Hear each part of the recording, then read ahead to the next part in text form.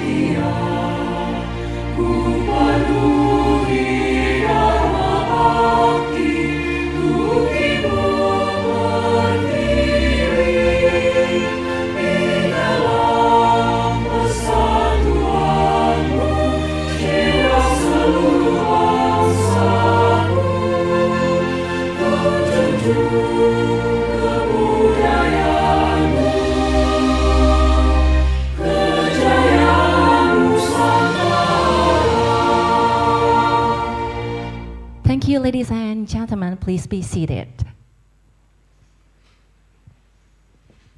Assalamualaikum warahmatullahi wabarakatuh.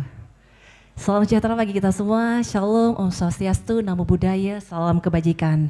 Distinguished guests, ladies and gentlemen, good afternoon and welcome to Universitas Gadjah Mada to the Nuit, Idées, the Night of Ideas Workshop 2025.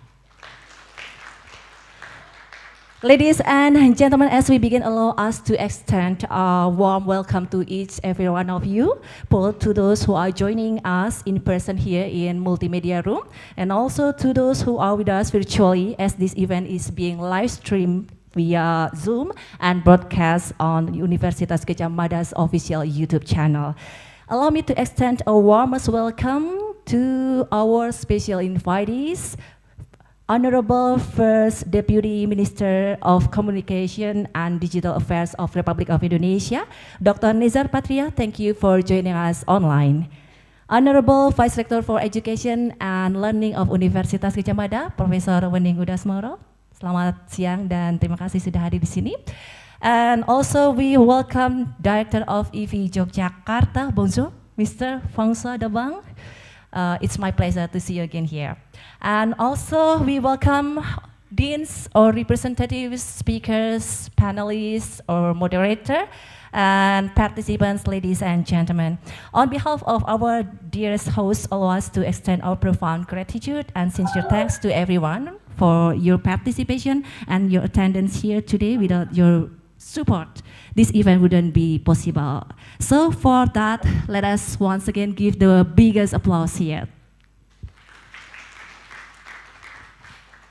Distinguished guests, ladies and gentlemen, Night of Ideas Workshop is a forum that we have undoubtedly waiting for, proudly organized by UGM and IFI. And today we carry the theme AI Society through Humanities Sciences, Freedom to Act, Ability to Do.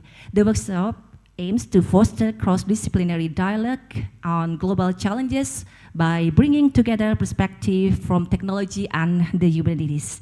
Through this initiative, we hope to encourage collaborative research and to produce policy briefs with concrete and relevant recommendations for both nations. Ladies and gentlemen, to start our workshop, it is our great honor to welcome to the stage the Director of IFI Yogyakarta, Mr. Français Dabang, who will deliver his remarks.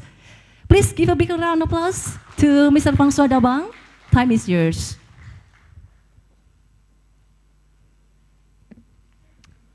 Dear Mrs. Vice Rector, Universitas Gadjah Mada, Professor Dr. Wening Udasmoro, Dear Mr. Vice Minister of Communication and Digital, Republic of Indonesia, Dr. Nezar Patria.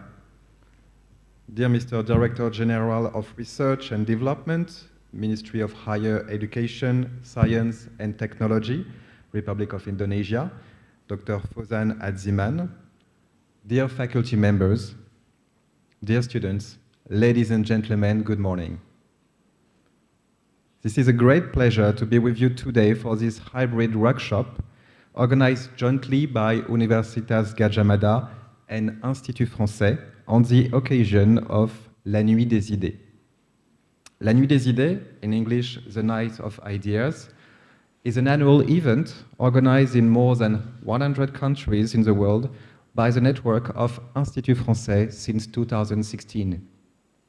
It aims to promote the free flow of ideas and knowledge by organizing conferences, meetings, forums, and roundtables, as well as screenings, artistic performances, and workshops around a common theme. For the third time in a row, Institut Français Yogyakarta is glad to cooperate with Universitas Gadjah Mada. 2 years ago, a roundtable on food sustainability was held at Institut Français with the Faculty of Agriculture and the Faculty of Agricultural Technology. And last year, a conference about microplastic pollution and the solution provided by the One Health approach was held at UGM with the Faculty of Medicine, Public Health and Nursing. For this 10th edition, the theme of La Nuit des Idées is ability to act. This theme addresses the public policies to be invented and implemented to empower the individuals. Along with the Directorate of Research UGM, we have chosen to deal more specifically with artificial intelligence as a key tool to improve collective intelligence and then enhance human capacity. This topic is of major importance as artificial intelligence is developing faster and faster and is transforming our societies and economies. This breakthrough technology is opening up unprecedented opportunities that could revolutionize key sectors, including health, education, and labor. Its rapid deployment also creates major challenges in terms of the reliability of information, the protection of basic rights, the replacement of human labor, but our guest speakers from Indonesia and France will address today these issues and show how human-AI collaboration can be used for the common good. Before starting, I would like to thank Universitas Gadjah Mada for hosting and making this event possible, especially Professor Dr. Mirwan Ushada, Professor Dr. Winning Udasmoro, Dr. Mary Andriani, Dr. Rati Fitria Putri, and their colleagues. I would like to thank all the participants for their presence today. And as we celebrate this year the 75th anniversary of diplomatic relations between France and Indonesia, I would like to wish long life to cooperation between our two countries. Thank you for your attention. Thank you, Mr. Francois, for your inspiring remarks. Thank you so very much once again. Distinguished guests, ladies and gentlemen, now without further ado, please allow me to invite to the stage the representative of the Director of Universitas Gadjah Mada. Due to a tight schedule, the Rector is unable to join us in person today, but we are honored to have the Vice Rector for Education and Learning of Universitas Gadjah Mada, Professor Wening Udasmoro, who will deliver the welcoming remarks on her behalf. Ladies and gentlemen, please welcome Professor Wening Udasmoro.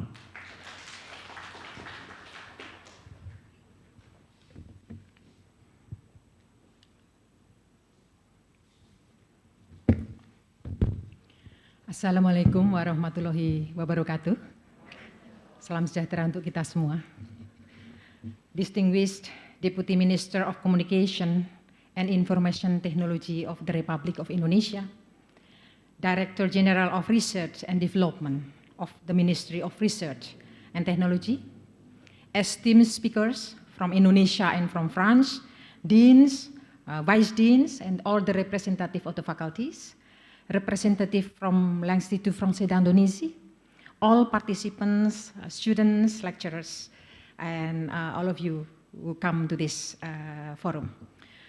First and foremost, I would like to express my sincere gratitude for your presence in this important event, an event that, in my view, remains relatively rare in the Indonesian context. An AI conference approach from the perspective of social science and humanities. Why is it important to foreground the social and humanistic perspective as a contemporary issue? We are living in the era where the media is no longer under the exclusive control of formal state institutions. Technology and media have become deeply personal domains. Individuals can now create, edit, and distribute media content according to their own preferences, often driven by personal economic or political interest, and frequently without due regard for broader humanitarian consideration. Artificial intelligence represents one of the most advanced products of human intelligence and hold the potential to bring about significant positive changes.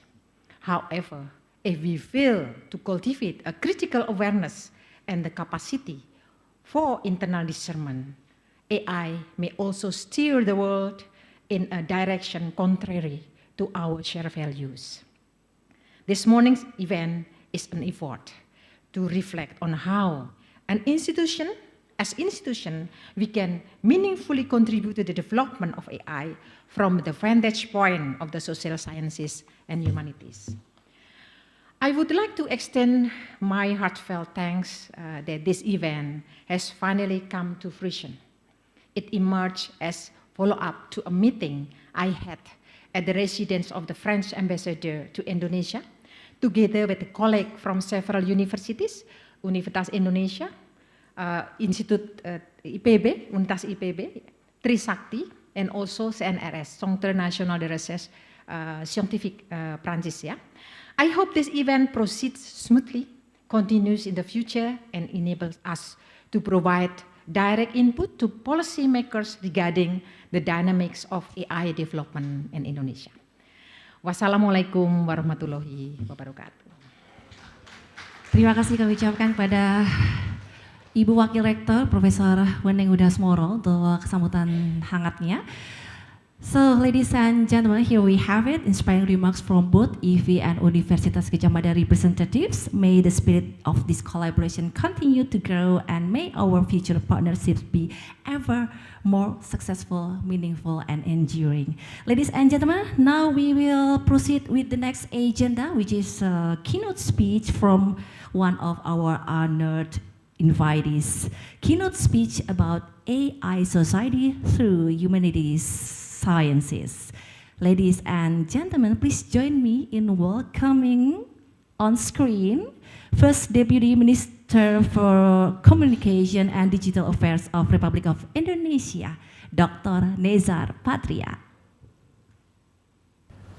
Assalamualaikum warahmatullahi wabarakatuh. Shalom, Om Swastiastu, Namo Buddhaya, Salam Kebajikan. Distinguished guests, honorable speakers, and esteemed participants, it is an immense honor to stand before you today at this prestigious gathering where brilliant minds unite to explore the boundless possibilities of artificial intelligence. Let us embark on a journey of optimism and inspiration as we envision how AI will shape Indonesia's future. A future brimming with innovation, collaboration, and transformative growth. AI is not just a trend, it is a revolution. Across the globe, AI is driving unprecedented productivity and efficiency, unlocking opportunities we once only dreamed of. The numbers speak for themselves. According to PwC, AI is projected to contribute a staggering 15.7 trillion US dollar to the global GDP by 2030. Imagine the ripple effect of this growth. 6.6 trillion US dollar from productivity gains and 9.1 trillion US dollar from new consumption opportunities. For Indonesia, the potential is extraordinary. A.T. Kearney estimates that AI could add 366 billion US dollar to our GDP by 2030, 12% of our national GDP. This is not just growth. This is a leap toward becoming a global leader in digital economy. Indonesia is already making waves. With over 222 million internet users, we rank among the top 10 countries in daily generative AI usage. This is just the beginning. AI is transforming workplaces. 2024 Microsoft survey revealed that 92% of knowledge workers now use AI daily, with marketing leading the charge. The future of work is here, and it is intelligent, dynamic, and full of promise. Our research community is thriving. Indonesia ranks 15 globally in AI research output, a testament to the brilliance of our academics and innovators. Yes, there is room to grow in research quality, but this is not a limitation. It is an invitation. An invitation to collaborate, to elevate, and to shine even brighter on the global stage. Universities like UGM are at the forefront. With dedicated AI research centers, we are nurturing the next generation of breakthroughs. Ladies and gentlemen, Indonesia is not just adapting to AI, we are shaping its future. Through the National AI Strategy, Digital Indonesia Vision 2045, and other master plans, we are laying the foundation for an AI-driven nation. We rank among the top 10 countries in daily generative AI usage. This is just the beginning. AI is transforming workplaces. 2024 Microsoft survey revealed that 92% of knowledge workers now use AI daily, with marketing leading the charge. The future of work is here, and it is intelligent, dynamic, and full of promise. Our research community is thriving. Indonesia ranks 15 globally in AI research output, a testament to the brilliance of our academics and innovators. Yes, there is room to grow in research quality, but this is not a limitation. It is an invitation. An invitation to collaborate, to elevate, and to shine even brighter on the global stage. Universities like UGM are at the forefront. With dedicated AI research centers, we are nurturing the next generation of breakthroughs. Ladies and gentlemen, Indonesia is not just adapting to AI, we are shaping its future. Through the National AI Strategy, Digital Indonesia Vision 2045, and other master plans, we are laying the foundation for an AI-driven nation.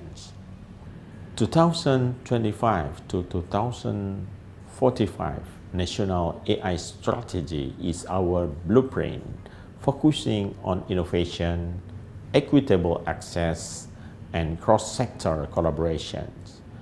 Vision 2045 outlines 4 key pillars with research and industrial innovation at its core. This is where academia, industry, and government unite to create an AI ecosystem that benefits all Indonesians. The ministry is crafting a national AI roadmap, a guide for ethical, responsible, and impactful AI adoption. This roadmap will align ministries, agencies, and the private sector to turn vision into reality. Ladies and gentlemen, AI thrives in an ecosystem of collaborations. Government, private sector, academia, and investors each has a vital role. Together, we can turn challenges into opportunities. Our approach is holistic: policy, people, and platform. Policy balances regulation with innovations, ensuring AI grows responsibly. People are our greatest assets. Through initiatives like the Digital Talent Scholarships, we are upskilling a generation ready to lead the AI revolutions. Platforms bridge research and real-world impact, turning ideas into solutions.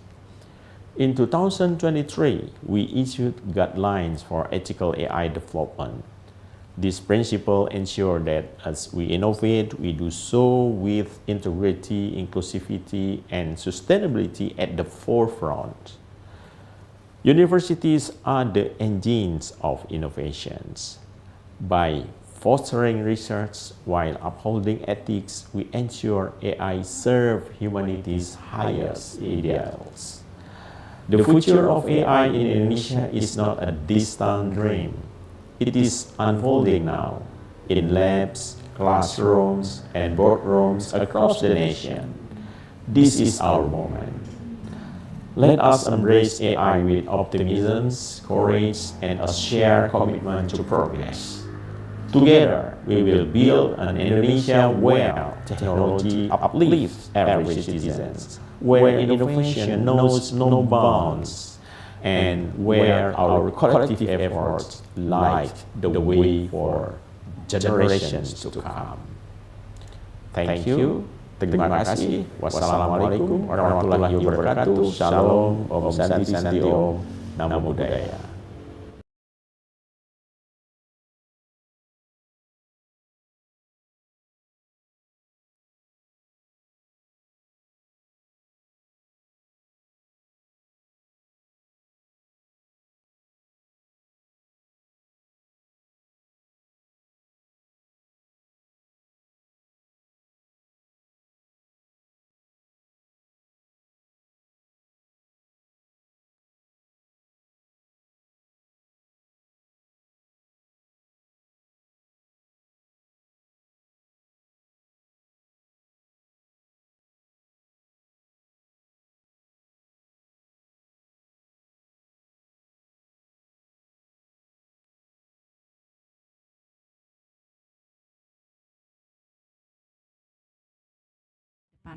Disilahkan. Untuk para peserta yang berada di baris kedua dan seterusnya, nanti akan foto bersama dengan berdiri, ya. Jadi Bapak Ibu please stand, and all participants here please stand, except the VIP guests, please just sit there. Boleh berdiri Bapak Ibu, kami mohon partisipasinya untuk foto bersama. Yang di sisi kanan ataupun kiri boleh bergabung ke tengah, geser aja, tinggal bergeser dari kiri ke kanan. Bagi para narasumber, para moderator, boleh duduk di depan, bergabung, boleh sekali. Oke, ini masih agak sepi ya, yang di baris kedua boleh merapat lagi, ini nanti fotonya kurang indah ya Bapak Ibu. Jadi kita mohon bantuannya, kita mohon kerjasama Bapak Ibu untuk bisa bergabung bersama. Let's memorize and capture this very special event together. Oke, sudah masuk? Mas yang di sana semuanya boleh geser dulu. Nih saya nggak akan mulai foto kalau memang belum kompak bareng-bareng ke tengah ya. Sudah masuk frame belum? Masih belum. Geser lagi, bapak-bapak dan juga ibu yang ada di sana, mas mbak yang cantik ganteng, boleh geser-geser dikit. Oke, sudah masuk semua? Oke. Oke, kita akan foto di berbagai gaya. Bapak Ibu sekarang gaya formal dulu ya, Bapak Ibu ya, gaya formal dulu. Oke, tetap meskipun formal tetap senyum ya yang indah ya. 3, 2, 1, capture. Selanjutnya kita coba raise the right hand. Ya, oke, bersama-sama ini tanda kita semangat banget untuk mengikuti acara ini ya, The Night of Ideas Workshop 2025. Kita genggamkan tangan kita kanan. Lanjut, selanjutnya kita ada UGM simbol. Ya. Mengakar kuat, menjulang tinggi ya. 3 jari di bawah, jempol di atas, tempelkan di dada sebelah kiri. Yang belum tahu boleh ngelihat ke teman-temannya yang sudah tahu ya. Kayaknya banyak yang sudah tahu ya. Oke, sudah? Kita siap? Boleh say cheese together ya, biar kita bisa melihat nggak cuma metik gitu ya, unjuk gigi gitu ya. Oke, boleh kelihatan giginya? 3, 2, 1, cheese. Oke, terima kasih sudah lengkap. Terima kasih banyak sudah bergabung. Boleh kembali ke tempat semula, ladies and gentlemen. We have a group photo session. We have had a group photo session, and please be back to your seats.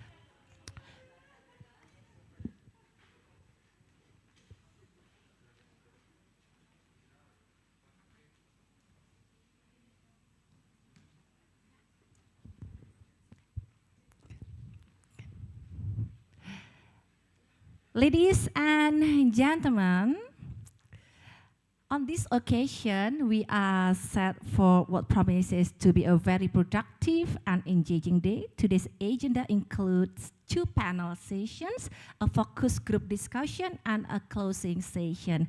And we will begin with our first panel discussion with the title Policy of AI for Human Empowerment. To guide us through this important discussion, please allow me to welcome our moderator, a respected lecturer at the Faculty of Cultural Sciences of Universitas Gadjah, Mada. Let's give a big round of applause to Dr. Susi Handayani.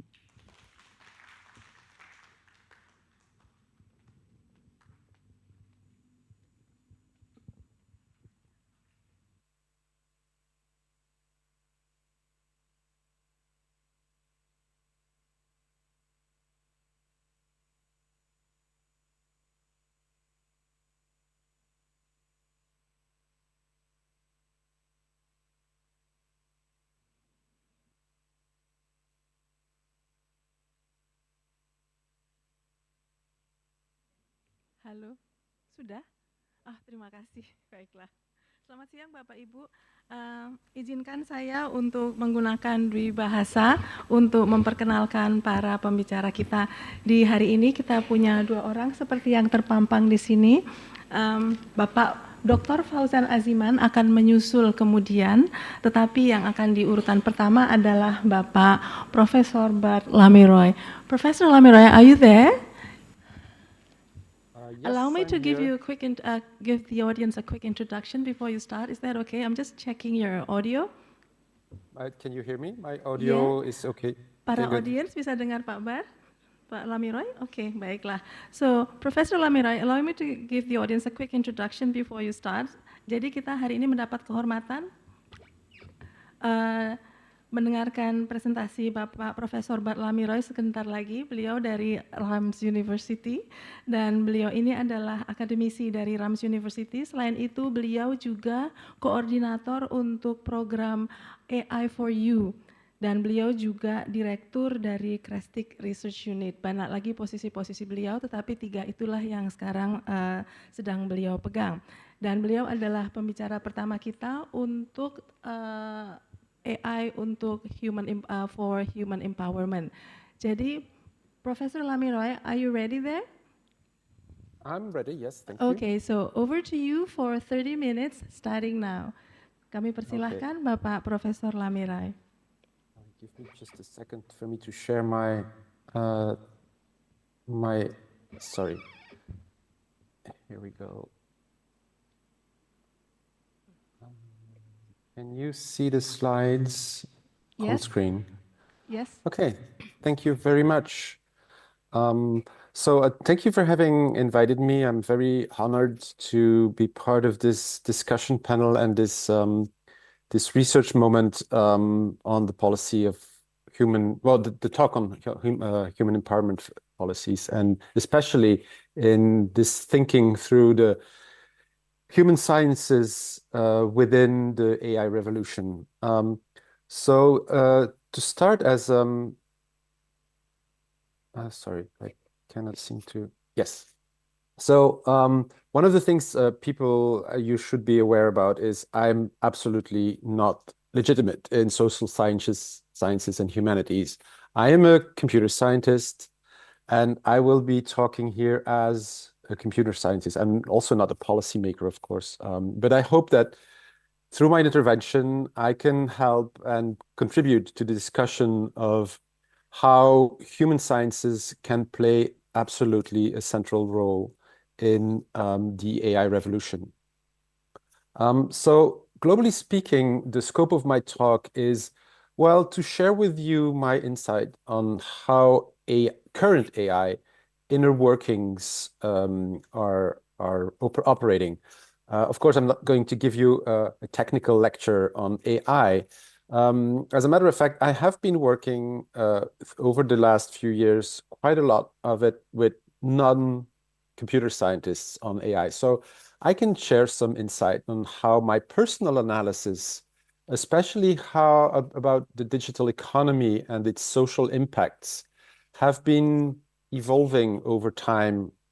And of course, my absolute conviction is that if we leave AI only to technicians, computer scientists, mathematicians, we're going probably to miss quite a lot of the impact or positive impact on the society by AI, and probably also maybe as a society have a risk of sometimes losing control of things. So I think it's very important.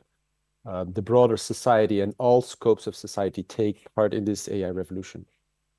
So I hope this talk will be able to fuel the discussion on everything that is needed to empower the broader society and how the social sciences and humanities can play a role in this. So the talk is about empowerment, or at least the topic of this workshop is about empowerment. So I've looked up, there are many definitions of empowerment. I took the one I found in a dictionary on the American Psychological Association, which relates to promoting the skills, the knowledge, and the confidence necessary to take control of one's life, and especially I'll come back on this, make informed decisions so that one can take control of their own lives.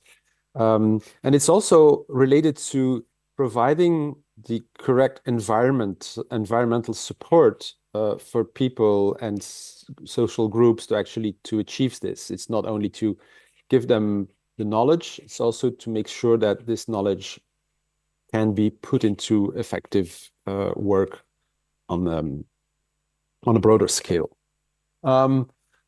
So my reduced definition of this is that it's to provide the appropriate conditions for individuals or groups to make informed decisions in an autonomous and fair context. And that will mean that in order to achieve this, we need equal access to information. There should be no coercion. People should be free to decide and choose what they want. Everything, or at least the tools or the technology that is related to these conditions should be available to anyone who wants to use them in let's say a non-biased way. It should be, especially when we're talking about economy, there should be a level playing field. Like competition should be fair, and there shouldn't be any bias towards one or the other groups. And then related to policies, especially, there should be some level of protection and accountability, etc., etc., etc. So thinking about this, like say one example. I'm just giving an example to show that this is totally unrelated to AI by itself, any kind of technology has the facility, the possibility to empower people to achieve things better. That's actually what's all kind of technology is about. And so I took the example on, for instance, individual mobility. When people are free to move around, have the capacity of moving around, they can be more actively choose how and when they interact with their their social in their social interactions, be it from economic or more leisure, or anyway, the way that people can interact with society largely depends on their capacity of moving. So there are many technologies that allow you to move. You can have a car, you can have a scooter, you can have a bike. You can even not use technology. You can choose not to use technology and just walk from one place to another. So this means that in order to achieve this, people have plenty of ways to do this. And also there is no specific, or let's say, there are, of course, limitations related to your economic background. If you're extremely rich, you can have a very, very fast or powerful car, or even have a driver, etc.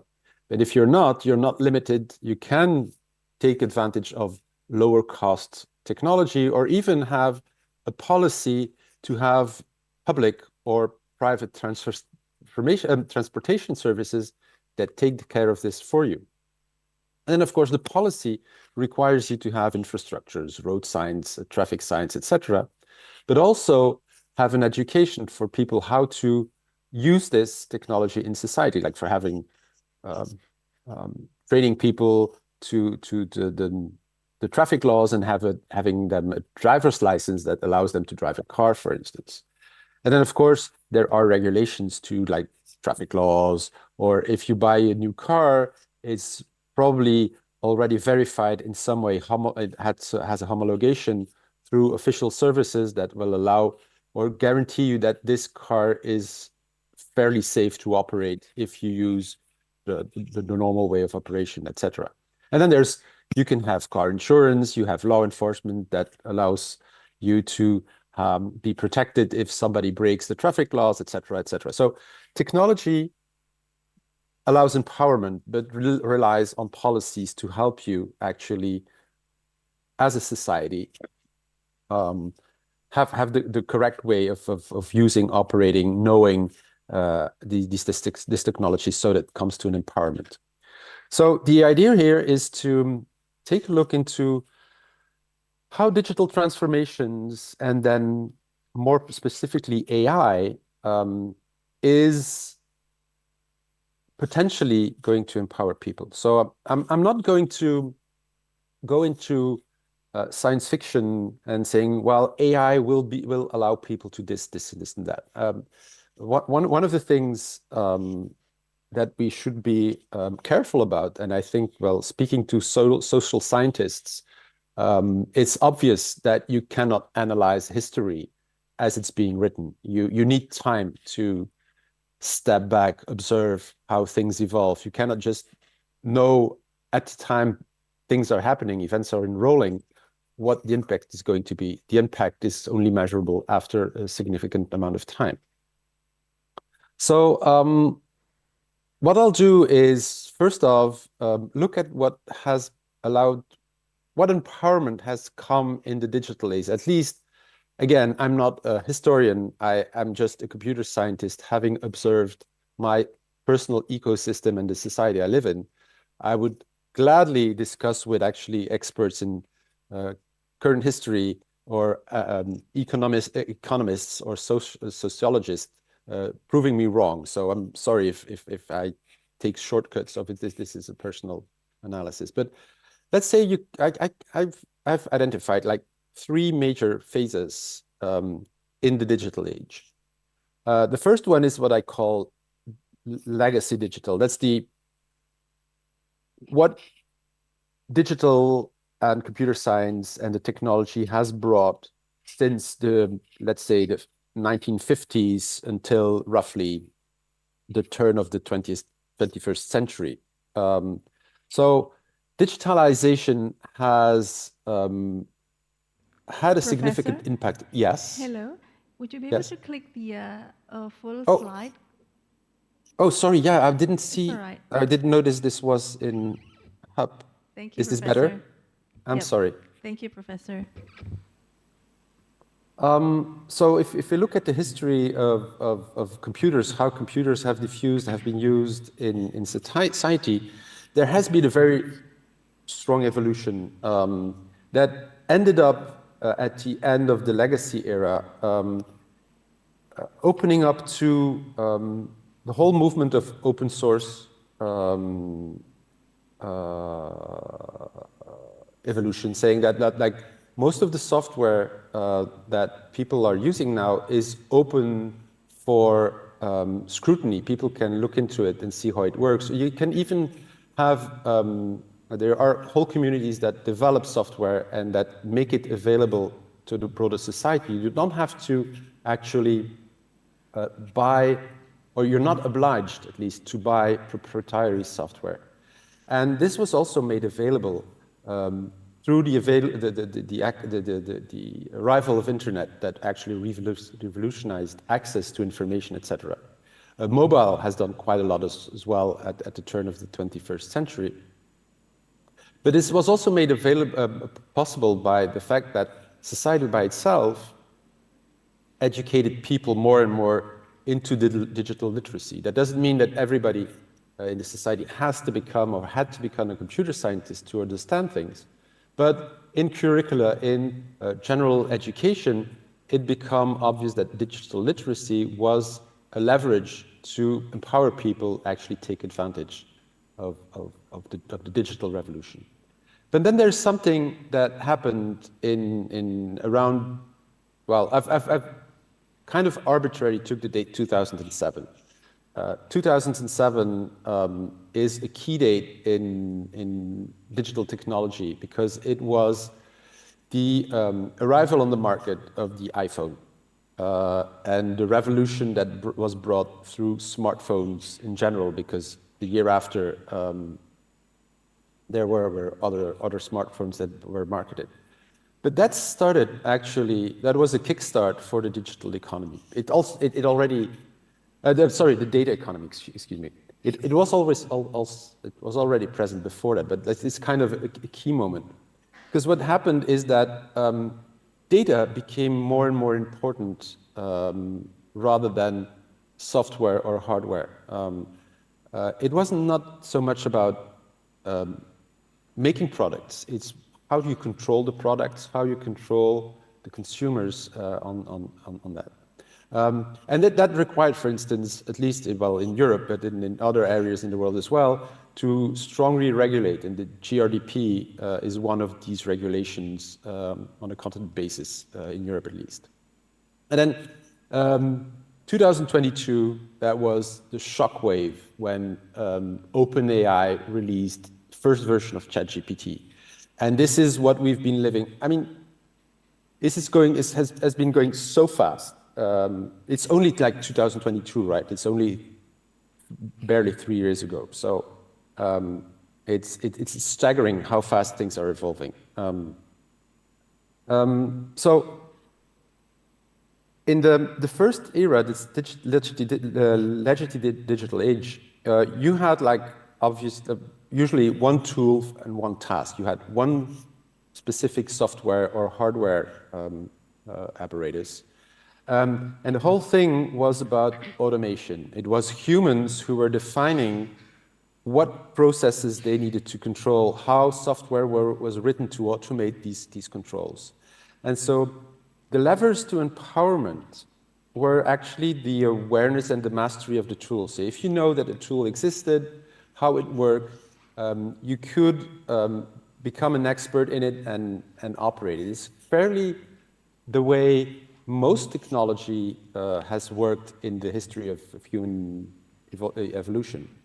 And then when internet arrived, there was this zero barrier to how to share tools, how to share knowledge, and it removed actually in some way the dependency of intermediate operators. It was this disintermediation kind of thing was really revolutionary at the time when internet arrived. There was this direct B2C relationship between users and providers. And that was actually a very, very strong, empowering moment, because that made possible an emergence of and disenfranchising of whole new social communities that had remained fairly invisible or having no voice before the arrival of internet. And internet and these digital tools allowed many, many groups to emerge, become visible, and take position in society, where before that it was much, much, much more difficult. So there has been quite some very, very interesting empowerment moments through this first digital era. But then came the second era. And that's more data-centered. It's more people haven't seen it coming, quite frankly. Users have been glad to use quite a lot of free tools like Google tools like Gmail, and then there was Facebook, and there was streaming platforms, et cetera, et cetera. And what has been happening from an economic point of view is everything has been concentrating on marketplace platforms and social networks.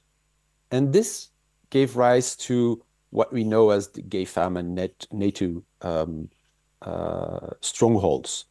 And finally, what we have heard is, or what we are aware of now, is that data has become an enormous source of power.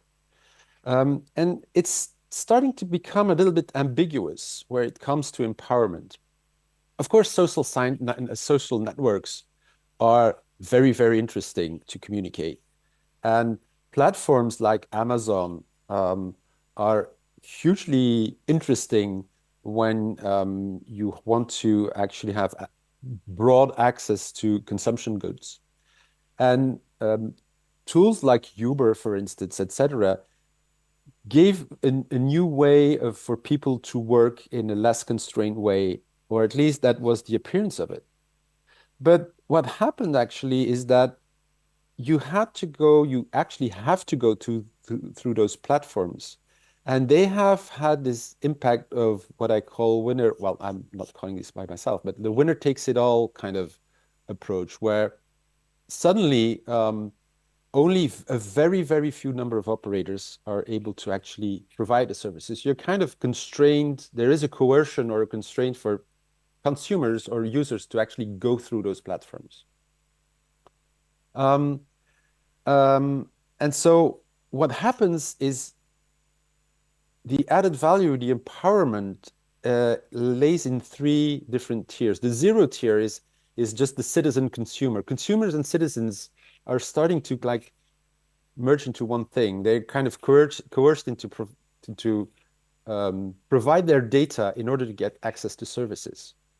Now, that data benefits to the first tier providers. Those are the people who are actually offering the services, basic services like restaurants or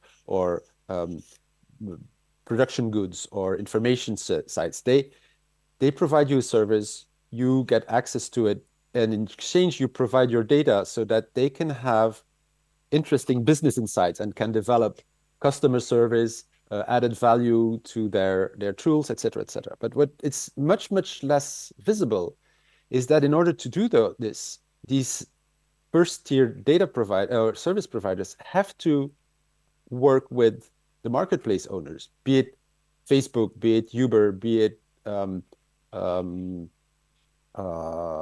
Amazon, et cetera.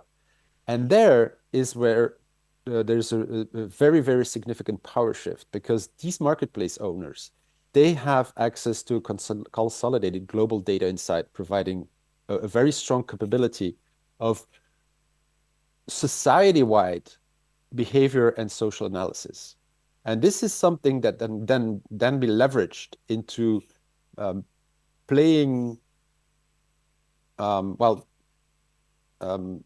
influencing the thinking and the way people are on a broader scale using data.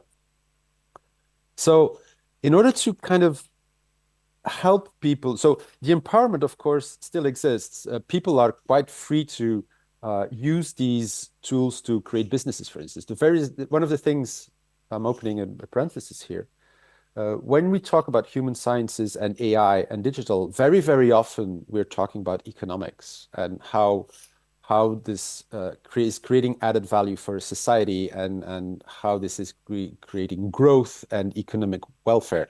But there are many, many, many other aspects that are not mentioned and that are as much social science as like psychological impact, societal and sociology, politics, et cetera, that need to be investigated as well. So this in the second era, we need the policies for empowerment have been like lagging a little bit. They have been struggling to catch up with this hidden data power thing. So what is obvious is if you have data, you get insight, whatever level you're up. And if you you don't have data, you don't have insight, which is without insight, you cannot actually develop. You have no knowledge and you are not really empowered. So knowledge alone about the technology has become not so, well, I wouldn't say totally insufficient, but it's not enough. You need the knowledge of how the technology works, but you need also the data of how the technology is used and on a very, very fine-grained basis often. And well, in the early days, there have been initiatives for open data, like governments, local governments, etc., have made lots of data openly available for people to take advantage of and to incorporate them in their processes using digital. But that was not quite sufficient because this open data hasn't really empowered people. It has made businesses possible, but the actual usage data, the way people are using the services, etc., this has still remained private. And for instance, the GRDP I talked about, which is the European Digital Privacy Act, was something kind of defensive. It's not proactive. It's like observing that data is important. Data can be dangerous for the individual, but and so constraining or giving rights to people, but it's not proactive. It's very, very defensive. It comes after you've observed that there have been abuses. And so we're looking into the digital divide that already exists, giving access to digital tools with parts of society who have less economic power is difficult. But it's kind of be made worse by the fact that if it's free, you're the product approach, and all the free tools that leverage your data kind of catch people in this framework. And so this has been an emergency of oligopolies, and the public policies have been kind of lagging behind. So now the third era is coming. That's the AI era. And again, the warning here is we don't know where this is heading. We're just observing this. It's so recent. We have no higher level of observing this. I'm going to focus here on generative AI, and I'm going to kind of explain how these technologies work in order for you then to better understand where we're going. I'm going to cut this in 4 phases, talking about the core of most of these Gen AI approaches, which are the LLMs. Then the first wave were the chatbots, second wave RAGs, and now the third wave, which is currently operating, is the agentic AI. So as from a computer sciences point of view, as impressive it may seem, the core of these technologies, these LLMs or large language models, they're not really complicated. This is not really complicated in technology. It is just hugely expensive. It's tremendously expensive to create. The only thing you need is a massive amount of data. And then you use a fairly reasonably public knowledge neural network learning algorithm. students having a master's degree in computer science, they can develop that. It's not, so you have to be informed, you have to be proficient in part of, but it's not something that is a secret. It's fairly easy to use.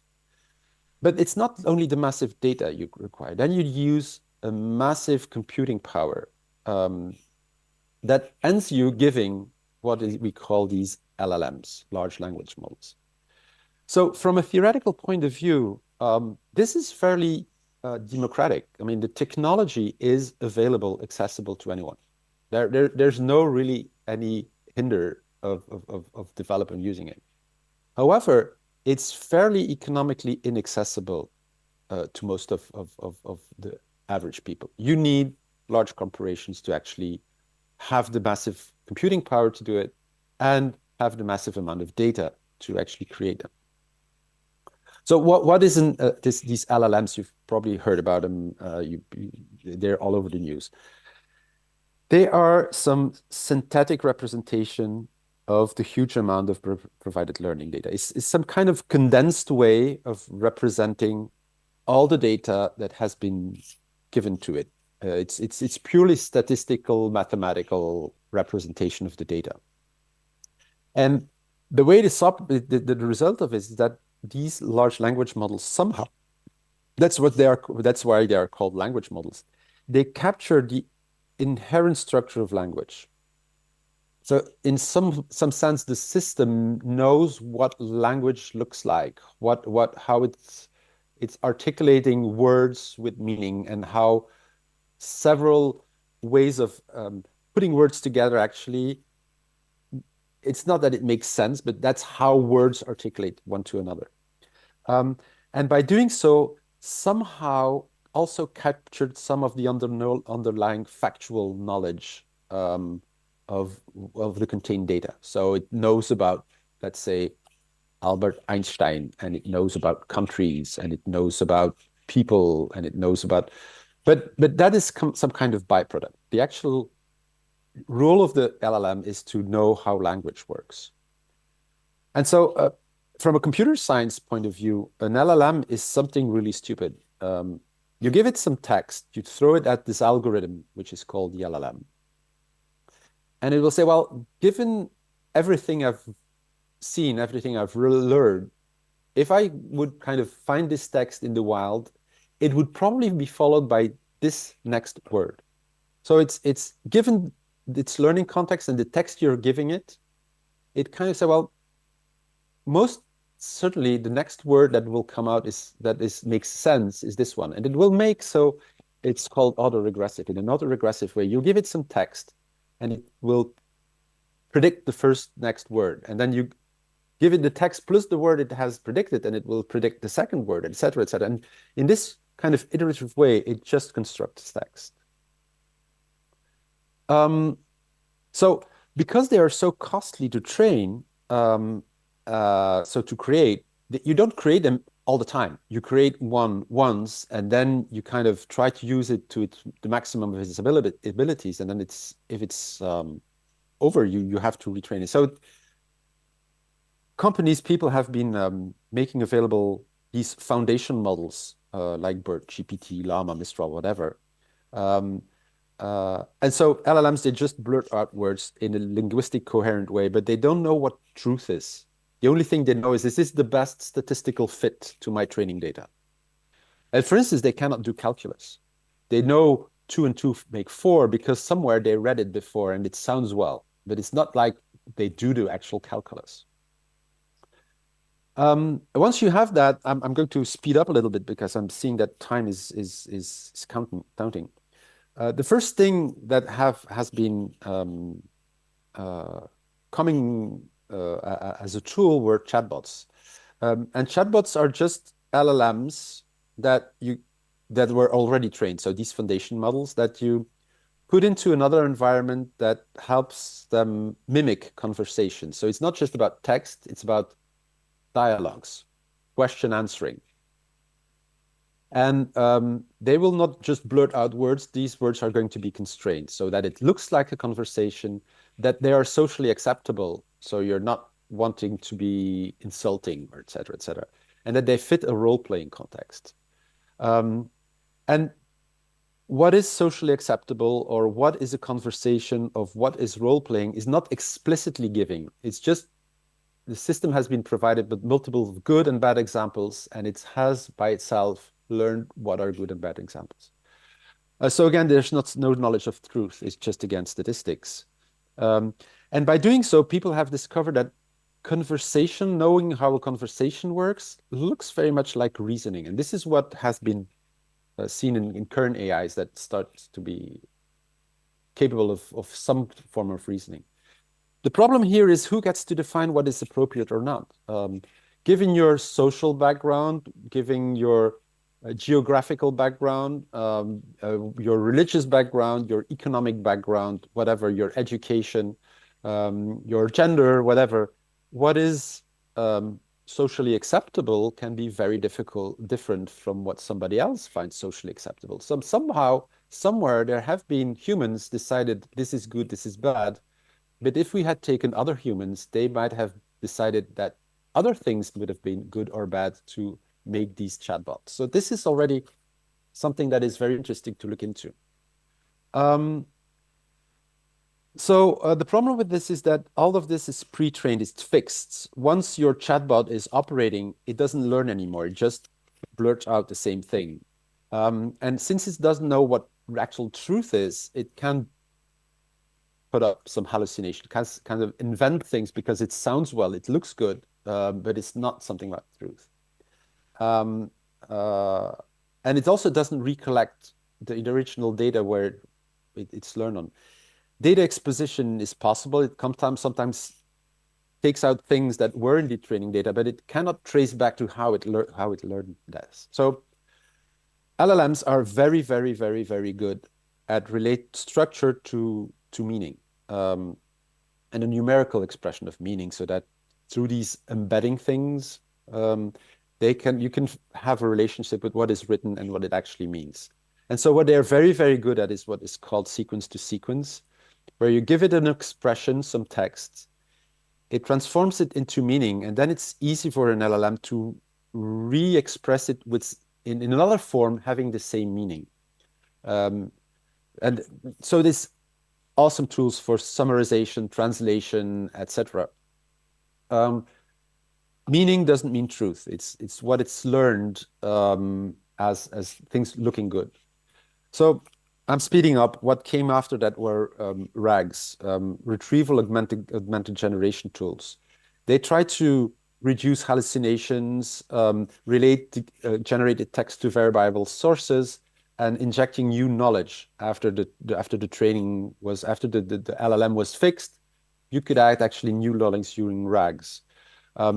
A RAG is something where you have a database of reference knowledge that is not the training data, that's new data. Like, for instance, if you want a RAG for a company on its human resources policies, you will give it all the texts that regulate their human resources, and then you will ask your chatbot on the first stage, give it a prompt, and it will give you an answer. And then with this answer, you're going to look into your database, chunks of reference texts that are very close to the meaning of the preliminary answer. And then you go to augment your initial prompt with this new data you took from the database, and then have the chatbot produce the final answer. So this is injecting data into the process in an invisible way, but you don't actually significantly modify the way these AIs work. The current wave is now agentic AI. What is happening is that you will have your LLM chatbot on the left. You will give it a task prompt, the same way as you do it in the chatbot. But what it will do, it will generate an intermediate prompt, as it did with RAGs, and then extract from that prompt the stuff it knows it cannot handle. There will be rules, or it will have learned rules that, okay, as an LLM, I'm not capable of doing calculus. So if I find in the prompt something that looks like doing calculus, I will actually use some standard API for doing computations, do the computations, and re-inject this in my prompt so that I can actually give the impression that the LLM or the chatbot is capable of calculating or computing. And so I can also connect to weather prediction services. I can connect to stock exchange platforms. I can connect to other AIs. And this can create a loop of AIs feeding prompts into one another and creating very, very, very complex interactions of generating results. So let's go back to empowerment, because I'm noticing that time, 30 minutes have almost finished. So we're going to, empowerment strongly relies on making informed decisions to achieve goals. So the questions you need to answer as regarding to that is, well, what are the costs of making those decisions? Like their economic costs, social costs, environmental costs. And what dependency or subjugation I have, like if I'm using a tool, do I become totally dependent on the person or the institution or the social group that has provided me this tool? Do I have the power to change tools? And since these tools are created by human and currently very large corporations who have their own interests, there are problems of biases. Their problems are subtle or not so subtle influences. It's very difficult to assess risk, and there is still, and again, all these oligopoly issues. And in order to make informed decisions, the problem with AI is that, like, former legacy digital was easy. You have algorithms, data, and processes, and humans could actually look at the algorithms and see how they transform data and evaluate what risks there are, how well they work, etc. And you didn't actually need to look at the data. You could look at the algorithm and understand what it's doing. And that was very, very good to actually evaluate the added value and the risks of the legacy digital software. Current AI software does not allow you to do that. Because there are generic machine learning algorithms that are freely available. We know how they work. We know how to create an LLM. The thing is that this LLM has been fed and depends on the data you give it. So the massive data creates this black box AI software. So while it's possible to review the learning algorithms, it doesn't allow you to actually observe and evaluate the final LLM it has produced. We know it hallucinates, but we don't know how or why or when it will hallucinate. And since the data is so massive, it's humanly impossible to look at it. And we actually don't even know what little piece of data actually produces the results of the final LLM. So it's very, very difficult to evaluate these software tools. It's actually currently impossible. So in order to make informed decisions, we shouldn't require AI to be reviewable. And the training data should be available. And AI providers in some way should be made accountable of what they are providing, or at least we would have to have some protection or ways of making sure that our views as a customer, as a user, as a citizen are heard or made available, or can be opposed to the results or the effects that these AI tools provide. We definitely need to avoid lock-ins. If I go back to an example of the mobility, we need to have the possibility to choose between a car or a bike or a bus, which is currently not possible. All of these tools are very locked in and related to one specific provider. And so society, we should also think about how we provide levers for people to actually have equal access to these tools without, or at least reduce the digital divide inequalities for people to use those tools. A very, very, very, very, very, very important thing is all the biases in the learning data and the biases in the tools that then are produced. And so these foundation models should be publicly verifiable, which is not necessarily the case. So I hope this will open up many questions and thinking, and I'd be glad to provide more detailed insights or personal thoughts on these matters. I've finished with my half-hour talk. I'm slightly overdue. I hope you don't mind. And I've mostly gladly answer questions during the roundtable part that will follow. Thank you very much. Thank you, Professor Lamira. Can we please give Professor Lamira a very, very big applause? Thank you so much. It's really interesting, just to give a quick highlight, the fact that you mentioned that the core of AI technology, it's not complicated, it's just expensive.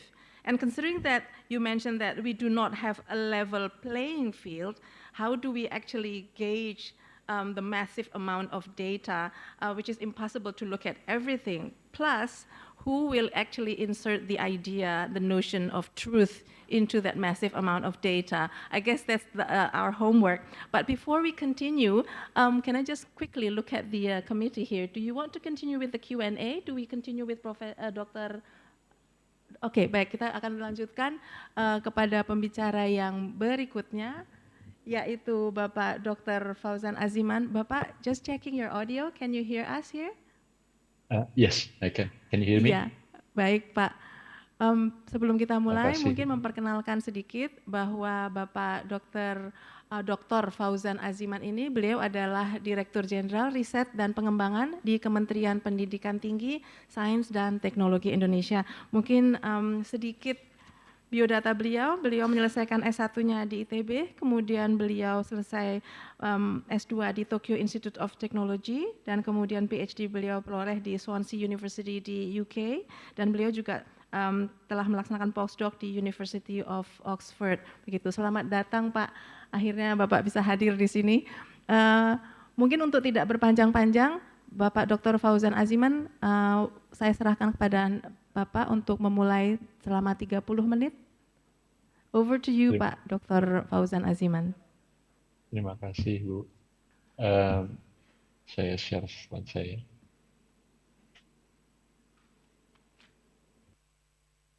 Apakah slide-nya sudah terlihat? Sudah, Pak. Sudah, ya. Mungkin bisa di full slide, Pak? Supaya di kita full slide, Pak? Ya. Matur nuwun, Pak. Slide-nya sudah full slide ya. Ya. Ampun, Pak. Ya, saya presentasikan dalam bahasa Inggris ya, mungkin karena rekan kita dari Prancis tadi, supaya juga bisa nanti bersama-sama berdiskusi. Tapi sebelumnya saya ingin mengucapkan terima kasih kepada rekan-rekan di UGM atas undangannya, dan mohon maaf sekali sebelumnya saya berencana untuk hadir secara luring, namun ada kegiatan-kegiatan yang tidak bisa saya tinggalkan hari ini di kementerian, sehingga bergabung secara daring. Namun nanti setelah presentasi, kalau bisa nanti ada pertanyaan dan berdiskusi, silahkan. Sangat senang sekali untuk dapat berdiskusi. Allow me to introduce a little bit of myself. My name is Fauzan, from the Ministry of Higher Education, Science and Technology. My key role in the ministry is to develop policy, especially on research and development. And then particularly for today, I'd like to discuss on the AI policy for human empowerment, especially in Indonesia. And then we look at a few things, including challenges, opportunities, and potential government strategies. So let me start explaining about building Indonesia's R&D ecosystem. So this comes from a great opportunity in Indonesia that in 2045, 65% of Indonesia's population will be in the productive age. And then we also see that the HDI, or Human Development Index, increased by around 0.77% per year. However, we do have a few challenges, and then key challenge that we try to overcome is that Indonesia's total factor productivity growth has been stagnating, if not lowering. And then this also limits innovation in industry-wide productivity. And this includes AI development, for example, which will be crucial for sustained economic growth. So on the right-hand side, so let me use my pointer. So on the right-hand side, this is a key strategy that we built within the ministry to support potential opportunity and also to tackle the challenge. So we intend to build an ecosystem which will be supported by both infrastructure and also by key technology adoptions, and in this case, artificial intelligence. So this will be a foundation. And then the foundations will be built on top of 4 key strategies. The first one is on people, on the talent development. And then the second is on the development of R&D itself. And then we built an ecosystem that our R&D could be world-class. So which means that we can be part of global R&D supply chain. We can exchange as what we've been doing today. So I think this is a great occasion that I endorse a lot, that we do have exchange with foreign countries and also with our partners across the globe. And then the third one is we build partnership. So the key to this is in Indonesia, we see a common challenge in what we call it downstreaming. So increasing value from the raw materials that most Indonesia really abundant, but we need to convert them into usable products and also economic products that can be scaled. And then lastly, in the ministry, we try to build an adaptive technology development policy. An adaptive here is the key to this. This means that the technology is moving very fast. So development of technology needs to be regulated adaptively. And based on this strategy and foundations, the idea is that we build Indonesia's economy to view implementation. So this is where we see the role of digitalization, for example. So it's not for the sake of digitalization itself, but then for the applications in terms of food security, energy transitions, creative economy, health, and etc. Which also means that artificial intelligence is the root of technology that we build, which then can be linked towards key important factors within our Indonesia's key technologies.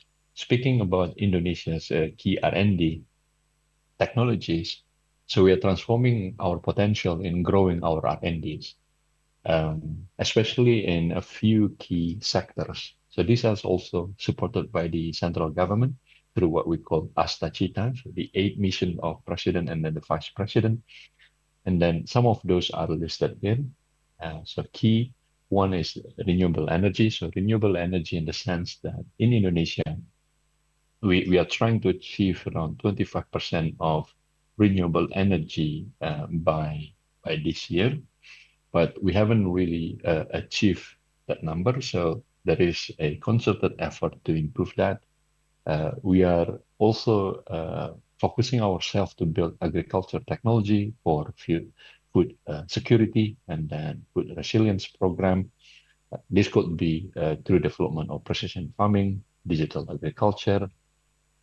We also need to build our health system through development of medical technology. So research around here is pretty much key. And then the other 3 are sustainable development, downstreaming that I mentioned before, industrialization, and of course, digital economy. So, which also brings me to the center key of all this is the role of AI policy for human empowerment in Indonesia. So AI, we expect will be part of all these efforts and then potential in Indonesia to be developed. So central to this is how human empowerment in Indonesia will be governed. So since 2020, we have recognized AI transformative potential through what we call it the National AI Strategy. So this comprehensive framework guides AI development, implementation, and governance nationwide, aligning with the broader national vision of a sovereign, advanced, just, and prosperous Indonesia by 2040.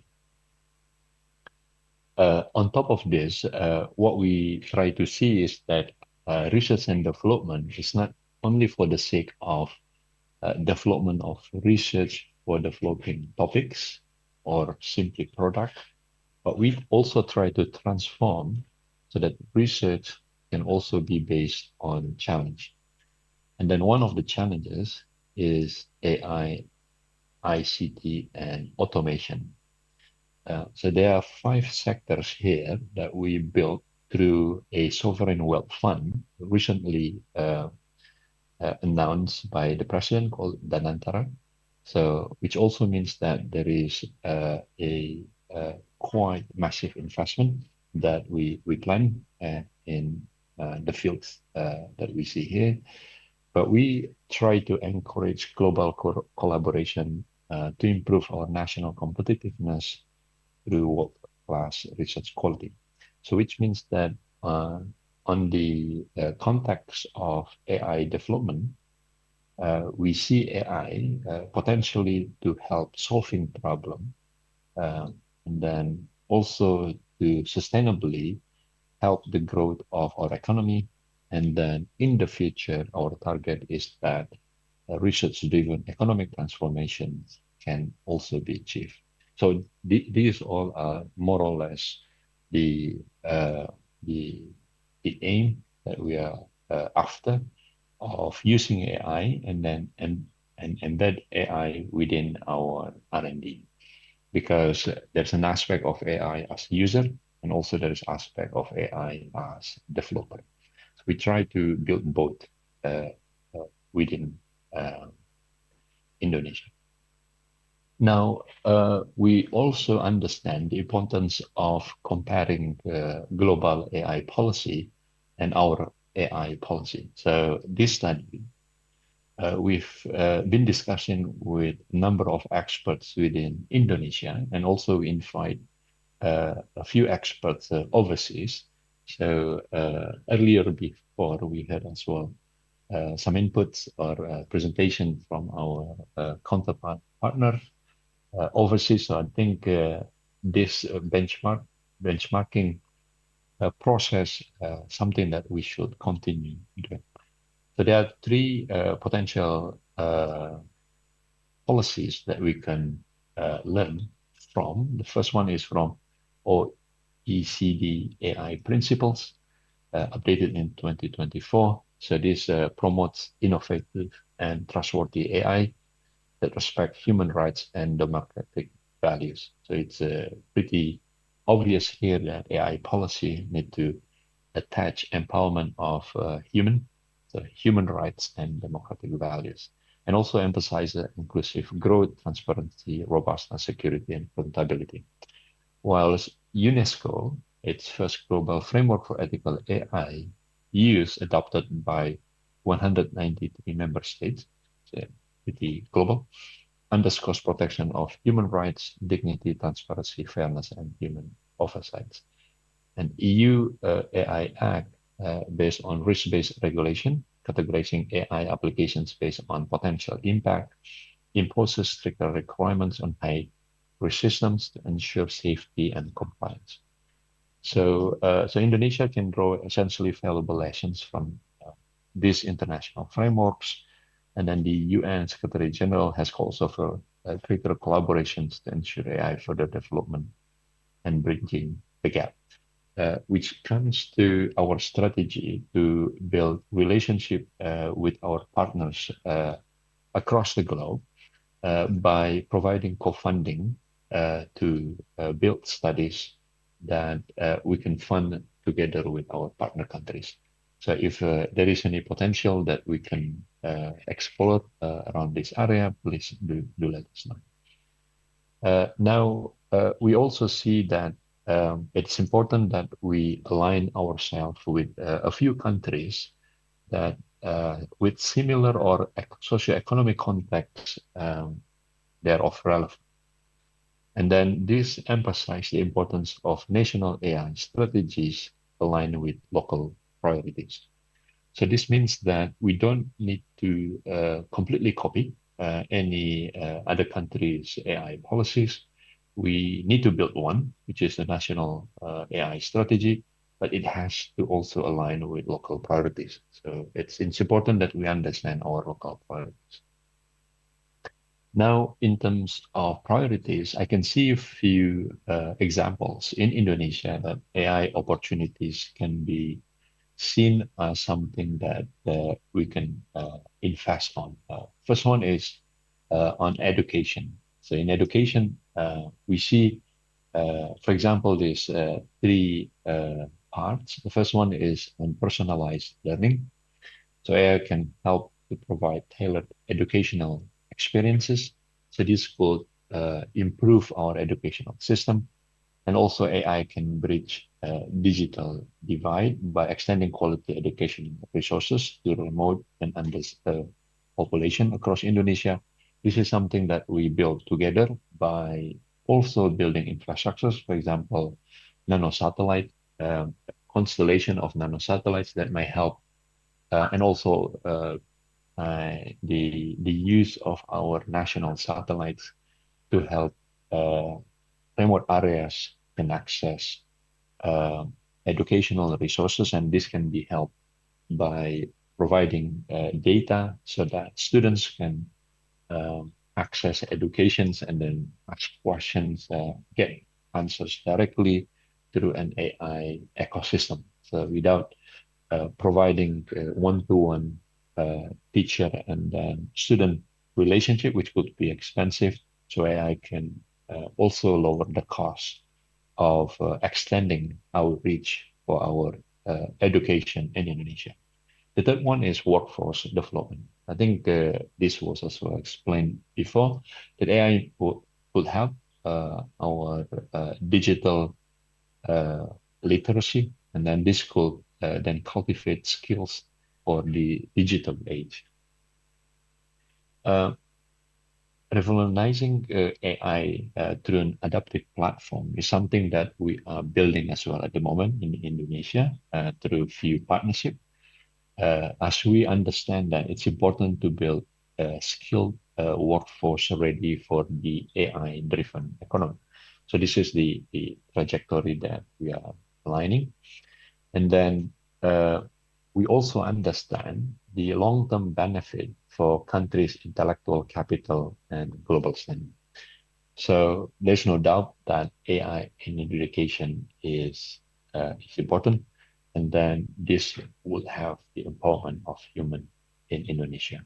So this align very well. Whilst we also see, as explained before, that we would like to use AI to improve productivity, especially in the agriculture, and also improve accuracy and also the reach of healthcare in Indonesia.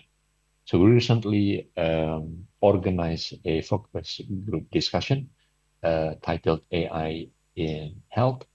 And then what we see there, so practically in Indonesia, the adoption of AI in health is improving day by day.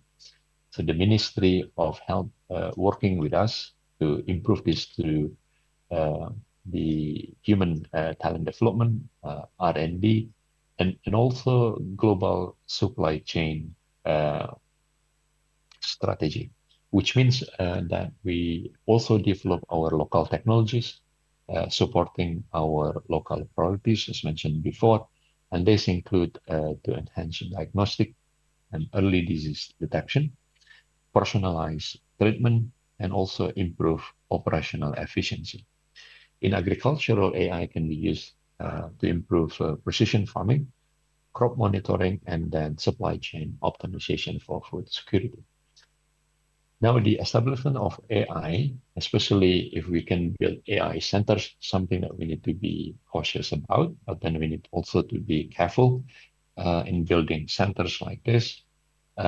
We would like to organize an ecosystem where AI can also assist decentralizations of technologies.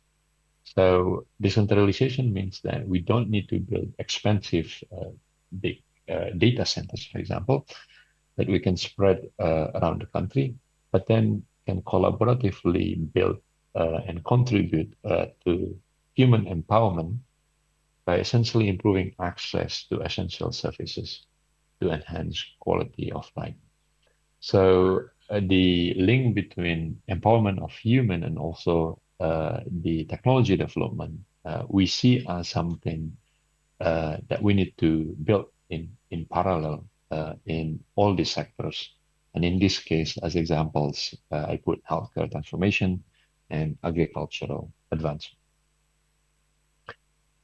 Now, in terms of opportunities of economic impact and job market, because there is one duality in AI, especially AI combined with robotics. People will feel that robotics with AI may replace human as a workforce.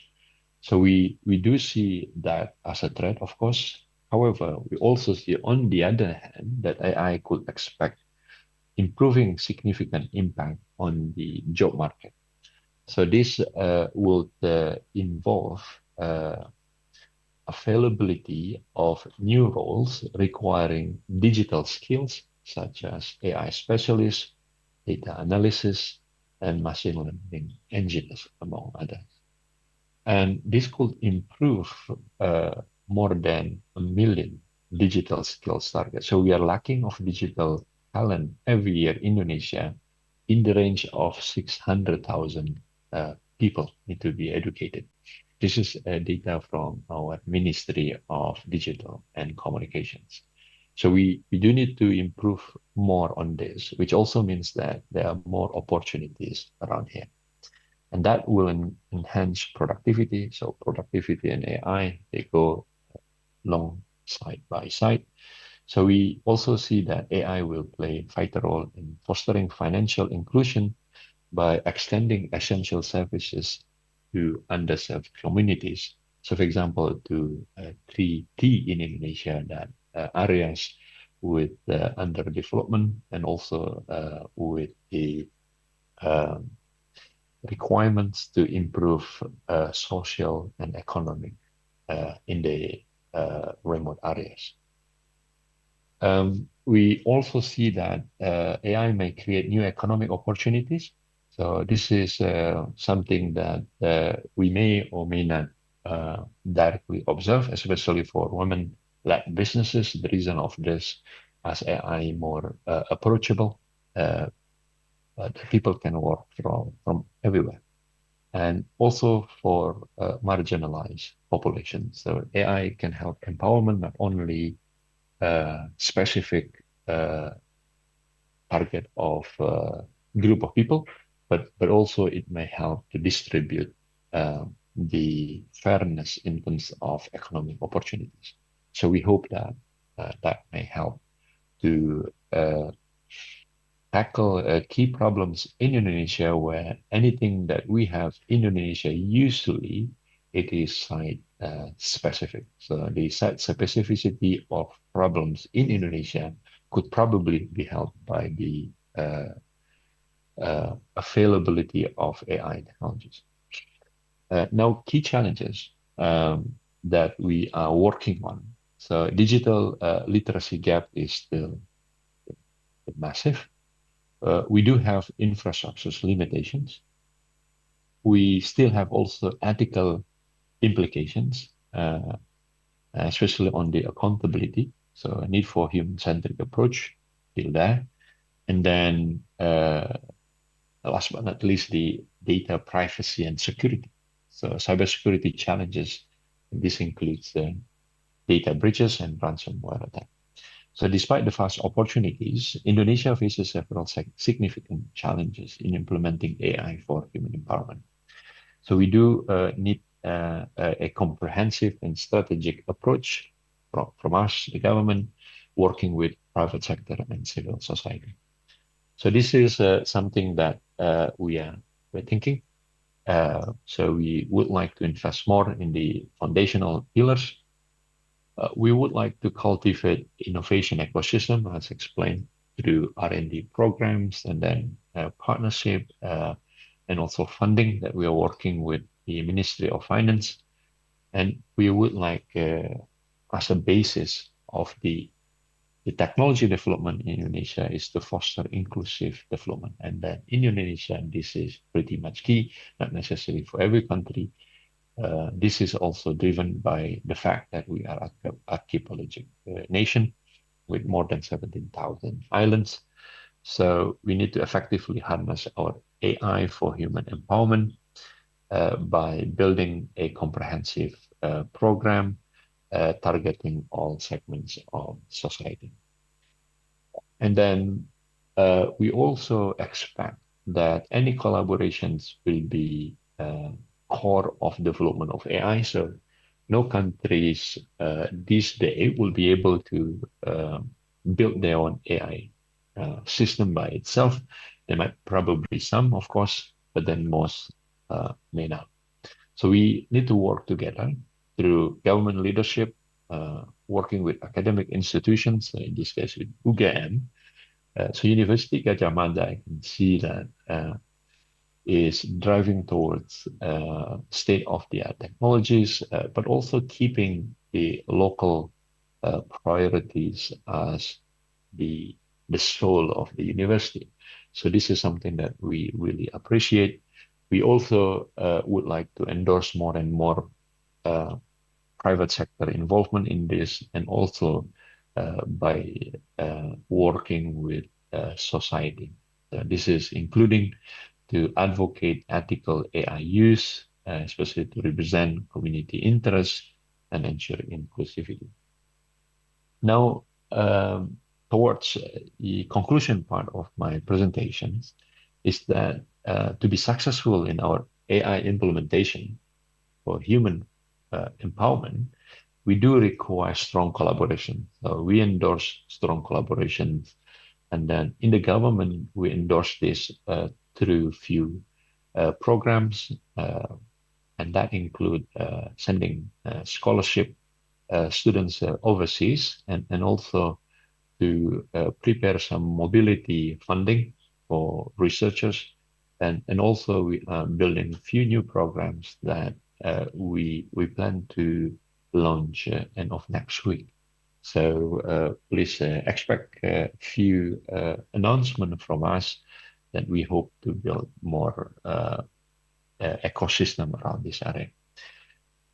And please do also continue that working with international universities and also institutions, participate in global AI policy forums, and then that will help on building collaborative efforts for us, and hopefully that we can contribute to the realizations of Modern Indonesia 2045 vision. There are a few ways to look at this, but I always see that we do need to see carefully of our plan, as I mentioned before, because the disruptive nature of AI is very unpredictable. And then, which also means that when we build roadmap may change year by year. But I will say that if we could look 1 to 2 years short term, and then build medium term in 3-5 years, and then of course long term by 2045. With the short term, I think we do need to establish our regulatory frameworks of AI. So this is very critical, and that includes AI ethics guidelines. In medium terms, I think what I mentioned, all the AI application across key sectors, is need to then be helped by developing specialized AI talent pool. And then in the end, we build an AI sovereignty society within Indonesia, and then so that we can integrate AI for human empowerment. So integration of AI in Indonesia presents unique opportunity. So we are working towards this, and then prioritizing human-centric approach in AI-related policies will be crucial for us. So with thoughtful planning and implementation, AI can become a powerful tool for creating a more equitable, just, prosperous, and technologically advanced Indonesia.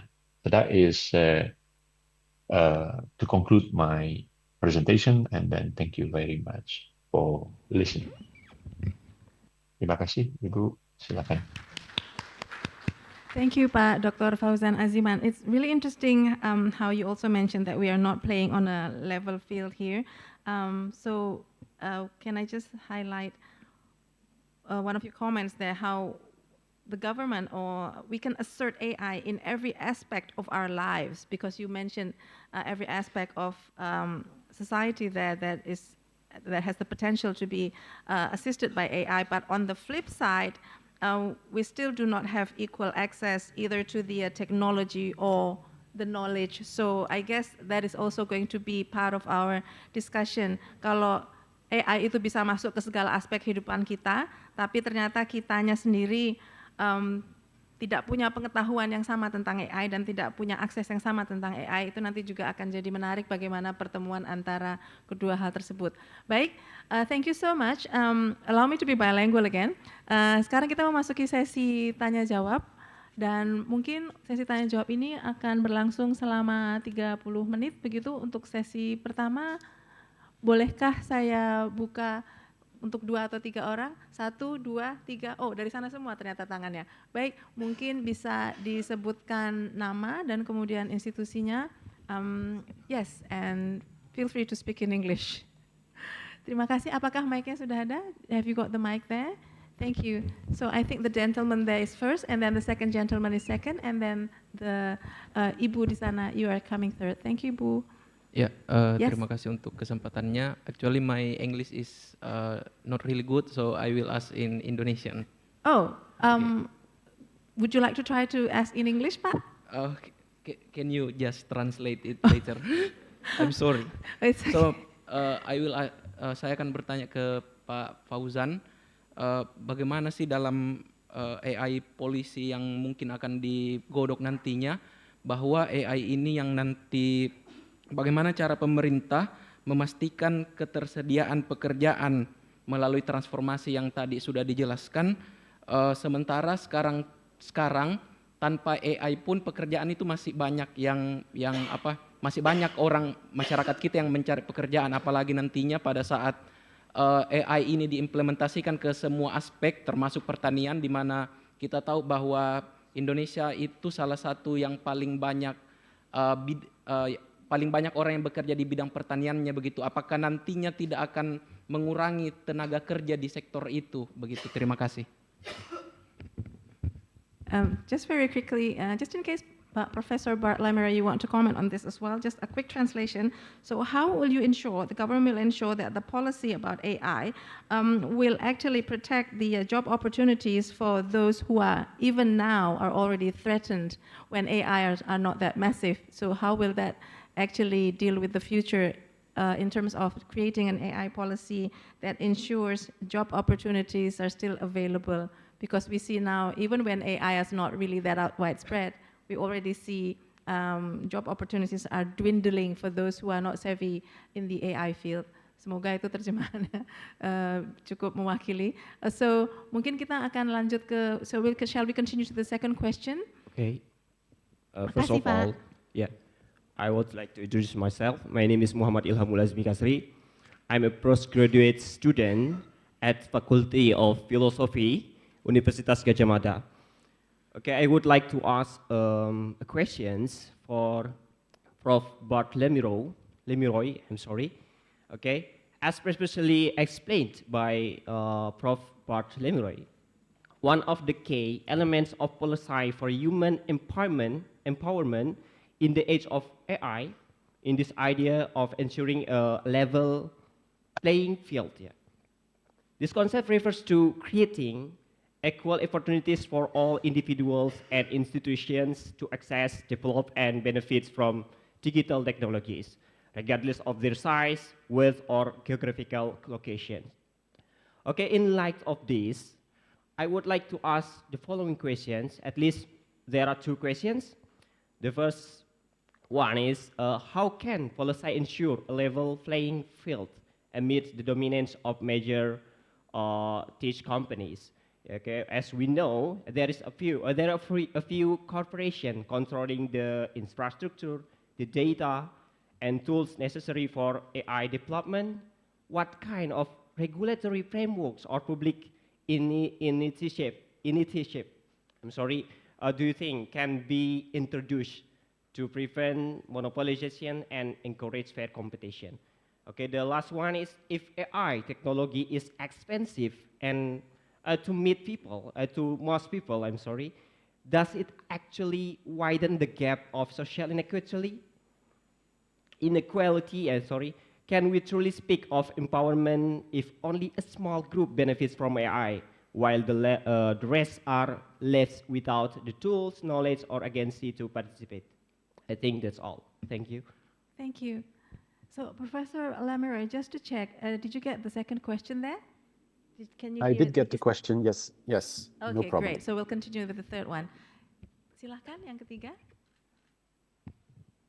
Terima kasih.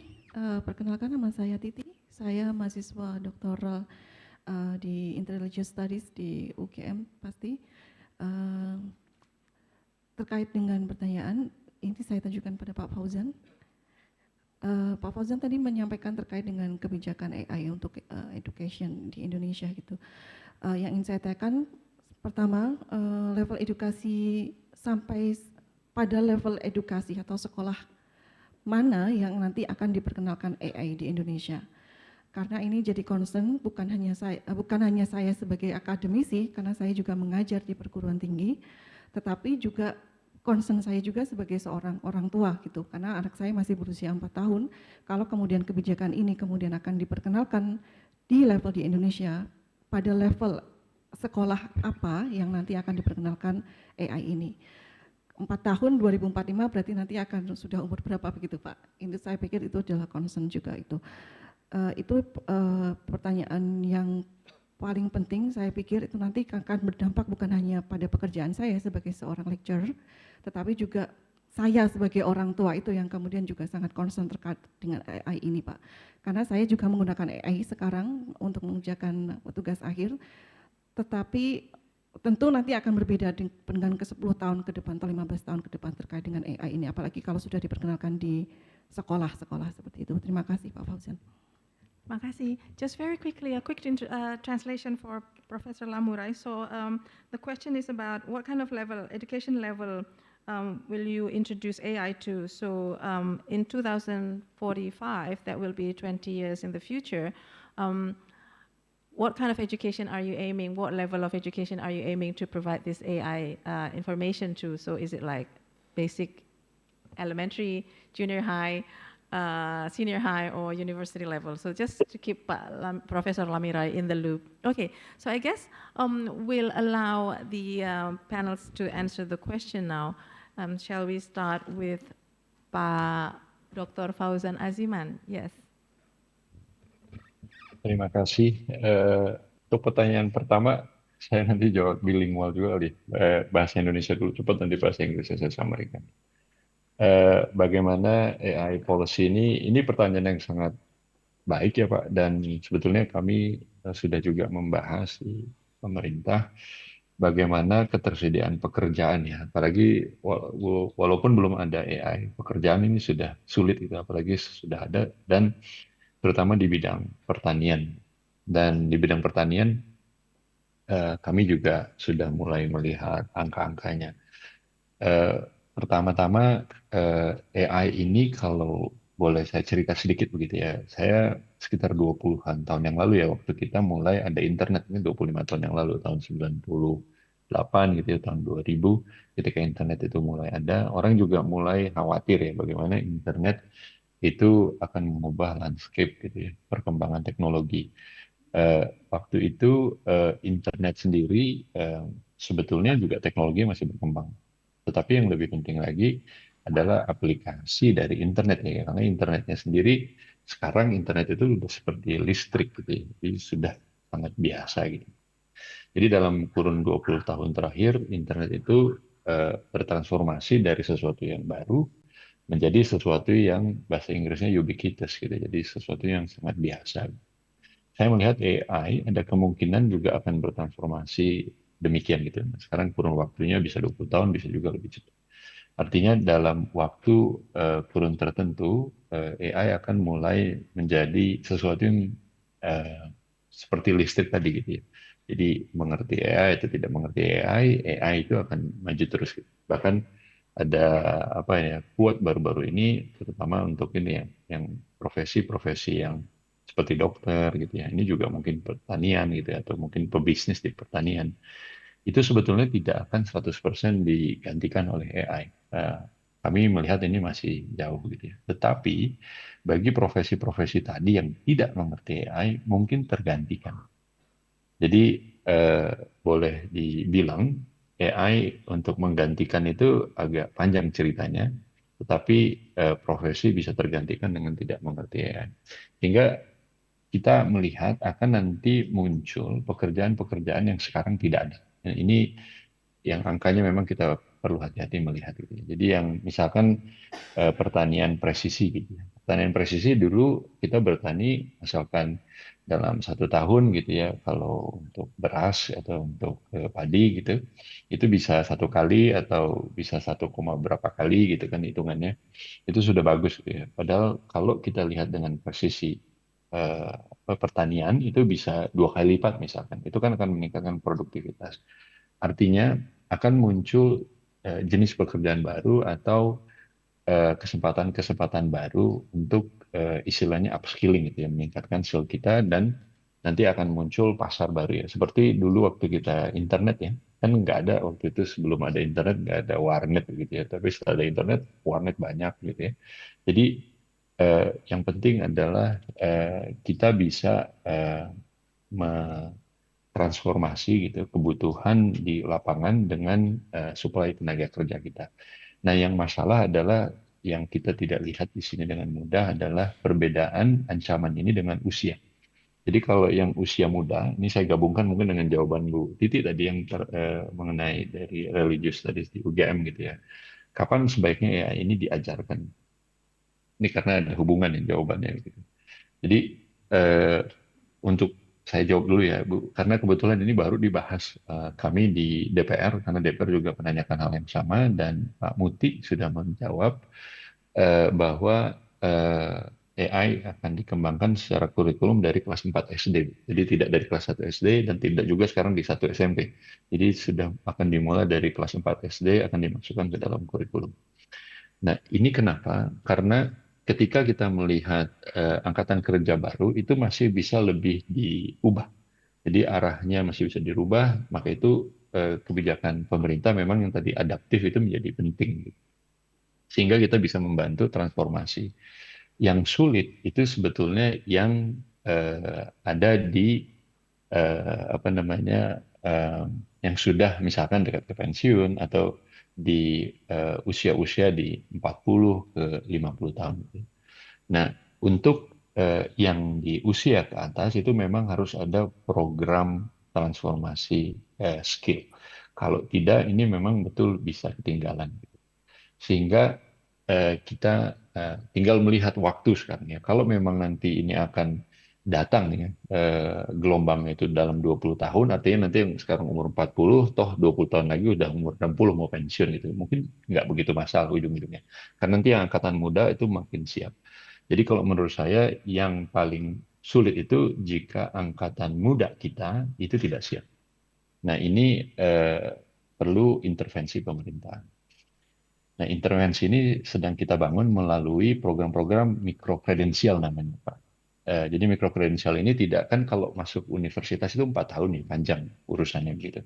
Nah, mikrokredensial atau bootcamp dan lain-lain itu sedang kita perbanyak. Bahkan di kementerian kemarin kami juga mengalokasikan dana untuk merubah profesi seseorang. Misalkan yang kemarin belajarnya itu ekonomi, ya habis ekonomi AI gitu ya. Belajar pertanian ditambah mikrokredensial AI yang bisa dipelajari secara online misalkan selama 3 bulan atau 6 bulan gitu ya.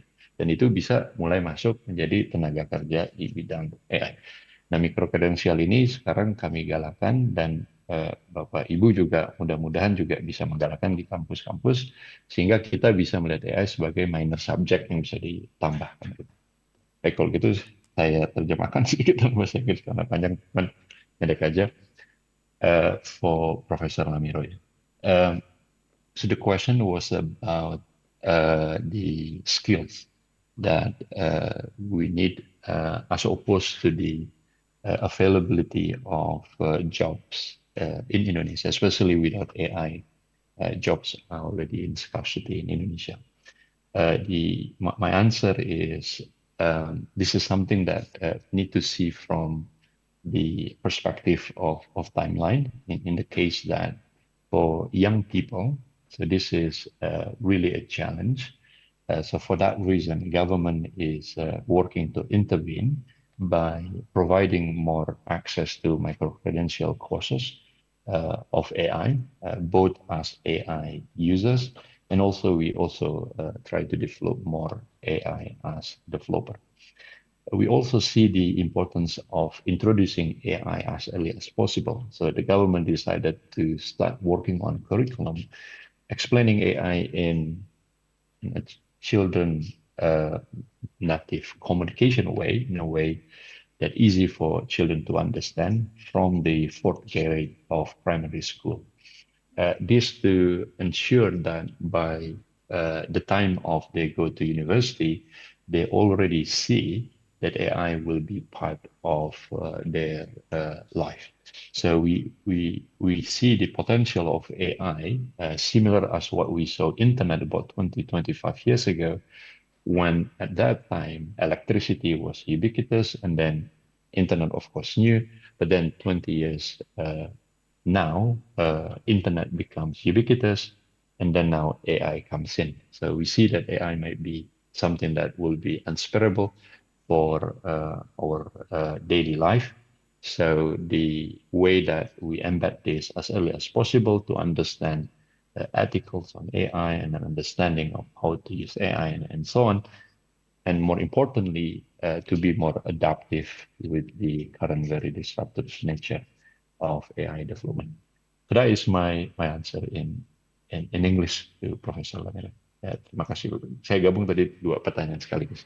Ya, terima kasih Pak Dr. Fauzan Aziman. Thank you for the response. Jadi menarik sekali bagaimana bahwa setiap kali ada temuan, pasti kita harus bersiap-siap dengan technological shock dan cultural shocknya ya Pak ya, pasti itu. Jadi harus dibiarkan dulu shocknya lewat, nanti toh akan terbiasa begitu. Hanya masalahnya setelah badainya lewat itu jadinya bagaimana begitu. So thank you for that. So I guess now it's your turn, Professor Lamira. Would you like to respond to the second question there? It's about policy, but yeah. Sure. Again, thank you very much. I may perhaps also rebound on some of the items I guessed or understood from what Dr. Aziman mentioned, although I'm not going to interfere, of course, with the decisions or policies of the Indonesian government. But yeah, so that it's I'm very, very glad that was actually a student in philosophy who was asking the question. Because I think in order to address all the questions related to development of AI in the society, we really need to think of it as a very, very global thing. It's not just only about leveraging economic growth, for instance, or it's not just only about democracy. It's a very, very broad question. And so the thinking skills and the analysis of a broader societal thinking is very important. So the first question was related to how can we make sure that the playing field is level, right? And also the second question was that since it's expensive, how do we make sure it doesn't enlarge the digital divide? So some of the answers, I think, were already given previously.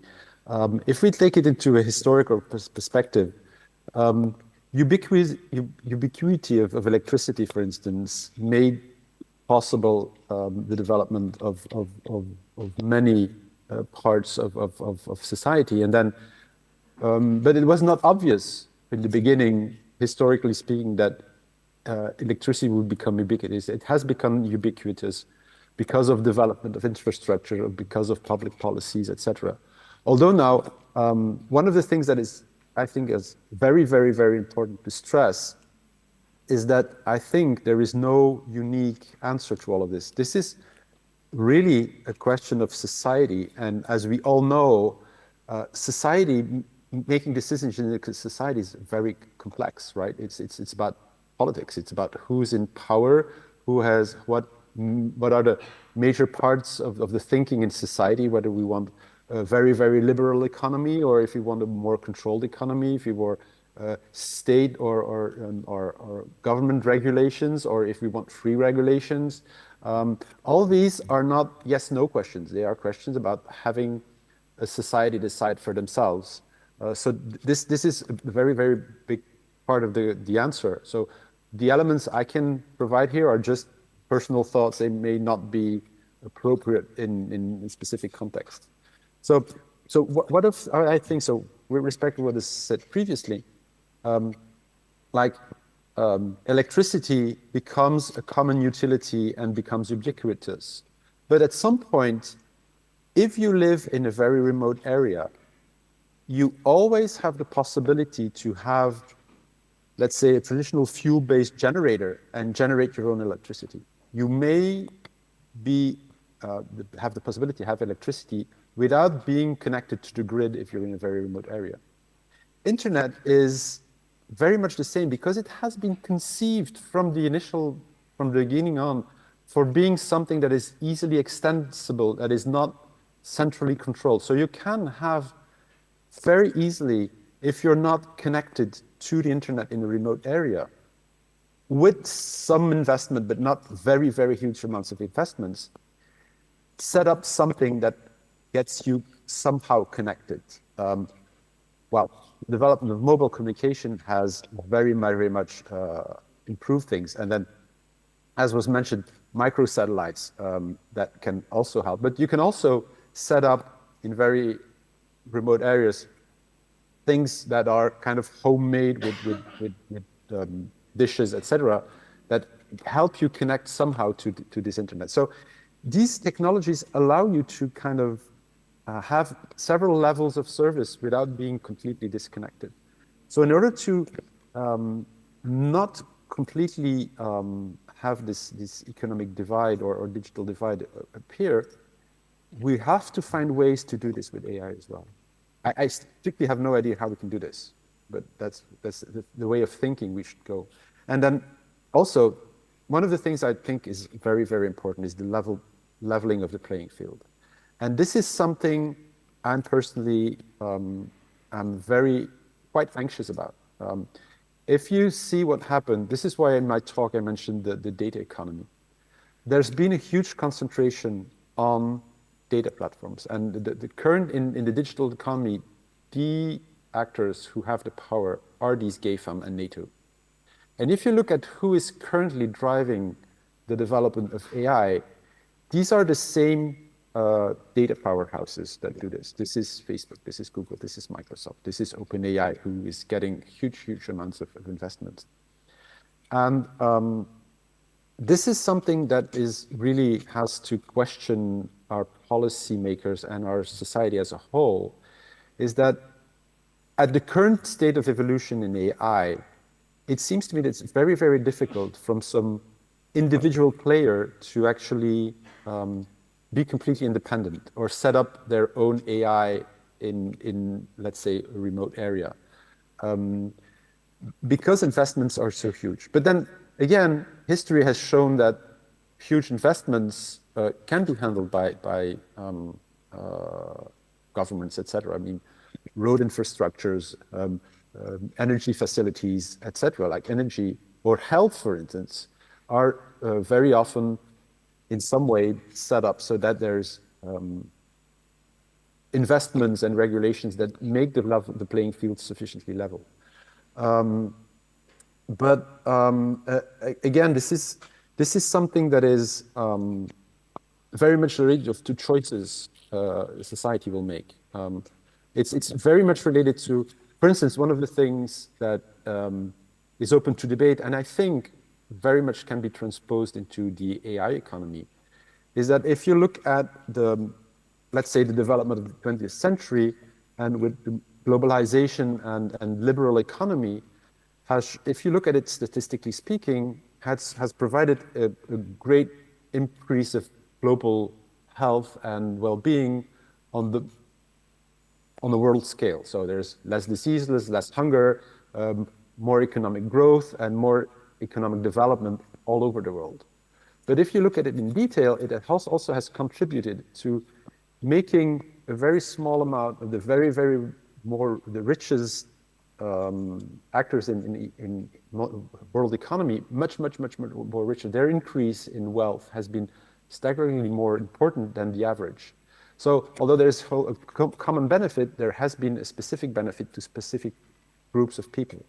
And this is a choice that as an individual you may agree with or not agree with, but it is a choice of society. And I think AI is in a crossroads. Like, depending on how we are going to handle this, will either amplify this movement of this wealth divide, while still providing opportunities for individuals to develop, or maybe there are other models. And this is something people have to discuss and think about.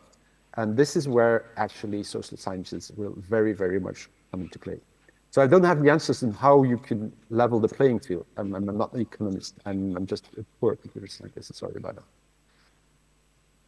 Yes, thank you, Professor Lamiroy, for actually sharing your anxiety with us. So what will happen if we can only spread the knowledge of the AI technology, but how do you spread the huge concentration of data?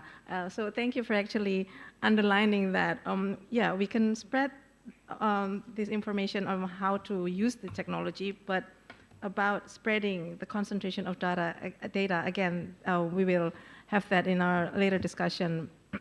So can I just bring your attention to the chat box here? We have two questions, one in Indonesian language and then the other one in English. Jadi, very quickly from Mbak Arina Ulfatul, izin bertanya, bagaimana menyeimbangkan AI dengan segala fitur dan badai informasi yang diakumulasi di dalamnya dengan kultur akademik universitas, terlebih pada ranah etik, penelitian, riset, bahkan sampai pada kebutuhan manusia secara global. So basically the question is about how do you actually balance between the features of AI, which is about piling up huge amount of information, and how do you actually negotiate that with the idea of ethics? So how do you use the knowledge wisely, knowledge and information wisely? So I guess this question can apply to both Professor Lamiroy and also Pak Dr. Aziman.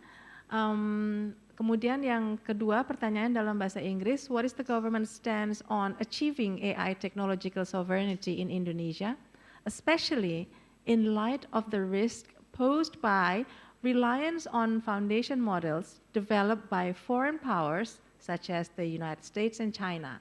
How urgent is the need for Indonesia, or any nation or any region, to develop or adopt sovereign AI models to ensure technological independence? And Professor Lamiroy already answered this in typing, but would you like to elaborate that, Professor Lamiroy? Yeah. Yeah, I think this is a very fundamental question, and as I wrote in the chat, it's applying to all of us except for the US and China, I think. I don't think, but this is a personal opinion.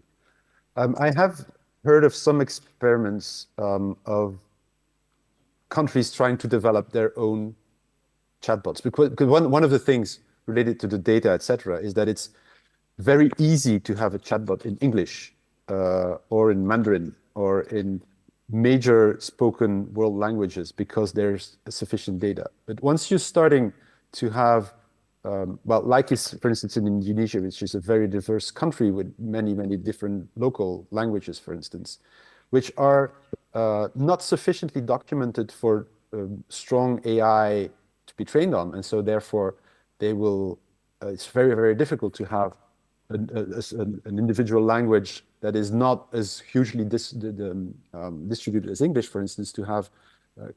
So some countries have tried to develop their own chatbots and they have sort of failed. They kind of managed to have one, but it wasn't as good as just having the standard ChatGPT and then translate it poorly into their own language.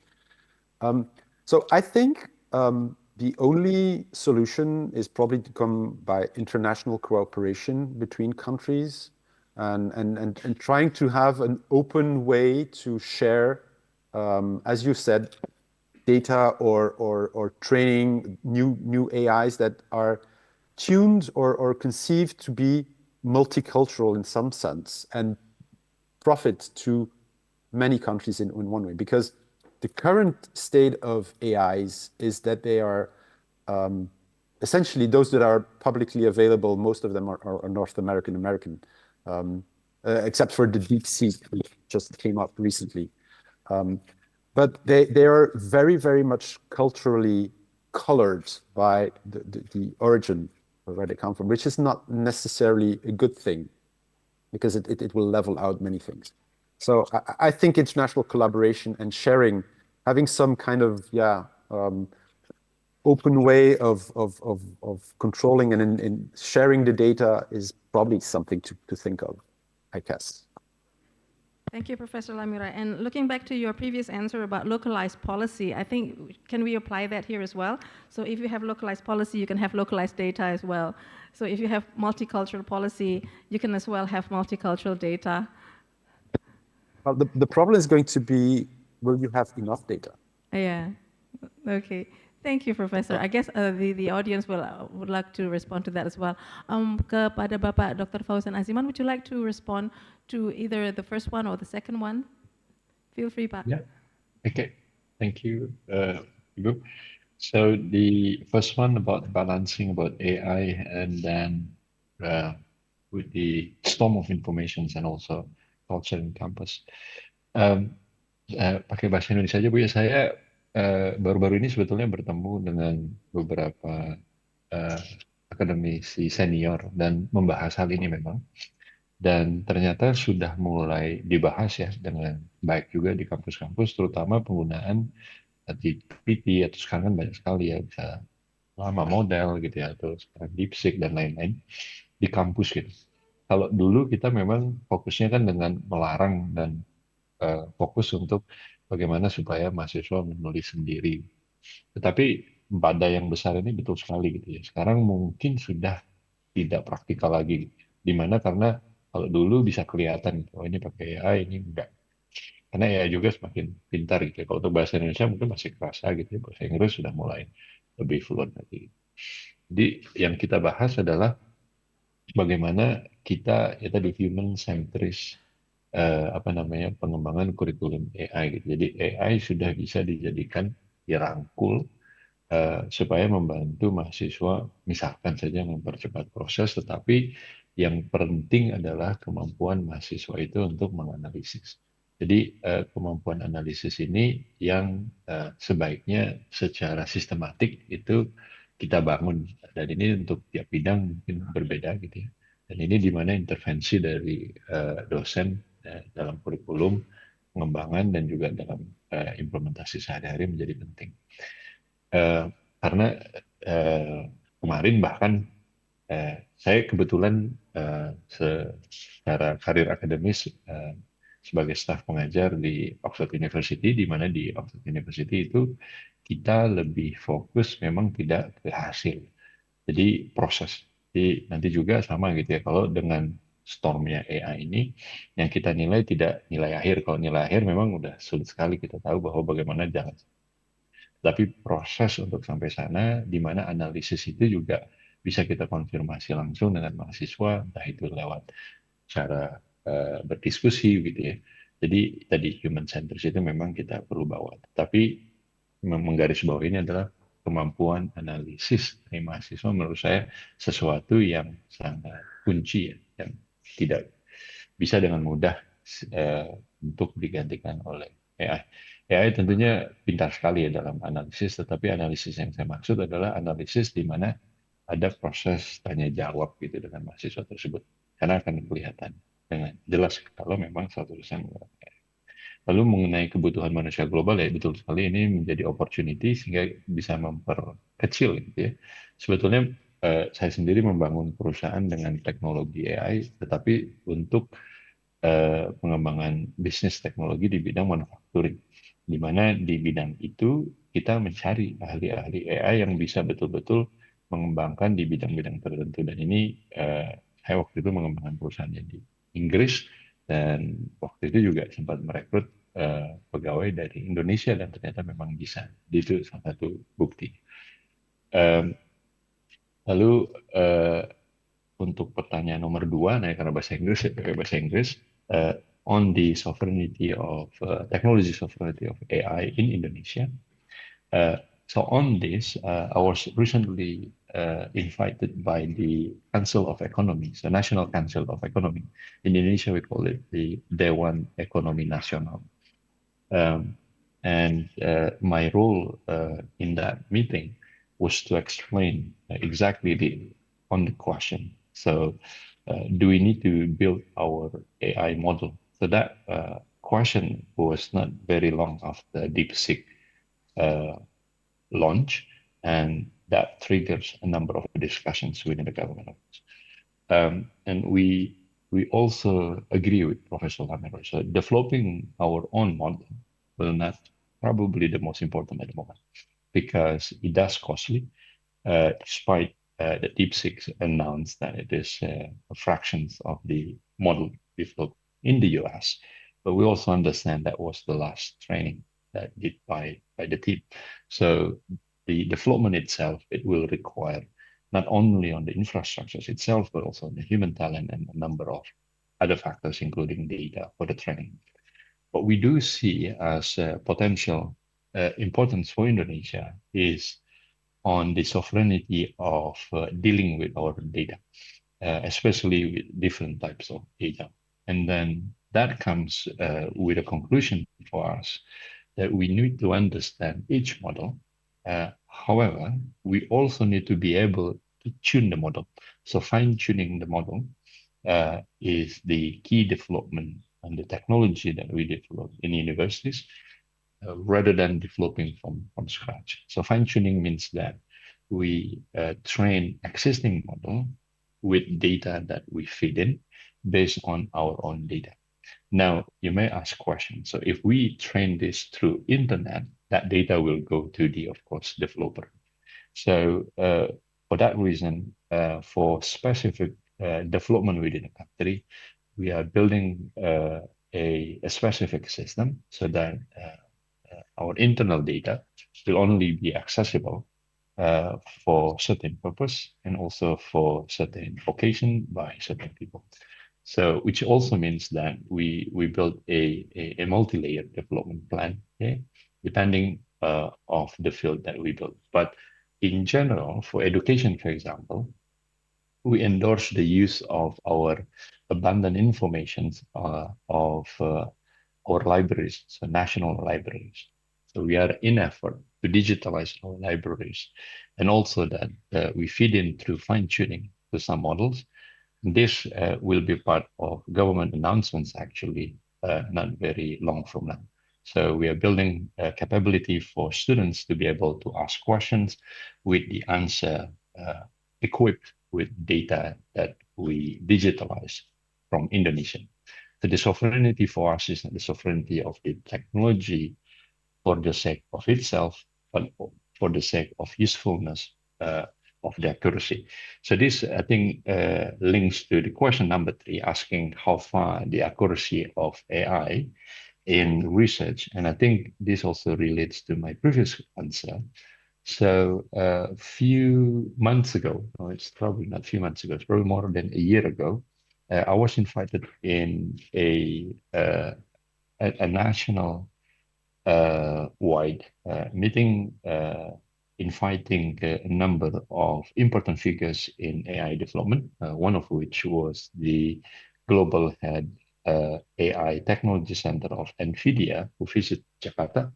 So we discussed about a few strategies along the way, and then one of which I did ask about what is prominent disadvantage of AI, do you think, from the point of view of a big corporation such as NVIDIA. So he did mention that despite all the glam things that AI offer, one critical thing that need to always be cautious, the accuracy of AI. It's just because of, again, it's all about the data.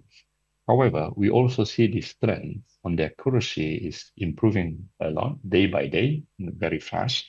So accuracy of AI is always need to be questionable, which means that this is also a culture need to be developed within the university. So students need to check and recheck the source of the informations, because sometimes they are not very consistent. Of course, this depends on a number of models. And then whether or not AI can be part of research, and then how the role of AI in research, I think it is inevitable. So people will use AI a lot. But again, we need to understand the meaning of research itself.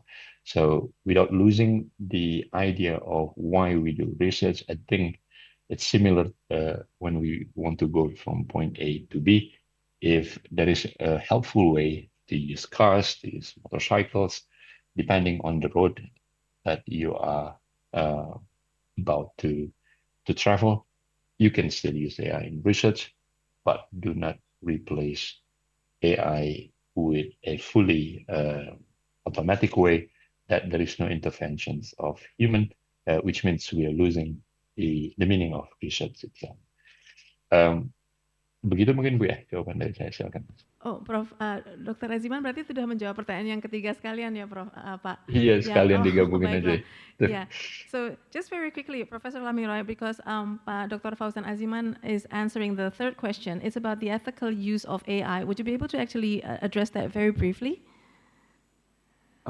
Sure, I can extract. How far can you use the data from AI?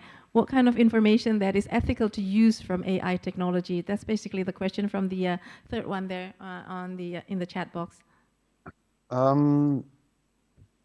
Very tricky question. So one of the examples that made quite a lot of buzz recently on the social networks is when the latest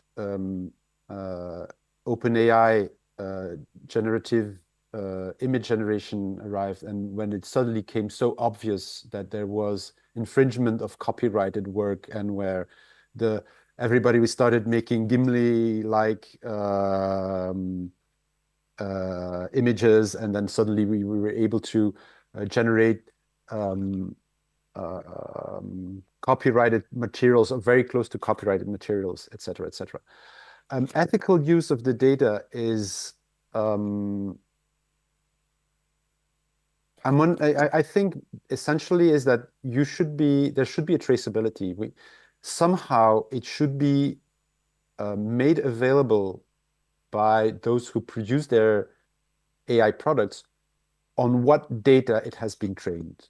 At some points, I think in order to be fully ethical, there must be an accountability and a visibility of what data the AIs have been trained on.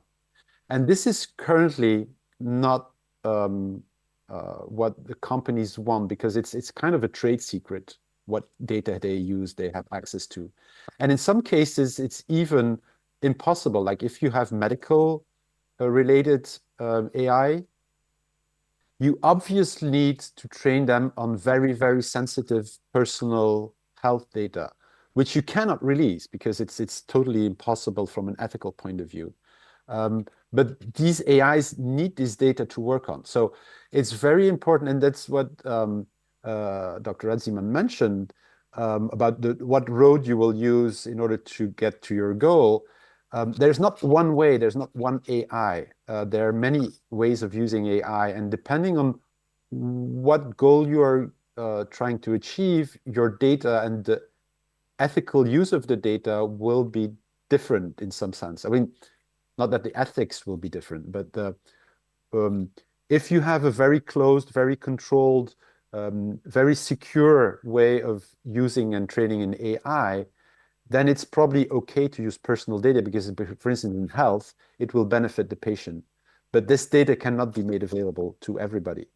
And on the other hand, if you're using a very open, globally available AI, let's say, for instance, ChatGPT, it would be very, very wrong to use very personal data to train it on. So, and this again is not something that will auto-regulate. It's something at some point policies have to be made and be put forward, and laws and regulations have to be made clear. The thing I probably think is crucial is that it's currently very difficult, even for a very high-skilled technical person in computer science and in AI, to actually know what is going on, what models are used, how they are fine-tuned, how they are generated. And this contributes to the difficulties of drawing a line of what is ethical or not. So yes, once again, it's a very, we're currently writing history, as I said in my talk, and it's very difficult to analyze what is going on. It's just that we know what the questions are we have to ask ourselves. Yes, and again, also, there are things that seem how bias, for instance, everything that is related to AIs with bias is very tricky. Some of the things are really obvious, but some others are very subtle. The current AIs are very biased. There's a very interesting experiment that has been conducted by some researchers on the recent exchange between Donald Trump and Volodymyr Zelensky when he came to the White House, and there was this very conflictual discussion. People have tested various AIs to classify who was dominating, who was inferior, who was aggressive, who was passive, etc.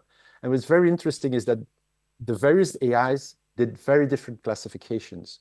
So other problems with the ethical use of AIs is that the huge amount of data it's trained on makes it sometimes very difficult to assess what biases are in there. And it's only the use and the eventual investigation on how they work afterwards that has gives elements on how they actually may be subtly biased towards different cultural viewpoints of society, which makes it much harder, because again, it's not only about knowing the data, it's also be able in capacity of analyzing this data. And very often this data is so huge, it's very difficult to analyze.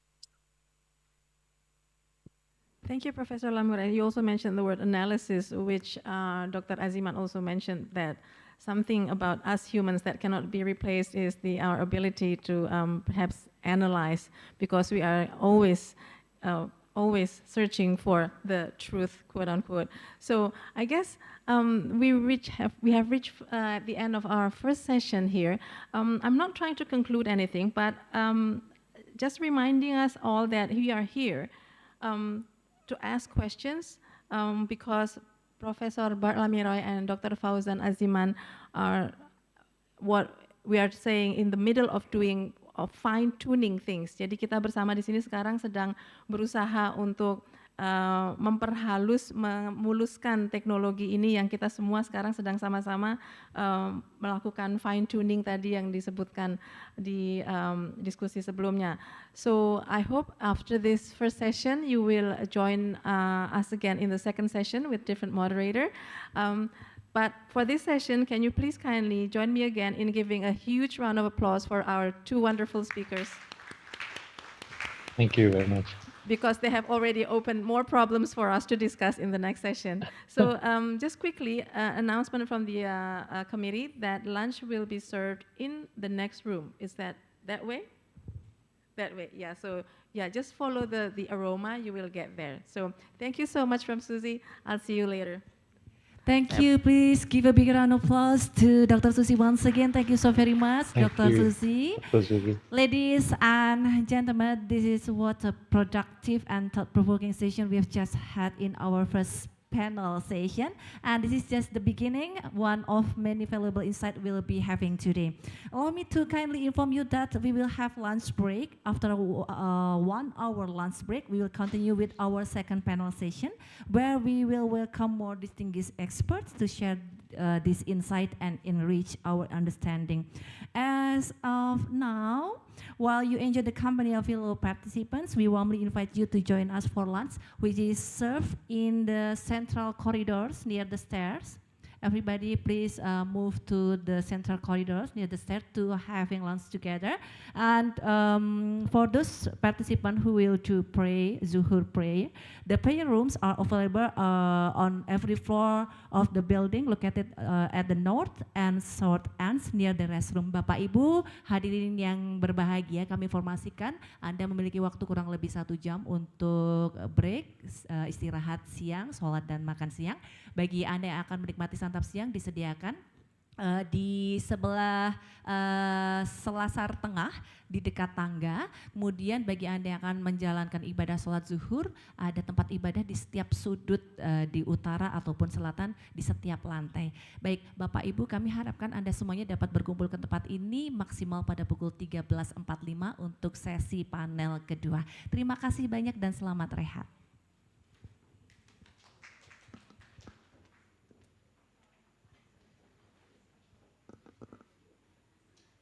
Sekali lagi Bapak Ibu sekalian, kami informasikan Anda untuk menikmati santap siang di selasar tengah dekat dengan tangga. Kemudian bagi Anda yang akan menjalankan ibadah sholat zuhur, ada tempat ibadah di setiap sudut baik utara selatan di setiap lantai di gedung pusat ini. Terima kasih.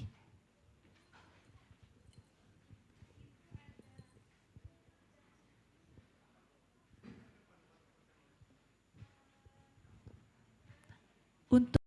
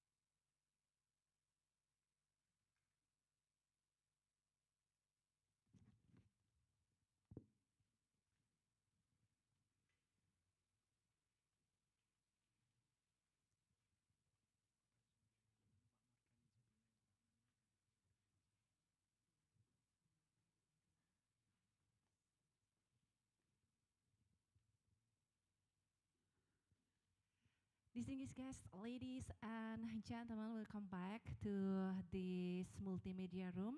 And very soon we will begin our second panel discussion themed AI and collective intelligence to enhance human capacity. We are excited to explore this fascinating and timely topic together. But before we dive into the session, please allow me to share a brief profile of our moderator. Our moderator for this session is a lecturer at the Faculty of Cultural Sciences of Universitas Gadjah Mada. Please, ladies and gentlemen, join me in welcoming Dr. Mary Andriani. And next we hand over this session to you, Doctor. Okay. Thank you, Mbak Saka. Maybe we can proceed in Bahasa Indonesia since our two presenters here is all Indonesian speakers, and maybe if some of you will need a translation in English, please do not hesitate to raise your hand and address in English. We can help you with translation in English. As you saw today, we have two presenters from Universitas Gadjah Mada. We have Dr. Mardani Riastiawan. I will read his short biography for you. So he's a professor of Computer Science and Electronic in Faculty of Mathematics and Natural Sciences in Universitas Gadjah Mada. He has been over 10 years of experience in big data, cloud computing, and data analytics.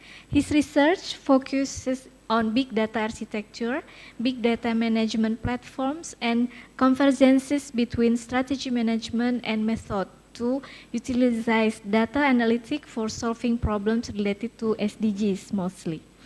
And his research projects are working on several topics such as knowledge management for COVID-19, mitigation using the big data analysis in Indonesia, COVID-19 data mitigation on big data, and the architecture for high performance computer with the hybrid method using cloud and big data support in the scientific computations.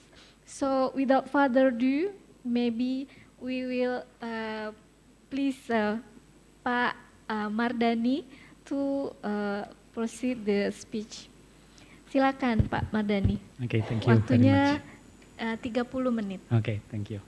Okay, thank you very much for the time for me to share some presentation today. So before I start, Assalamualaikum warahmatullahi wabarakatuh, and have a nice day for all of us.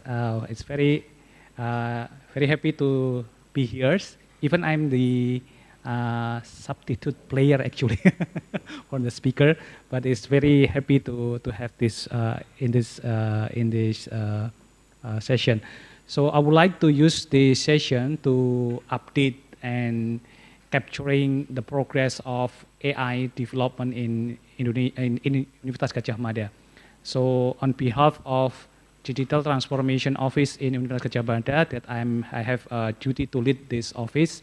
We already run about 1 year to run out the AI in Universitas Gadjah Mada in academics, research, community development, and also in the talent development. So I think hopefully based on this presentation, we can capture what the progress that we have, the best practice, and also the common problem and challenge that we face, and then maybe we can discuss how to solve it, and then how to push this AI more roll out for giving the big impact to our university and also for Indonesia.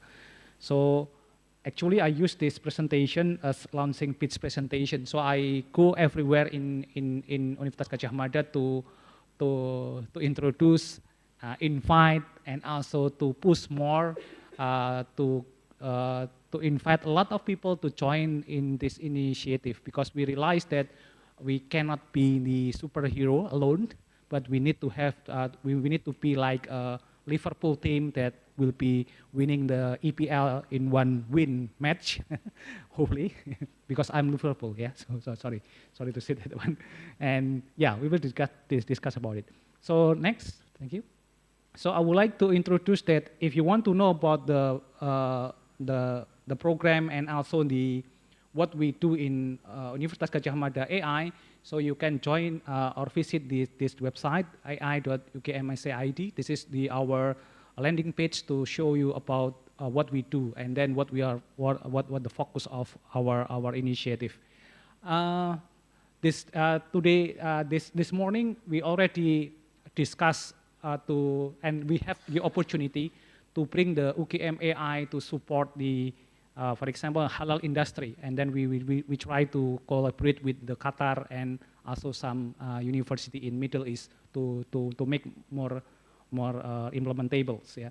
So in this website, you will see the current project and also the progress that we run. Maybe we are focused in several things, in several steps that I will explain later on. Yeah. Next. So before I start, I would like to show you about what the focus and ecosystem that we try to develop in UGM AI ecosystem. So we want to see that the university is as a landscape. Yeah, this is like the playground for us to implement and then also to research and develop the AI. So we create several steps. Yeah, the first that we try to focus in the first step is we want to develop the talent first. So we're not very rush to run out with the technology first, but we try to invest on the talent development. So that's why we're very happy in here. We have a vice rector that very support on AI. So we want to place the people, the Civitas Academica in Universitas Gadjah Mada to be in the talent development, talent pool of the AI. Yeah. So that's why in the early of this year we run out with the ComDG and also with the Microsoft running about 1 million talent development program. So and then we're now running on the Master of Trainer program now, and we're reaching about 100,000 people that already registered now, and then we're not confused to manage the schedule, so something like that one. So that will be the good point, but it's run now. And the second, we will invite the talent that join in our program to have the certification. Our target is all Civitas Academica in Universitas Gadjah Mada will have a certification on AI. So it means they have a digital literation in good level, especially on the AI. Yeah, so that will be our targets. And using this strategy, we want to push that UGM will be world-class and high-skill expert on AI especially. So the people who want to see about the expert on AI, just take a look in UGM and then UGM, and then you can have the solution.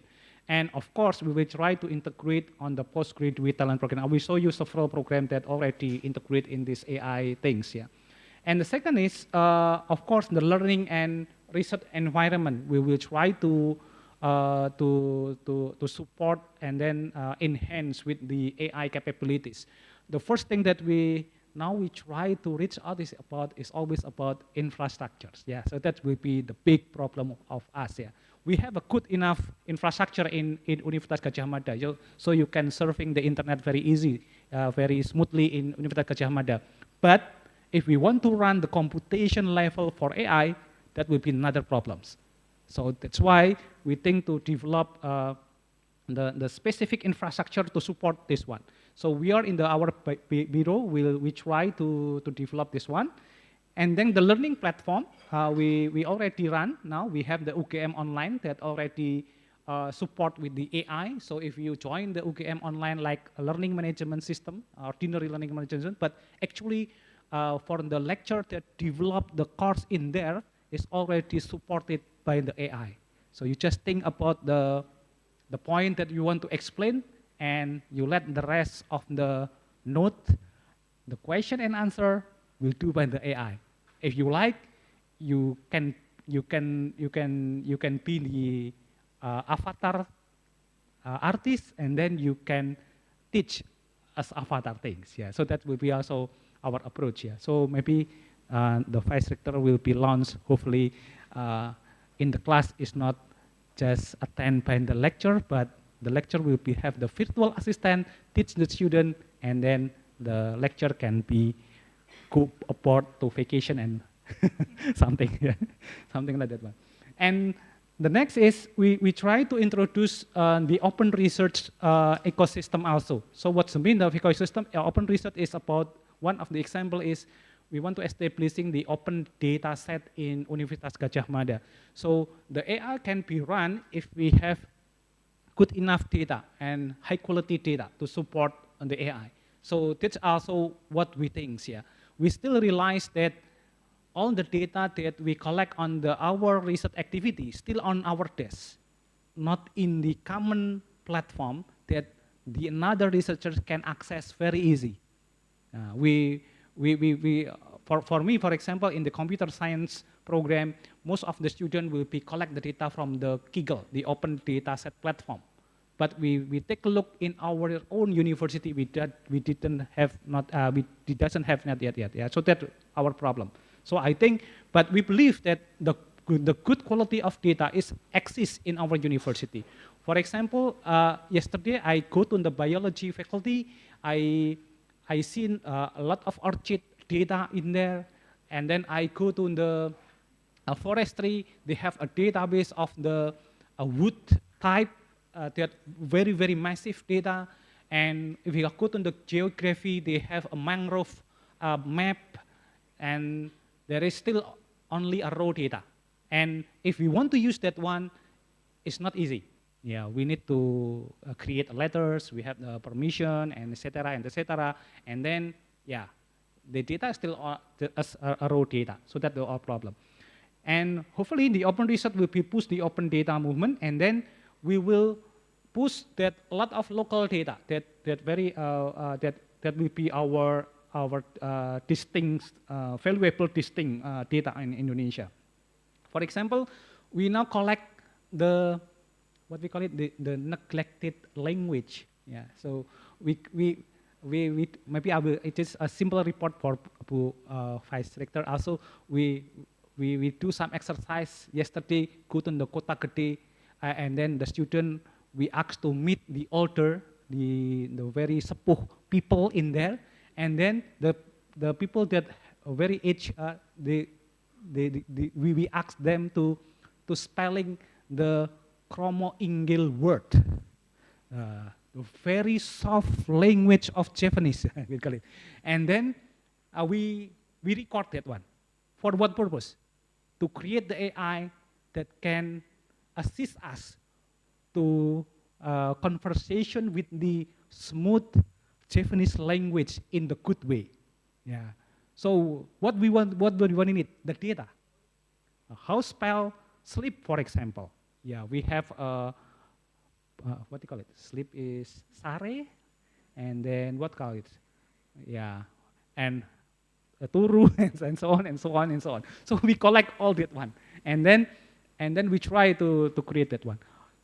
It's only one language. How about another language? Professor Victor challenged us to preserve the Enggano language, for example. So yeah, that make me some, yeah, how we can get the data of it. And then if we go to the Banyumas, Purwokerto, we have the Ngapak language, and maybe in Jakarta we have the Jaksel language, and also another language. So that will be also very good point.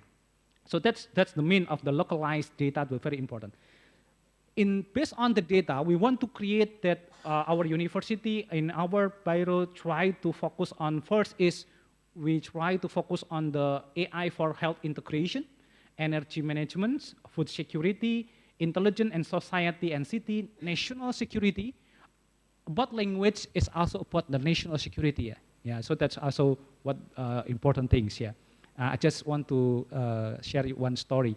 I just do some silly things. Yeah, we download the password from the hack website, and then we found that many very local language used for password. Yeah, so If I have email, so my password is mangan turu and turu, something like that one. So that's happened, yeah. Yeah. Okay. Okay. This is the AI by command, yeah. So this is the several program. We identified that we have a doctor program, a PhD program on the computer science and the electrical engineering. We have the special magister on the artificial intelligence, and several AI also exists in the postgraduate and bachelor degree. So a lot of things, yeah. So that will be very challenging. The next is, yeah, this is, we also identify that AI not only just adapt as AI, but somehow they're presenting the AI in their own word. For example, like in the vocational school, they will start, they have a major like AI for applied industries, for example. And then in the economics and business, they have AI for marketing and business. And then in the agricultural technology, they have the smart farming and etc. So a lot of things there. And then I'm very surprising that the adoption of AI in every major is very advanced. And we're very happy that in UGM we have a broad landscape about it. And then I think this is like a not miniature, I think. That's representing of the Indonesia, I think, yeah. Not only Indonesia, maybe all of the SDGs issue, or is something like that one. Even that, I also found several things like in the social politics, they also introduce about the deliberative approach using the AI. So you can imagine that one, the government can know about the idea and then the protest from the people, from the community using the AI, and then observe them to be and establishing them into the regulatory somethings, yeah. So that's why, and then they introduce the AI-based political sandbox and something. So that's make me something like wow, it's very innovative, yeah. And next, and this is based on that landscape. We capture that in Universitas Gadjah Mada there is several advanced AI adaptation in the curriculum and also in the research. Yeah, I think Bu Dekan is one of the leading on this in this point with the AI ethics. Yeah, and then smart agriculture and farming. That's also one of the advanced things.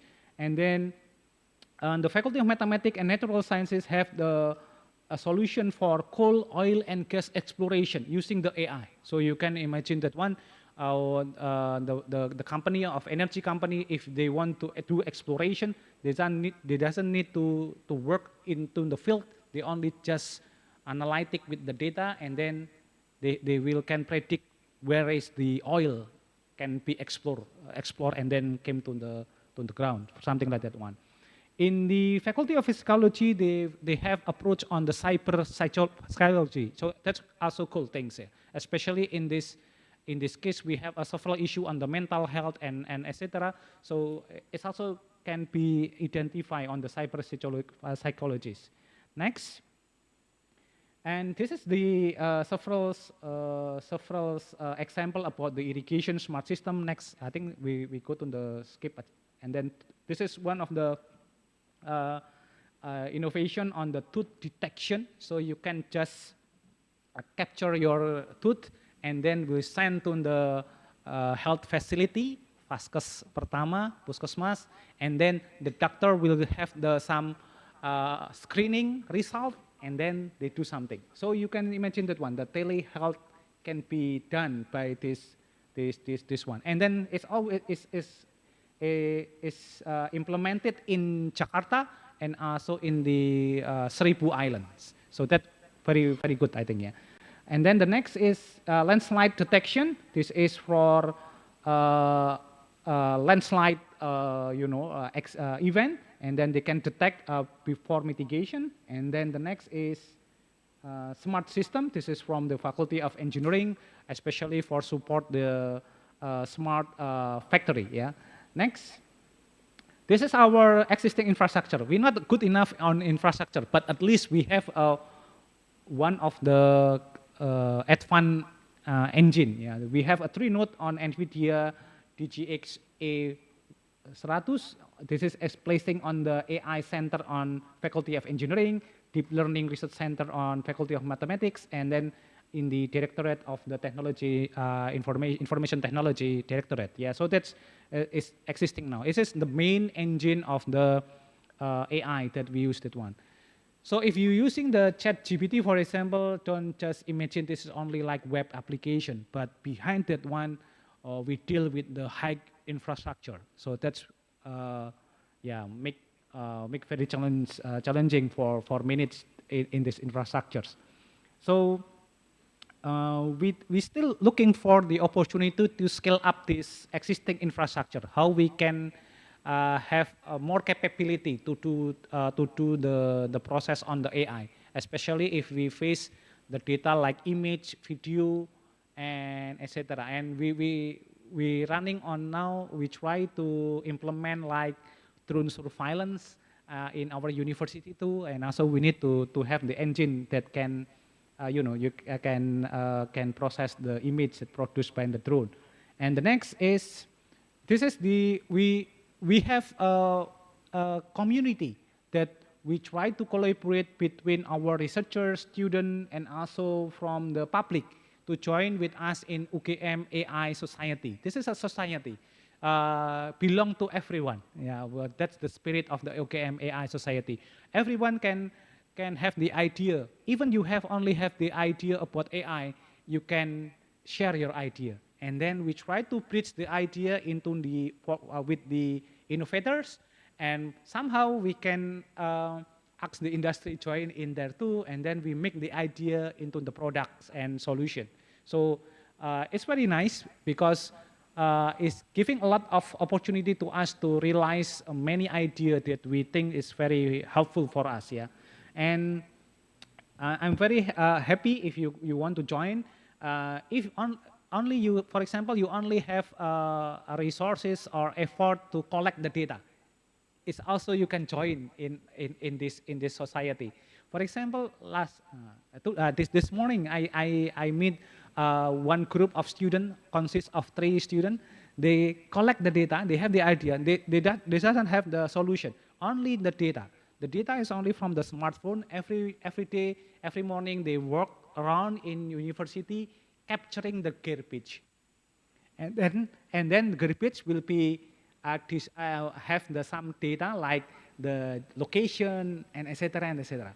And then they ask me, Pak Mardhani, if I have this data collection, what we can do? I still don't know. So what we can do? But you have you have the good movement. You collect the data, and then after that, maybe tomorrow we will try to bridging the student team with the researchers, and then they will collaborate to develop the solution. One of the students is also capturing the food waste on the canteen.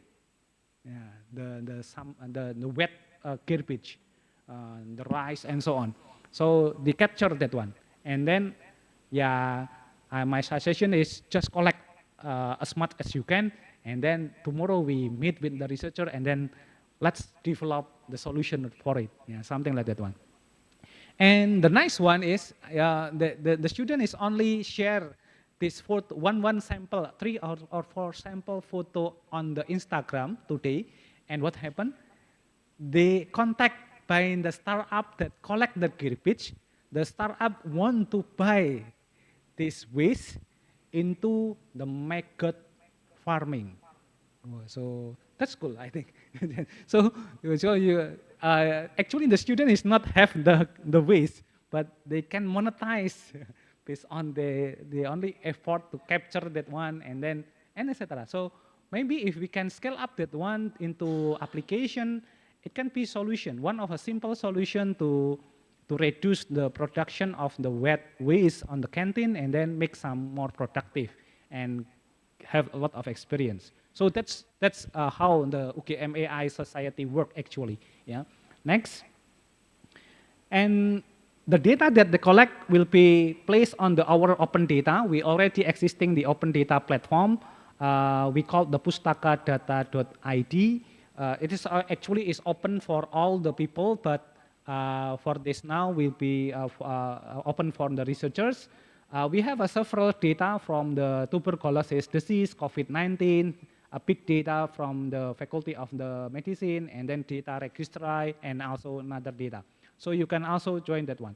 We want to push this one if we can, if I imagine that every student that graduate from this university will always have the research report. How if the idea is how if they not just submit the report of the scriptcy or the thesis document or dissertation, but also submit the raw data. So we will have a lot of data. So that for me is more cool than the scriptcy itself for me. So we can, because we can produce into many things. Yeah. So that's also what we want to prove, and then maybe we can propose in the future. Next. And this is next. Just a sample. Next. This is our from the Directorate of the Academic Innovative Research about the next generation digital learning ecosystem. We have the OKM online, so you can not only just like learning management system, but actually using the AI. And hopefully soon we also have one surprise, but I will not say today because it will be vice sector to see about it. Yeah, using the AI, the cool AI from UKM. Yeah, I will call the UKM AI with love, something like that. Okay, next. Okay, next. Oh, 5 minutes left. Okay, I will go too fast. Next, please. So this is also what we do. The career platform. We already have our own platform, but we also collaborate with the platform like LinkedIn to gather to profiling the future job that will be the reference for our study program to develop the curriculum, and also to closing the student profile with the industry. So we do the job matching and profiling, recommendation, and data analytic and employability for our student. After about I think January until now is 4 months, we still need to gather a lot of data. So last month we tried to establishing the result, but still premature because the data is still not good enough. So we try to extend 1 month more to collect the data, and then hopefully after in the end of this month we can have the result for each of the faculty. So we will report to the dean. Every dean we will submit the report about the future job profiling for each of the faculties. Next, this is of the example actually. Yeah, this is the example. So you can see in here. For example, this is the top largest growing job now, and then top largest declining job. So we'll try to analyze based on the data. So hopefully it can make some impact to our curriculum also. And then the next is, yeah, this is our approach. We already establishing the UGM search. This is like AI search engine from UGM to to capture the knowledge inside the UGM. We still on the test drive now because we still using our own public data set on UGM. We still we try to mining the data from the information system and still working on, yeah. And we also want to say that to develop this one is not easy. It's very consuming time and also the effort to do that one, and also we need to to came out with the to push up the data from the information system and so and etc. That's also one of the big thing. And of course, sometimes if we go into very deep in the information system, somehow we face the challenge on the ethical things and etc. I'm sorry, Budikan, sometimes I'm the person that just want to break the rules. Yeah? So that's why in the ethics is number 2 for me, for example. That's the AI. But of course, we need to comply with that one. Yeah. Next. Yeah. And we in our university, we also want to introduce the AI leadership program. This is one of our initiative that we want to enhance the capability of leaders to handle the AI. They become a maybe like F-35 jet pilot, and the AI will be the co-pilot. Yeah, something like that one. So they can make some very huge maneuver, but using the AI as co-pilot. So that's also what we want to see. And yeah, of course, we have we adopt some landscape from the literature about the growth mindset and leadership capabilities, and also how to create the action list for the senior leaders. Yeah, next. This is a little bit progress. Next. Yeah, this is what we're doing now. Our ongoing progress is UGM Big Data and AI for Precision Medicine. We have a playground with the RSA, the academic hospital of UGM. If you want to join, we will be very happy because we have a lot of use case in there, yeah, from the patient registration until screening and then diagnostic and also treatment. Yeah, so that's also one of the issue. We try to integrate all the data from the hospital and then to create the AI engine from that for many things. For example, if you want to register to have the services from the RSA, you just need to type like a chat in the chatbot. I just want to register in this time. My complaint is like this one, and then you will register to the polyclinic that can serve you, something like that one. Yeah. Next. Yeah, this is our landscape, our plan for the precision medicine. Yeah, I think they will be discussed later on. Next. This is the landscape of the big data on the UGM that will be the main fundamentals element for developing the AI. So actually we develop AI in UGM in not good foundation. Actually, to be honest, like scatters, like like negara kepulauan Republik Indonesia, it's island, yeah. So not breaching each other. So it's not ideal condition, but we need to develop AI on top on it, yeah. So that's why we try to, to make the landscape more easy to manage, and then we develop on top on it, yeah. So that's our strategy. It's not easy, but working now. I think it's working now. Hopefully, in the future, it is like investment actually. If we have a good foundation on the data, it will be more easy for us to be, for decision making, for analytic, and so on. Yeah. So next.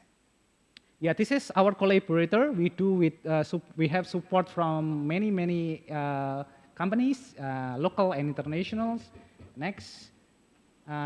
Now we already running the Elevate AI with Microsoft and ComDG. We targeting the student, lecturer, and then also the staff to have the AI digital literation. So hopefully, if you are a student, soon you will be invited to join this program. Just be patient because we're still on the Master of Trainer program currently. Yeah. Next. Okay, thank you.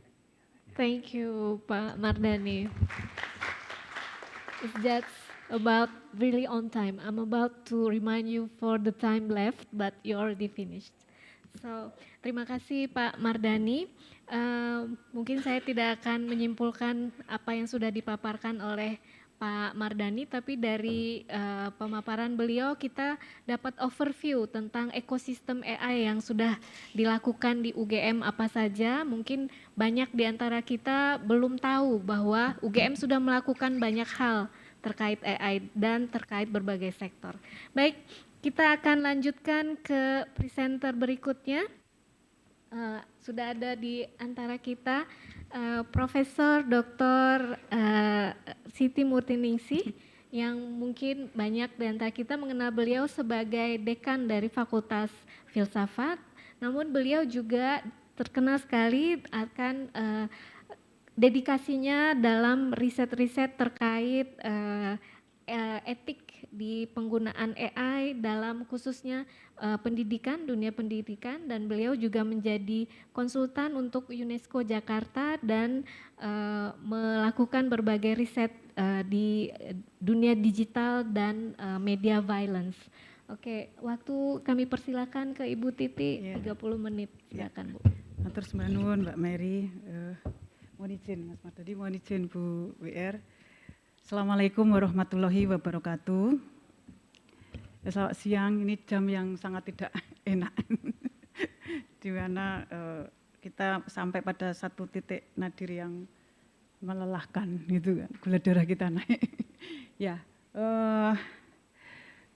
Bapak Ibu yang saya hormati, mohon izin saya tidak akan detail berkenaan dengan data. Tadi Mas Mardani saya kira sudah sangat lengkap berbicara berkenaan dengan itu.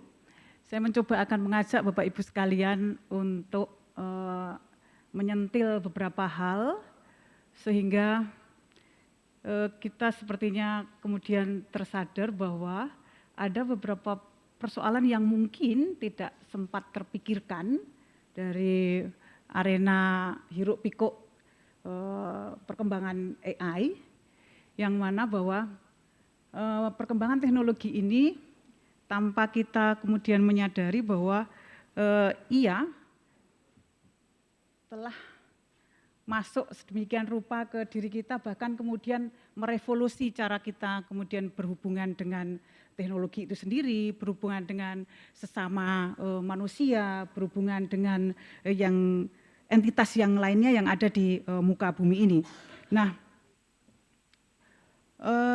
tetapi lebih dari sekedar saya kira hal yang biasanya kita lihat adalah berkenaan dengan AI itu identik dengan hal mengenai otomatisasi. Jadi artinya lebih dari sekedar otomatisasi, AI itu juga menawarkan saya kira peluang unik untuk meningkatkan kecerdasan yang disebut dengan kecerdasan kolektif. Nah, ini beberapa tema yang diberikan oleh Prof. dan panitia ke saya ini memang membuat kepala jungkir balik gitu. Apa hal yang harus disampaikan, karena bicara soal AI hari ini tentu adalah sebenarnya berbicara tentang manusia itu sendiri. Karena manusia dan AI itu tidak bisa kita lepaskan satu dengan yang lain. Artinya AI tidak lagi sekedar visi masa depan, tetapi juga saya kira merupakan suatu kekuatan transformatif yang kita bisa lihat pelan tapi pasti itu sedang mengubah masyarakat, ekonomi, dan kehidupan individu. Nah, di tengah era kemajuan teknologi yang pesat ini, mari kita coba renungkan, ada pertanyaan yang saya kira cukup krusial, yaitu bahwa bagaimana AI dapat dirancang, diterapkan untuk meningkatkan kapasitas manusia, tapi bukan justru melemahkannya. Nah, berbagai macam kecemasan, kekhawatiran yang muncul hari ini itu kan berkenaan dengan konsekuensi penggunaan AI yang saya kira kondisi masyarakat terutama di Global South dan sebagaimana juga kita Indonesia itu sedikit mengalami kegagapan di dalam merespon hal tersebut. Nah, pada sesi ini saya mencoba untuk mengajak Bapak Ibu sekalian, teman-teman, itu untuk mengeksplorasi titik temu antara AI dan kecerdasan kolektif dengan menekankan pengembangan konsep AI yang manusiawi, pemberdayaan individu untuk kemudian bisa bertindak, dan pemanfaatan kecerdasan kolektif itu untuk mengamplifikasi potensi manusia. Kita kan tidak pernah bisa membayangkan bahwa hari ini kita bisa terhubung dengan semua entitas yang ada di muka bumi ini, kemudian secara bersama kita bisa terhimpun, terconnecting satu dengan yang lain, kemudian bersama mengikatkan diri dalam sebuah komunitas yang tidak pernah terbayangkan sebelumnya. Dan Bapak Ibu saya kira teman-teman juga tidak pernah terbayangkan bahwa semua entitas ini tidak pernah mengenal gender, ras, suku, ia dari manapun juga, baik sektor yang membedakan baik ekonomi, sosial, politik, itu tanpa itu semua, artinya telanjang dari itu semua, kemudian kita saling menyatu, mengikrarkan diri tanpa diminta, untuk kemudian merefleksikan mengenai sebenarnya hidup manusia di muka bumi ini apa dan mengapa dan akan bagaimana, terutama dengan perkembangan yang kita tentu tidak pernah bayangkan berkenaan dengan teknologi ini. Nah, saya kira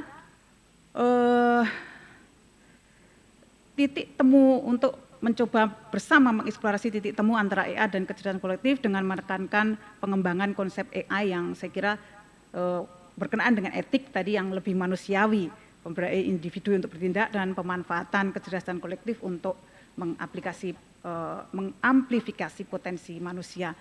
Nah, dengan mengambil perspektif interdisipliner dari ilmu humaniora, ilmu kognitif dan juga studi teknologi, saya memiliki argumen bahwa AI itu dapat menjadi mitra di dalam kemajuan manusia jika dan hanya jika ia dipandu oleh prinsip-prinsip etis dan kerangka kerja yang bersifat kolaboratif.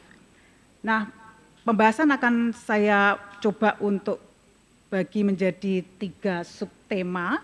Yang pertama adalah berkenaan dengan mengembangkan konsep AI yang manusiawi untuk memberdayakan manusia. Kemudian yang kedua, memperkuat kapasitas individu untuk bertindak melalui AI. Dan yang ketiga, memanfaatkan kecerdasan kolektif untuk meningkatkan kemampuan manusia. Mari kita lihat pelan-pelan. Pengembangan sistem AI yang memprioritaskan pemberdayaan manusia tentu memerlukan pergeseran dari tujuan teknis semata menuju kerangka kerja yang berakar pada nilai-nilai humanistik.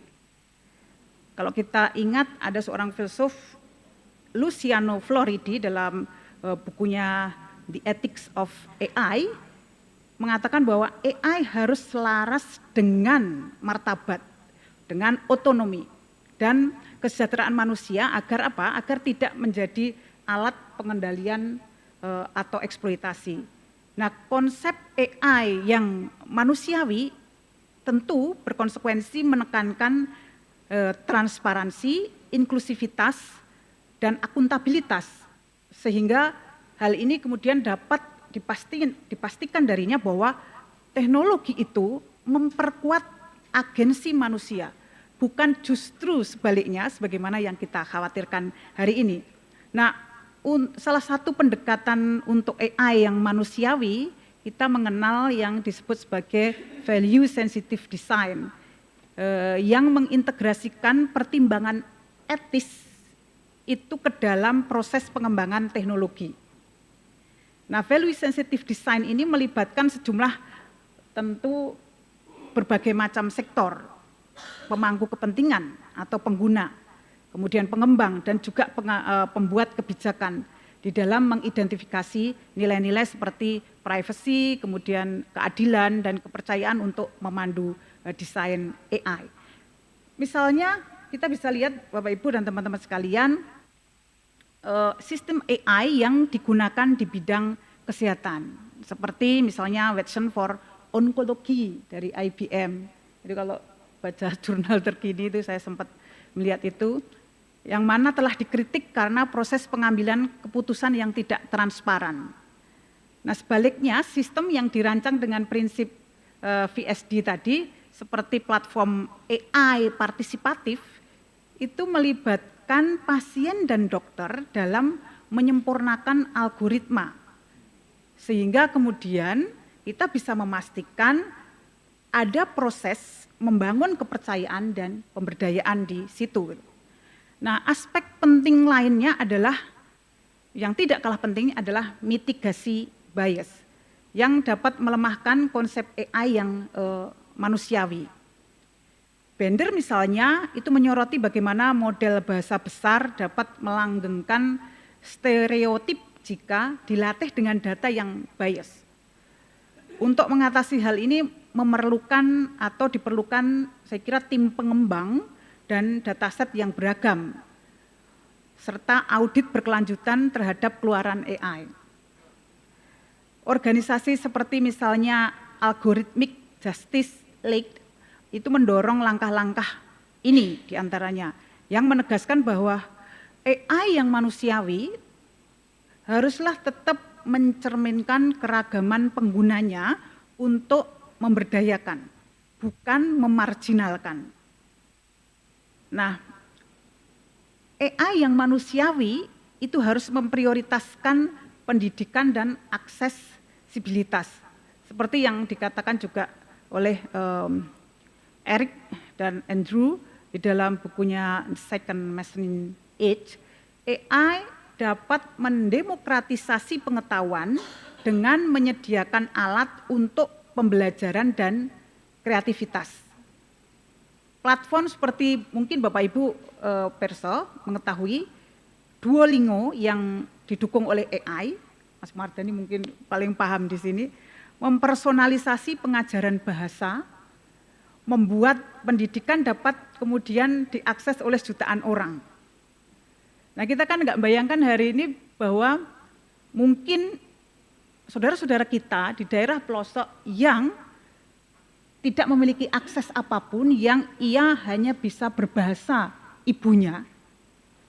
Kemudian tiba-tiba dengan datangnya teknologi ini, maka kemudian ia bisa berkomunikasi dan berbincang-bincang dengan saudaranya yang di belahan bumi yang lain. Tentu yang dengan bahasa yang sungguh tidak mungkin pertama kali baru dengar itu. Tetapi ia langsung bisa memahami, mengerti apa yang dimaksud oleh saudaranya di belahan bumi yang lain tersebut.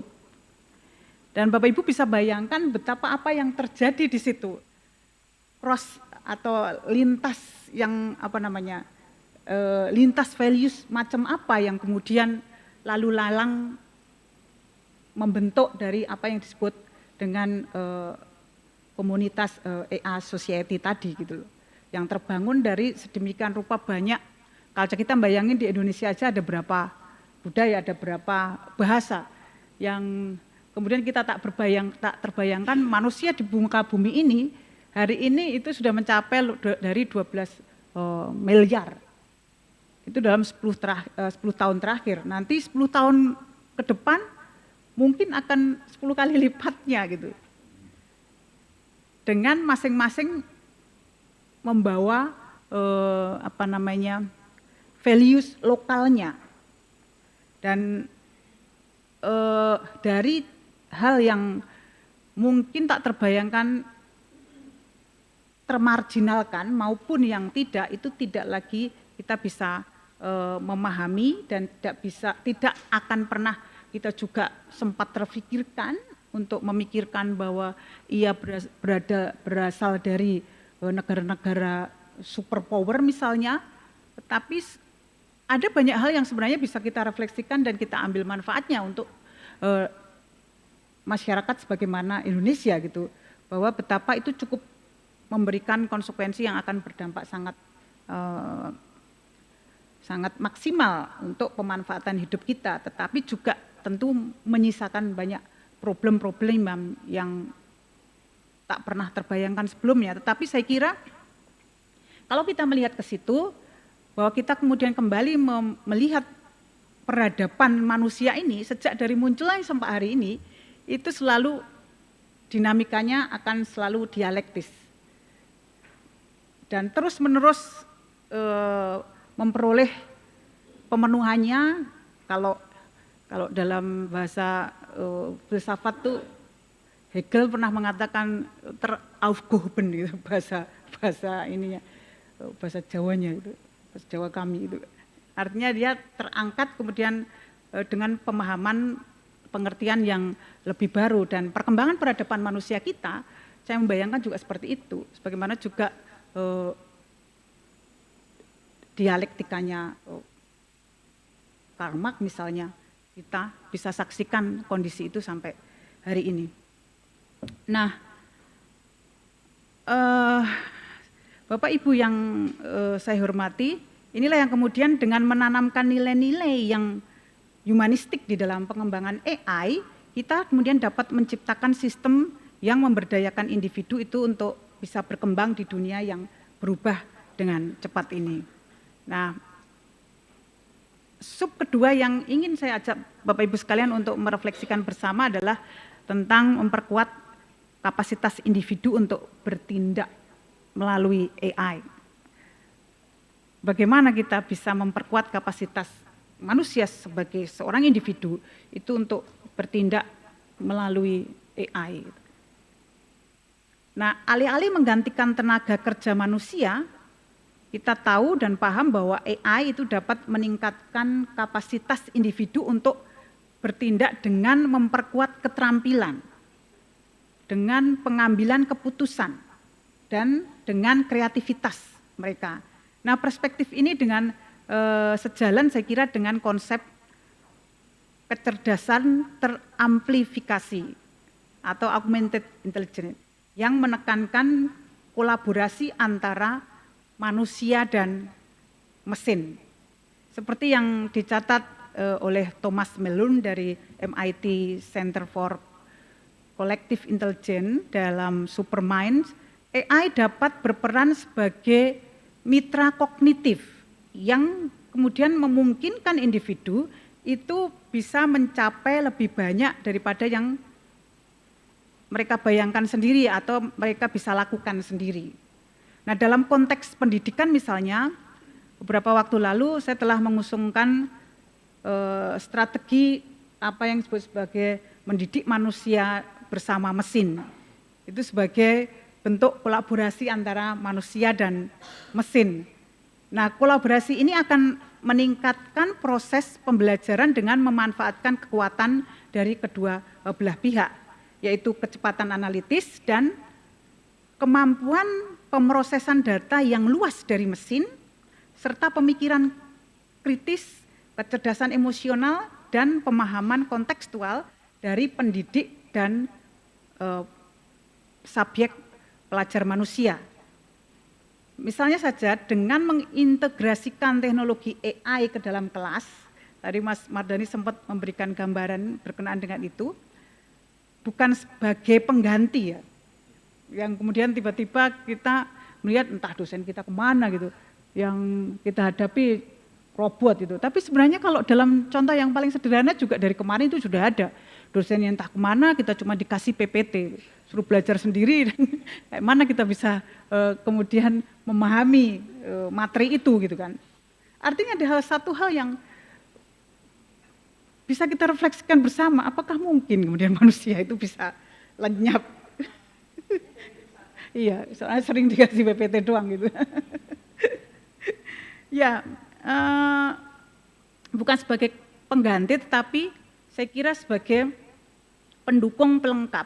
Artinya siswa dalam hal ini dapat memperoleh manfaat dari pengalaman belajar yang dipersonalisasi, umpan balik instan, dan penyampaian konten yang adaptif sesuai dengan kebutuhan dan gaya belajar individu. Nah, ini saya kira juga sesuai dengan arsitektur yang sedang dikembangkan oleh UGM, bagaimana kemudian menciptakan media-media pembelajaran yang kemudian bisa menyatukan atau mengawinkan antara manusia dan mesin dalam hal ini sebagai lecturer tadi. Nah, pada saat yang sama, kalau ini sampai bisa terjadi, maka pendidik dapat lebih fokus pada pembimbingan, lebih fokus untuk memupuk kreativitas dan mendorong diskusi yang lebih bermakna.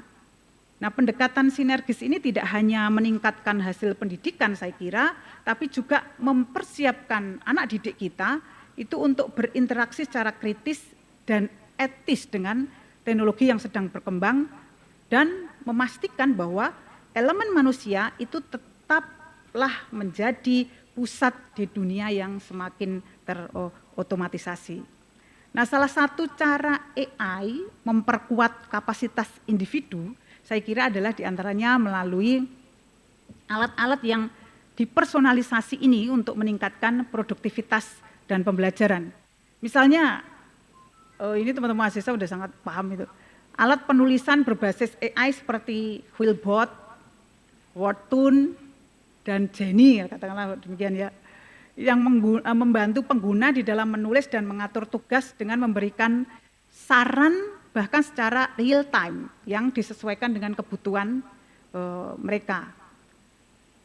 Marzuki di bukunya 2023 itu menemukan bahwa alat-alat tersebut secara positif meningkatkan kualitas tulisan siswa, terutama dalam hal konten dan penyusunan tulisan.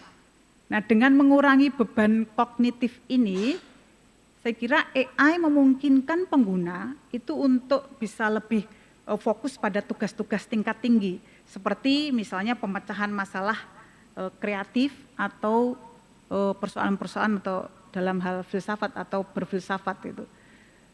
Kita bahkan kalau udah bicara soal filsafat ini bahasa ini menjadi hal yang paling prinsip gitu. Maka kenapa kalau yang studinya filsafat dari Indonesia keluar itu sungguh perjuangannya berlipat-lipat gitu.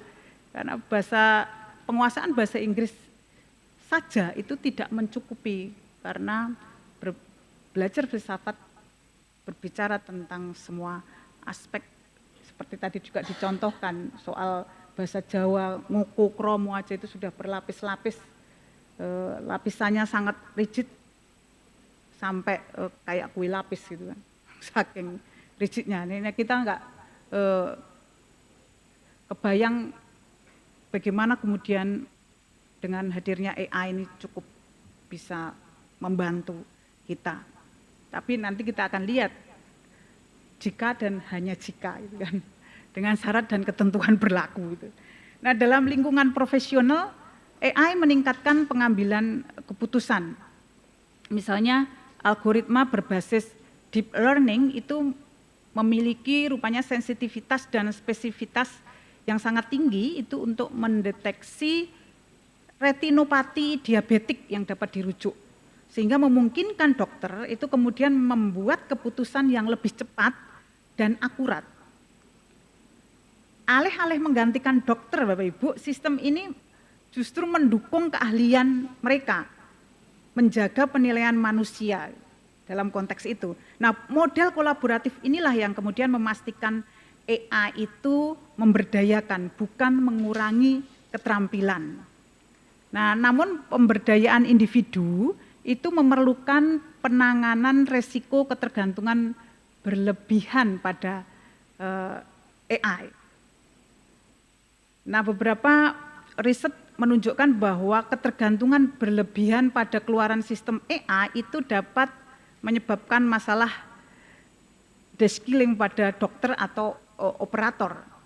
Misalnya ketika dokter terlalu bergantung pada algoritma AI, mereka mungkin memiliki lebih sedikit kesempatan untuk menghadapi berbagai macam kasus medis dan terlihat langsung di dalam pengambilan keputusan kritis. Nah, seiring sistem otomatis ini menjadi lebih sentral dalam diagnosis dan perencanaan perawatan. Ada resiko bahwa kemudian dokter akan kehilangan keakraban dengan situasi medis yang kompleks dan bernuansa ini. Nah, tren ini dapat secara bertahap melemahkan keterampilan klinis dan keahlian mereka yang pada akhirnya itu mempengaruhi kualitas dan kompetensi pelayanan kesehatan. Nah, untuk mengatasi masalah deskilling ini, sistem AI harus dirancang untuk mendorong keterlibatan aktif. Misalnya, platform pembelajaran adaptif seperti Khan Academy menggunakan AI untuk memberikan scaffolding atau petunjuk dan penjelasan daripada jawaban langsung, yang mana kemudian mendorong pengguna itu untuk mengembangkan keterampilan pemecahan masalah. Nah, dengan memupuk kolaborasi daripada ketergantungan, AI dapat meningkatkan kebebasan individu untuk kemudian bertindak dan kemampuan mereka untuk kemudian melakukannya lebih dan lebih lagi itu. Nah, pembuat kebijakan dalam hal ini itu memainkan peran penting dalam memastikan AI memberdayakan, bukan menggantikan manusia.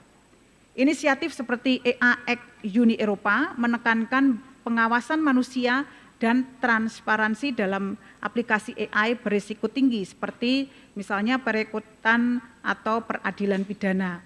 Nah, dengan memprioritaskan desain yang berpusat pada manusia, AI dapat menjadi alat untuk pemberdayaan sehingga memungkinkan individu itu kemudian menavigasi tantangan kompleks dengan lebih percaya diri dan lebih otonom. Dan hal ketiga yang kita refleksikan bersama tentang memanfaatkan kecerdasan kolektif ini untuk bagaimana untuk bisa meningkatkan kapasitas manusia. Kecerdasan kolektif atau pengetahuan bersama dan kapasitas pemecahan massa kelompok ini menawarkan kerangka kerja yang kuat untuk memanfaatkan AI guna meningkatkan potensi manusia seperti yang didefinisikan oleh Pierre Levy dalam kolektif intelligence. Kecerdasan kolektif itu melibatkan sinergi pikiran manusia yang diperkuat oleh teknologi untuk mengatasi tantangan yang sifatnya kompleks. AI dalam hal ini dapat meningkatkan kecerdasan kolektif dengan cara apa? Dengan mengumpulkan wawasan, dengan memfasilitasi kolaborasi dan menskalakan solusi di seluruh komunitas. Salah satu contohnya adalah platform citizen science, di mana AI dan kecerdasan kolektif itu bersinergi untuk menangani isu-isu global. Platform Universe misalnya menggunakan AI untuk menganalisis data dari relawan yang mengklasifikasi galaksi atau melacak satwa liar. Trollin menunjukkan bahwa kombinasi klasifikasi manusia dan mesin itu dapat menghasilkan hasil yang lebih unggul dibandingkan dengan klasifikasi hasil salah satunya saja, dan alokasi tugas yang cerdas itu dapat meningkatkan di sini efisiensi sistem ini tadi. Jadi sinergi ini memberdayakan komunitas untuk kemudian bisa berkontribusi pada kemajuan ilmiah, meningkatkan kapasitas secara kolektif mereka. Nah, namun memanfaatkan kecerdasan kolektif tentu memerlukan penanganan tantangan seperti kesenjangan digital dan echo chambers. Platform kolaborasi daring yang sebagaimana kita kenal hari ini itu dapat memperkuat bias jika tidak dimoderasi. AI dapat mengurangi hal ini dengan mengurasi perspektif yang beragam, seperti misalnya yang terlihat pada platform seperti poll.is yang kemudian menggunakan pembelajaran mesin untuk mengelompokkan opini dan menyoroti area konsensus dalam debat publik. Ini luar biasa itu hari ini tuh, ngeri itu memang. Inisiatif di Taiwan misalnya itu menggabungkan poll.is dengan masukan warga untuk membentuk kebijakan tentang isu-isu seperti berbagi tumpangan. Kemudian juga menunjukkan bagaimana kecerdasan hal ini menunjukkan bagaimana kecerdasan kolektif yang ditingkatkan oleh AI itu dapat kemudian memberdayakan partisipasi demokratis. Nah, untuk memaksimalkan dampak, maka mau nggak mau sistem AI itu memang harus dikembangkan secara inklusif dan partisipatif. Seperti kita bisa lihat di beberapa tulisan menjelaskan bahwa teknologi seringkali memusatkan kekuasaan kecuali dirancang dengan mempertimbangkan ekuitas.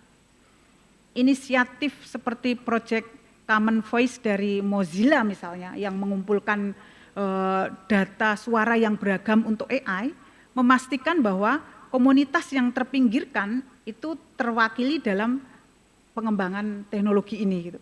Nah, dengan memupuk kecerdasan kolektif yang inklusif, AI saya kira dapat meningkatkan kapasitas manusia lintas perbedaan sosial, lintas perbedaan budaya, ekonomi, politik dan lain sebagainya. Jadi Bapak Ibu, teman-teman sekalian, apa yang bisa kita lihat di sini dan garis bawahi bahwa integrasi AI dan kecerdasan kolektif itu menawarkan peluang transformatif untuk meningkatkan kapasitas manusia, tetapi memerlukan desain yang disengaja yang berlandaskan pada prinsip-prinsip humanistik. Mengembangkan konsep AI yang manusiawi itu memastikan bahwa teknologi itu memberdayakan, bukan mengeksploitasi, dengan memprioritaskan nilai-nilai seperti keadilan, transparansi, dan aksesibilitas. Memperkuat kapasitas individu untuk bertindak melalui AI ini melibatkan penciptaan alat yang meningkatkan keterampilan dan pengambilan keputusan. Dalam pengambilan keputusan memupuk kolaborasi daripada sekedar hanya ketergantungan. Dan terakhir, memanfaatkan kecerdasan kolektif itu mengamplifikasi potensi manusia dengan menghubungkan pikiran yang sedemikian rupa beragam dan menskalakan solusi untuk tantangan-tantangan global hari ini. Bagi para peneliti, pembuat kebijakan, dan pelajar, saya kira tantangannya adalah membentuk lintasan AI melalui kolaborasi yang interdisipliner. Ini saya kira menjadi tuntutan keharusan. Ilmu humaniora memberikan wawasan kritis tentang dimensi etis dan sosial dari AI, dan juga ilmu humaniora memastikan bahwa teknologi itu melayani kemajuan manusia. Nah, di persimpangan revolusi AI ini, mari kita berkomitmen bersama Bapak Ibu untuk merancang sistem yang meningkatkan kebebasan kita untuk bertindak dan kemampuan untuk melakukannya. Dan secara bersama dengan kesadaran penuh menciptakan masa depan tempat manusia dan mesin itu berkembang secara bersama.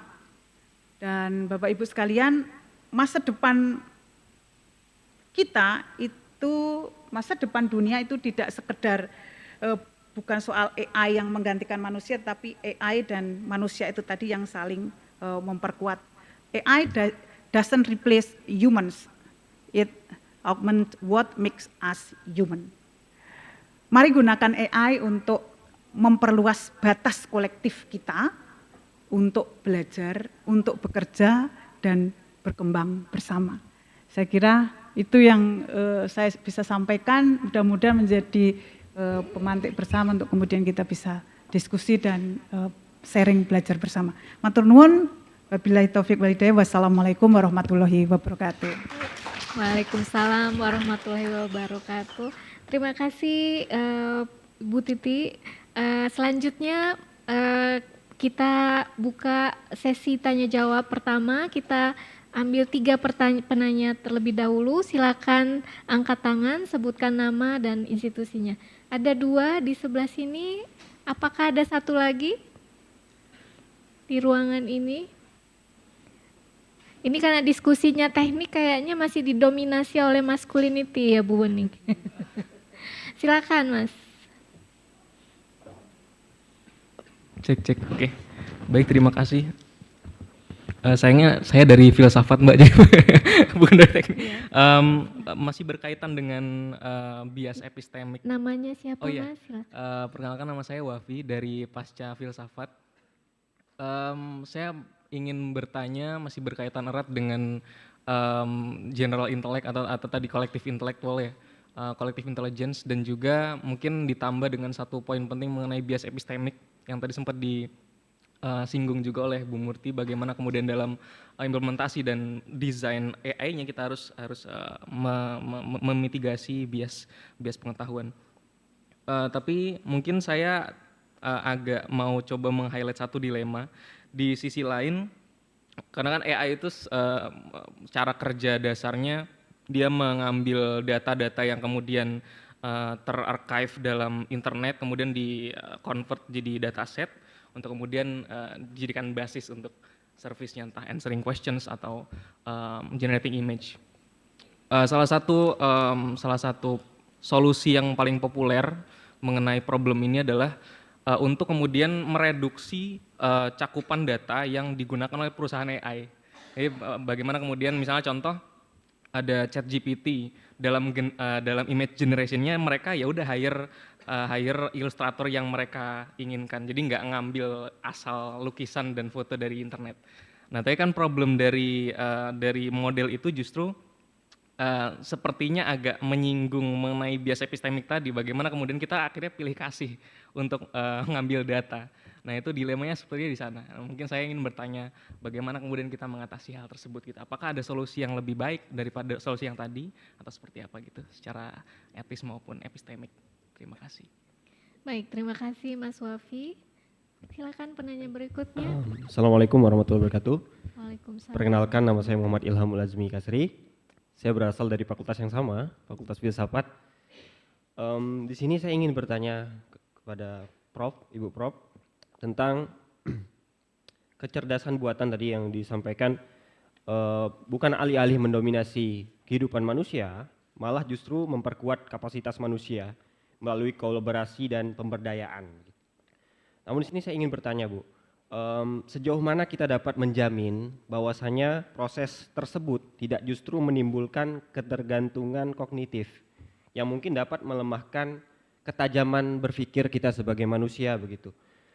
Dan di satu sisi juga mungkin ada sedikit kemungkinan untuk AI ini dapat memperkuat determinisme ya, algoritmik yang mungkin dapat mereduksi nilai, makna dan kebebasan yang menjadi hanya sekedar daripada perhitungan probabilistik.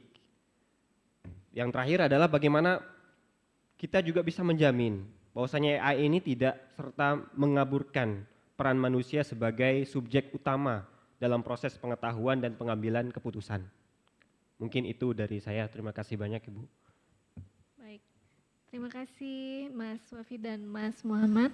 Sebelum kedua presenter kita menjawab merespon pertanyaan ini, saya ingin tawarkan kembali masih ada 1 slot pertanyaan, silakan Mbak.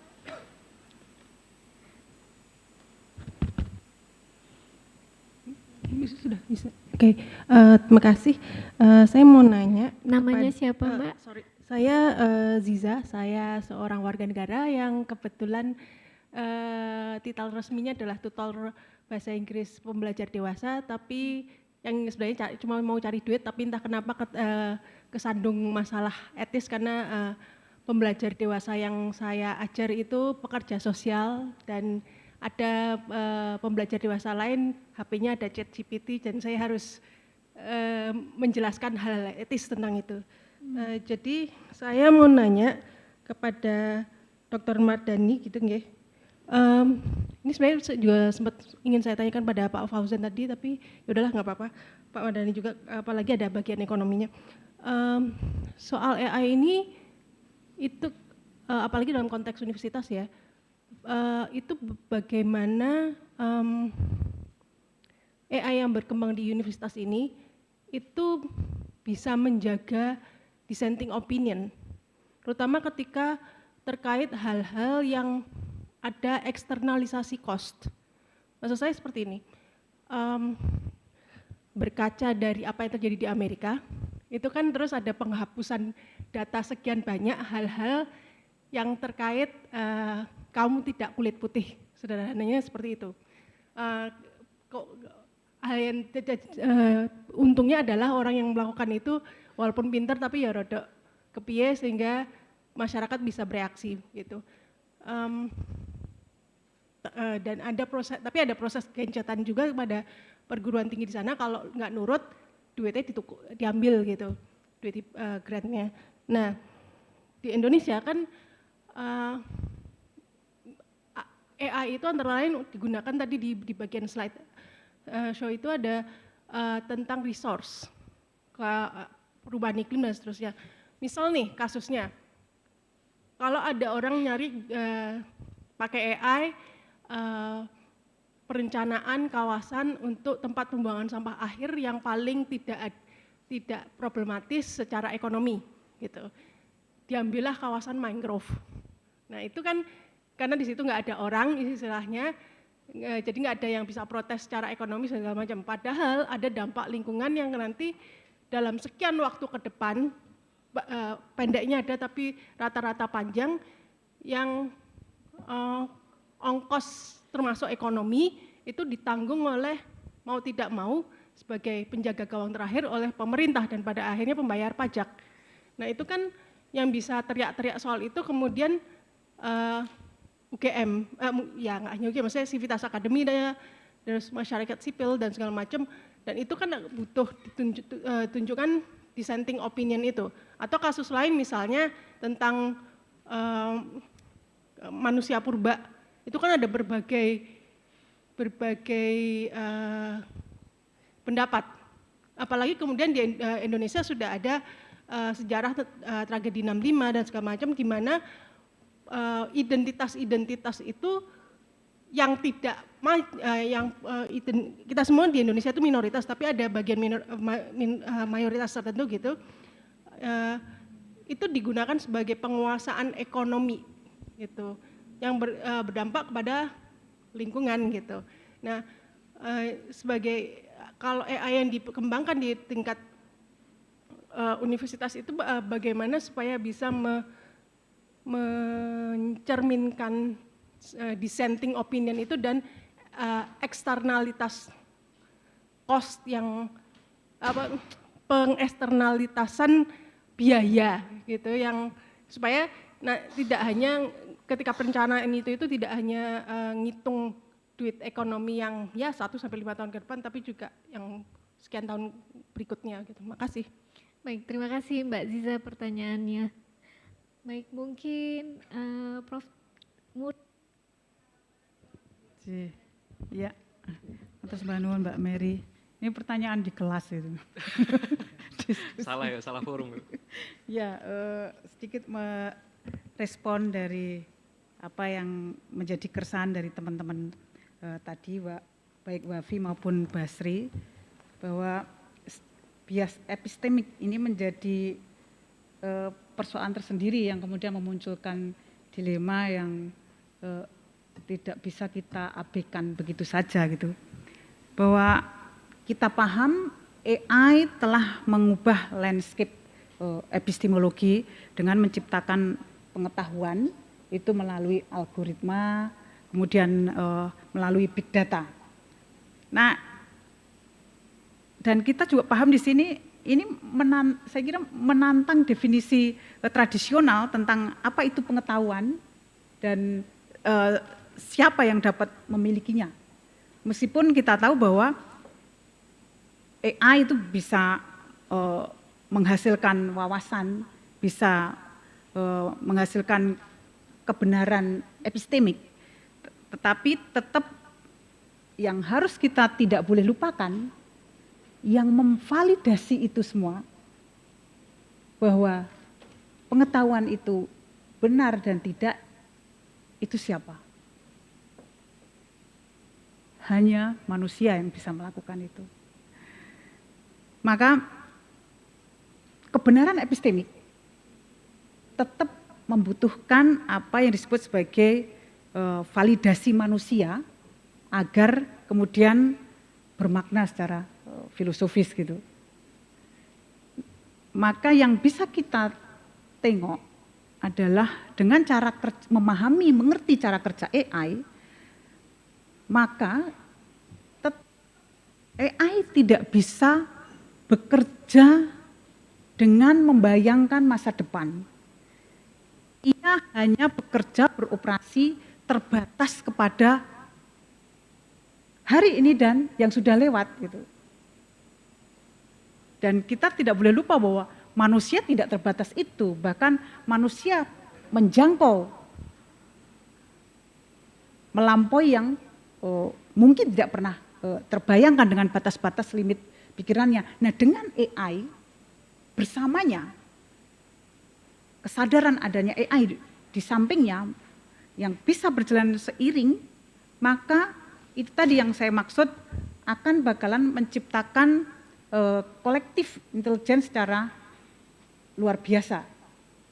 Dan dilema persoalan yang utama saya kira memang persoalan problem etik yang ada di situ.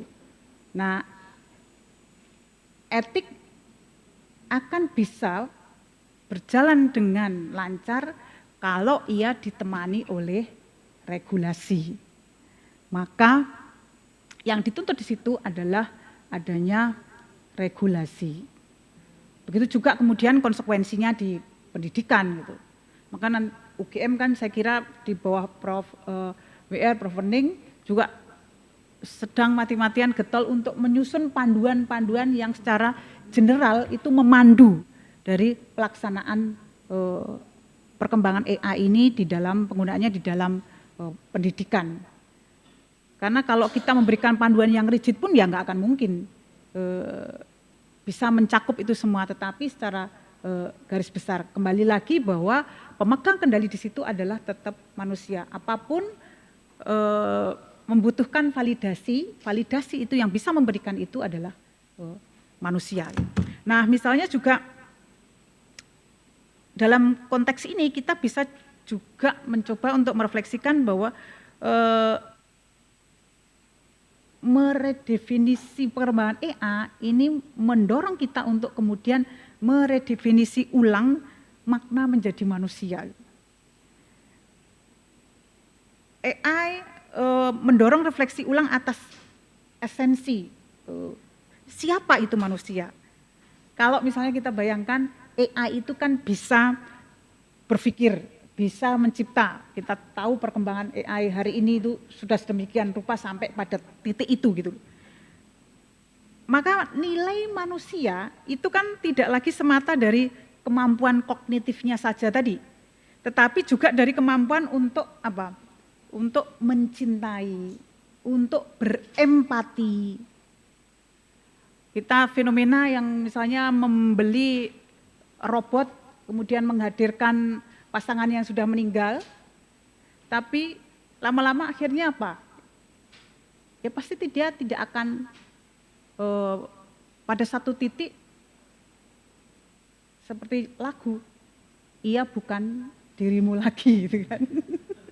Gitu itu loh. Tetap dia tidak akan bisa, robot tidak akan bisa melampaui batas-batas limit pikiran manusia. Maka satu-satunya jalan adalah menyadari kehadirannya dan collab secara bersama gitu. Jadi saya kira refleksi kita, AI bukan ancaman secara eksistensi, bukan ancaman dari eksistensi kita sebagai manusia saya kira, tetapi ia justru memicu kontemplasi dari jati diri apa yang disebut sebagai manusia. Itu saya kira itu. Mohon maaf kalau ada kurang lebihnya. Terima kasih Bu Titi. Ini memberi insight kepada kita, mengembalikan lagi epistemologi itu sebetulnya berangkatnya dari manusia. Jadi ini mungkin sedikit sebelum Pak Mardhani menjawab, saya teringat diskusi saya dengan kelompok mahasiswa asing yang belajar di UGM, kelas kita dengan Pak Alberto dari Selandia Baru, lalu ada Yuha, Minju dari Korea, ada Mia tadi dari Amerika. Kami berdiskusi tentang AI berapa kali di kelas, dan ada satu pernyataan dari Pak Alberto yang mengingatkan saya dengan jawaban Bu Titi ini, pengguna AI itu jangan lupa, AI itu adalah mesin. Jadi mesin yang prinsipnya garbage in, garbage out. Tergantung apa yang kita masukkan, itu yang akan kita peroleh. Mungkin Pak Mardhani bisa lebih jelas memperjelas hal ini ya. Terima kasih. Nah, mungkin saya menjawabnya dari sisi AI sebagai teknologi atau produk teknologi sebenarnya. Jadi memang sekarang yang kami takutkan itu adalah over expectation terhadap AI. Jadi dianggap dia itu sebuah kotak gitu ya, yang kemudian dia pokoknya bukan kotak malahan, kantong Doraemon. Jadi ketika kita rogoh ke sesuatu akan dapat sesuatu yang kita inginkan dan kadang melebihi ekspektasi kita. Padahal enggak juga, karena dia produk teknologi, maka dia punya limitasi sebenarnya. Kalau kami punya limitasi atau batasan. Tadi saya menarik tadi yang pertama dari teman-teman filsafat tadi, bias. Bias itu isu paling urgent di dunia datasetnya. Jadi dataset ini seperti blood-nya AI. Jadi kalau dalam bahasa teknis, kita memfeeding AI dengan data yang tidak balance, maka prediksinya otomatis akan condong kepada data dengan balancing tertentu. Jadi misalnya nih, sebaik apapun kita memberi label data terhadap sesuatu, misalnya label datanya itu positifnya berita seperti ini misalnya gitu ya, itu hampir 80%. Kemudian yang negatif itu cuma 10%, yang netral 10%. Automatically kita bisa menebak arah kemana yang dilakukan. Dulu ada fenomena awal itu ketika Amazon itu merekrut karyawan dan dia menggunakan labeling jawaban pertanyaan interview, kalau bahasanya itu wordingnya itu seperti ini, maka ini penjawabnya adalah wanita, ini laki-laki. Dan ternyata setelah diselidiki, ini lama-lama kok AI-nya yang dipilih ini cowok semua. Nah, mulai terjadi kecurigaan, oh ternyata feeding datanya yang tidak balance. Bahkan ini yang kadang mohon maaf ya, ini kalau bahasa teknologi, garbage in, garbage out itu data quality dan itu yang kita kejar. Tapi kadang menjebak juga, karena kemudian yang terjadi apa? Yang kita feeding itu kita merasa datanya yang paling baik, paling bersih, paling benar. Padahal AI juga butuh data yang salah. Saya pernah ngobrol dengan Bu WR itu, Bu WR kami butuh data yang seperti apa? Data yang jawabannya salah.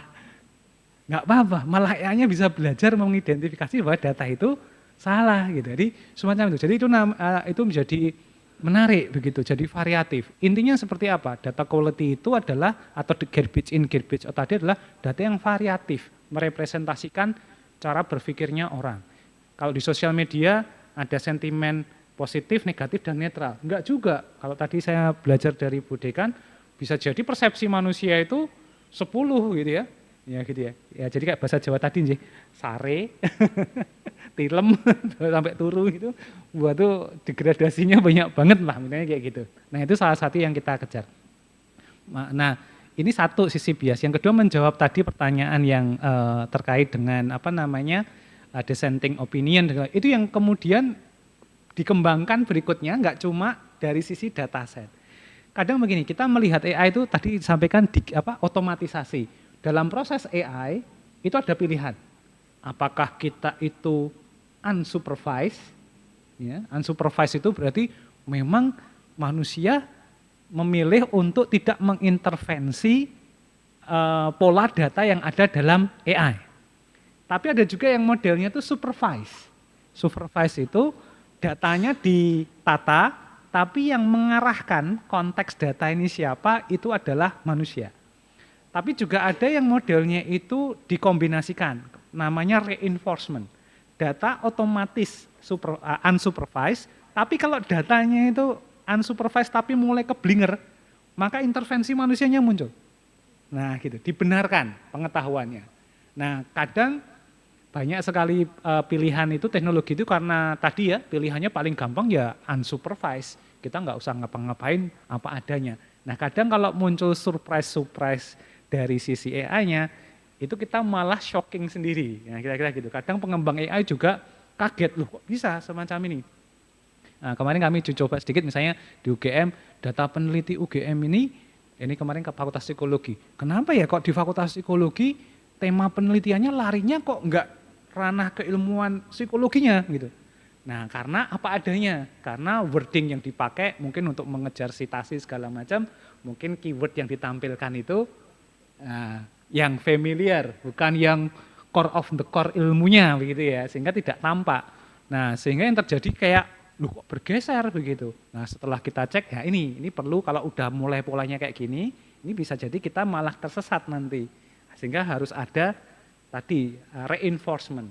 Manusia membenarkan konteksnya, kalau bahasa teknis labelingnya dibenarkan, opinionnya dibenarkan, decisionnya dibenarkan, dan boleh tadi Mbak, kita itu sebagai expert atau nanti orang yang kalau bahasanya Budekan tadi memvalidasi keputusan itu, memasukkan opsi-opsi pilihan tertentu. Itu boleh. Nah, sehingga kemudian arahnya benar. Seperti tadi misalnya, kalau nanti pilihan misalnya mangrove itu nggak boleh dijadikan objek untuk pembuangan sampah akhir, ya kita labelin. Sehingga ketika dianalisis, ya itu nggak viable. Nah, boleh itu dilakukan intervensi. Jadi itu penting untuk dikembangkan. Jadi dan makin ke sini itu kalau saya membaca trennya makin yang namanya kalau bahasa kemarin di jurnal itu specific purpose AI. Jadi tidak kemudian, misalnya kita pakai ChatGPT itu ya, ChatGPT bisa digunakan untuk apa saja, dari resep masakan sampai bikin jurnal gitu, bukan begitu. Tapi nanti spesifik masing-masing, karena konteks pengetahuannya dikembangkan spesifik. Kalau yang terkait dengan apa namanya, termasuk tadi kita bisa memasukkan unsur impact, kalau bahasa saya impact factor. Jadi kalau kita pilihannya nanti ke sana risikonya tinggi apa enggak, nah itu juga di dunia kalau bahasa prodi itu aktuaria atau appraisal itu dilakukan juga. Jadi manajemen risikonya juga dimunculkan, itu makin lengkap juga. Jadi memang benar nanti mencoba mendekati subset yang dipikirkan pengetahuannya manusia. Kalau manusia itu kan mikirnya kan nggak cuma pilihan ya, tapi juga risiko, bahkan ini nanti kalau saya pilih decision ini efeknya 5 tahun apa, nah sampai kayak gitu kadang membayangkan. Nah hal-hal kayak gitu dimasukkan opsinya. Nah seperti tadi sampaikan Bu Dekan, sehingga pengetahuan atau data yang dimasukkan dalam AI itu tidak hanya sekarang ini yang dikembangkan, tidak hanya yang sekarang dan lampau, tapi sekarang kemudian digeneratif untuk ke depan. Nah ini makanya itu sebenarnya cikal bakal generatif AI itu ada di situ sebenarnya. Nah jadi ini yang menarik. Tetapi sekali lagi masih ada kelemahan. Generatif AI-nya based on data-data lampau. Nah belum ada mempertimbangkan faktor-faktor X yang mungkin berkembang seiringnya berjalannya waktu. Yang paling sulit itu adalah real time AI. Jadi kalau misalnya saya milih Toyagama sekarang dengan, mohon maaf ya, Le Mineral gitu, AI-nya berubah lagi. Nah, itu yang sulit. Kalau sekarang mungkin kalau seperti ini mungkin ya rekomendasi ChatGPT ya minuman mineral yang paling enak adalah Toyagama karena dataset kita adalah Toyagama semua, misalnya semacam itu. Nah, jadi begitu kita masukkan objek anomali Le Mineral itu menjadi ya, opsi berikutnya. Jadi semacam itu. Nah, ini yang menjadi tantangannya. Kemarin kalau case yang saya sampaikan, kebetulan saya juga ikut terlibat gitu ya, advokasi. Ini artis-artis Jogja street art itu loh Bapak Ibu. Itu difotonin tuh Bapak Ibu. Dan kemudian benar Pak, itu ada orang yang mengkoleksi datasetnya untuk di-feedingkan ke mesin-mesin engine pembangkit art gitu. Nah itu kan juga satu dari sisi bias cara ngambil datanya nggak ada referensinya, acknowledgement segala macam, menghargai begitu ya. Dan belum lagi masalah royalti dan lain sebagainya, itu juga wah itu efeknya luar biasa. Makanya itu perlu diperhatikan benar. Nah kalau kami di universitas, kalau saya melihat posisi strategisnya adalah ini, kita open oke, tapi untuk yang sifatnya itu insight, ya untuk kita sendiri dulu deh. Kalau mohon maaf nih kalau saya agak sedikit berpihak, lebih baik datanya itu ada di kita sendiri dibanding kita setor ke sana, gitu. Karena itu yang paling berharga, gitu. Jadi semacam itu. Nah ini yang semangat itu yang ingin kami bawa, kalau bahasa agak kerennya ya, mendorong kedaulatan data. Nah kira-kira begitu. Jadi ini yang sedang kami juga kampanyekan, sehingga harapannya nanti bisa mendukung tadi sedikit banyak mewarnai strategi implementasi AI yang tidak kita antisipasi. Karena ini juga kekhawatiran kami dengan membanjirnya tools AI, Bapak Ibu yang cuma bertanya ke tools ChatGPT atau yang lain, sebenarnya pertanyaan Bapak Ibu itu adalah memfeeding data ke mereka. Nah, gitu. Data apa? Minimal data pertanyaannya. Makanya kemarin dirilis Bapak Ibu, ChatGPT itu menyarankan pengguna Indonesia jangan pernah menuliskan terima kasih kepada ChatGPT. Nah gitu kira-kira.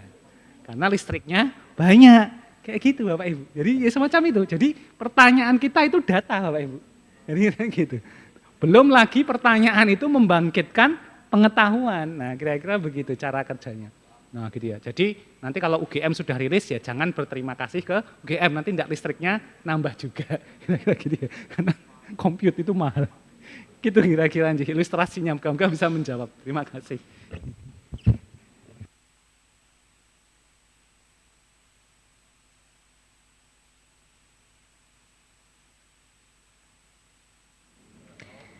Terima kasih, jawabannya sangat insightful.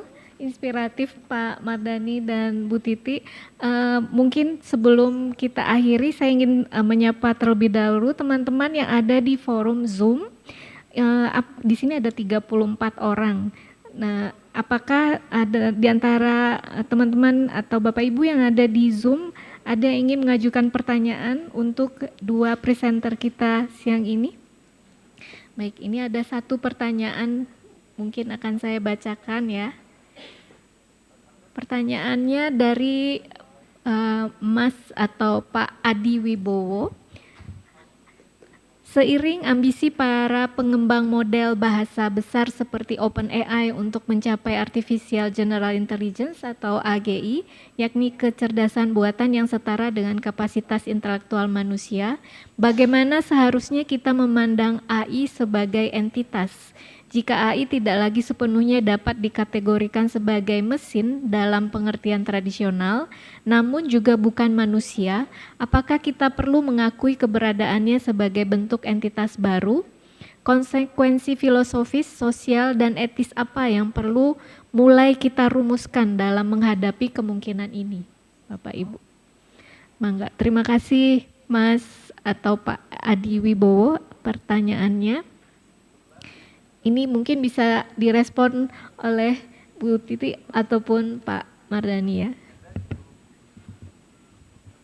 Ya, wah pertanyaannya berat ini, Mas Adi Wibowo ini. Konsekuensi etis, filosofis, wah. Dan ya, yang bisa saya katakan bahwa penggunaan AI yang sedemikian rupa hari ini itu saya kira menuntut adanya etika baru. Tanggung jawab moral itu tidak bisa kita alihkan pada mesin, tetapi kan tetap berada pada manusia sebagai pencipta dan sebagai sekaligus penggunanya. Prinsip Kantian misalnya, kalau ini bisa kita sosialisasikan terus-menerus, itu kalau kita berpegang pada prinsip Kantian misalnya menuntut agar manusia itu tidak sekedar menjadi alat bagi sistem. Sementara kalau prinsip utilitarian itu mendukung AI sejauh ia memberikan manfaat maksimal. Nah, keseimbangan keduanya ini kan perlu dicari ya. Tapi juga di sisi lain apa yang disampaikan oleh Mas Adi Wibowo tadi bisa kita refleksikan bersama bahwa AI itu, kehadiran AI itu sesungguhnya menantang apa yang kita sebut sebagai kebebasan eksistensi manusia. Artinya sesungguhnya ketika keputusan itu diambil oleh mesin, sebenarnya manusia itu bisa sangat jadi atau bisa sangat mungkin itu menjadi terasing dari proses eksistensialnya itu sendiri. Maka pemberdayaan sejati human itu adalah ketika AI itu membantu manusia untuk hidup lebih sadar, bukan sekedar lebih efisien. Nah, filsafat humanisme yang berbasis pada teknologi misalnya, kita bisa baca di situ melihat AI itu sebagai perpanjangan kemanusiaan bukan pengganti, yang sekali lagi bisa kita katakan demikian. AI itu harus memperbesar selalu kapasitas manusia untuk berpikir, untuk mencipta dan sekaligus untuk bisa bertindak secara etis.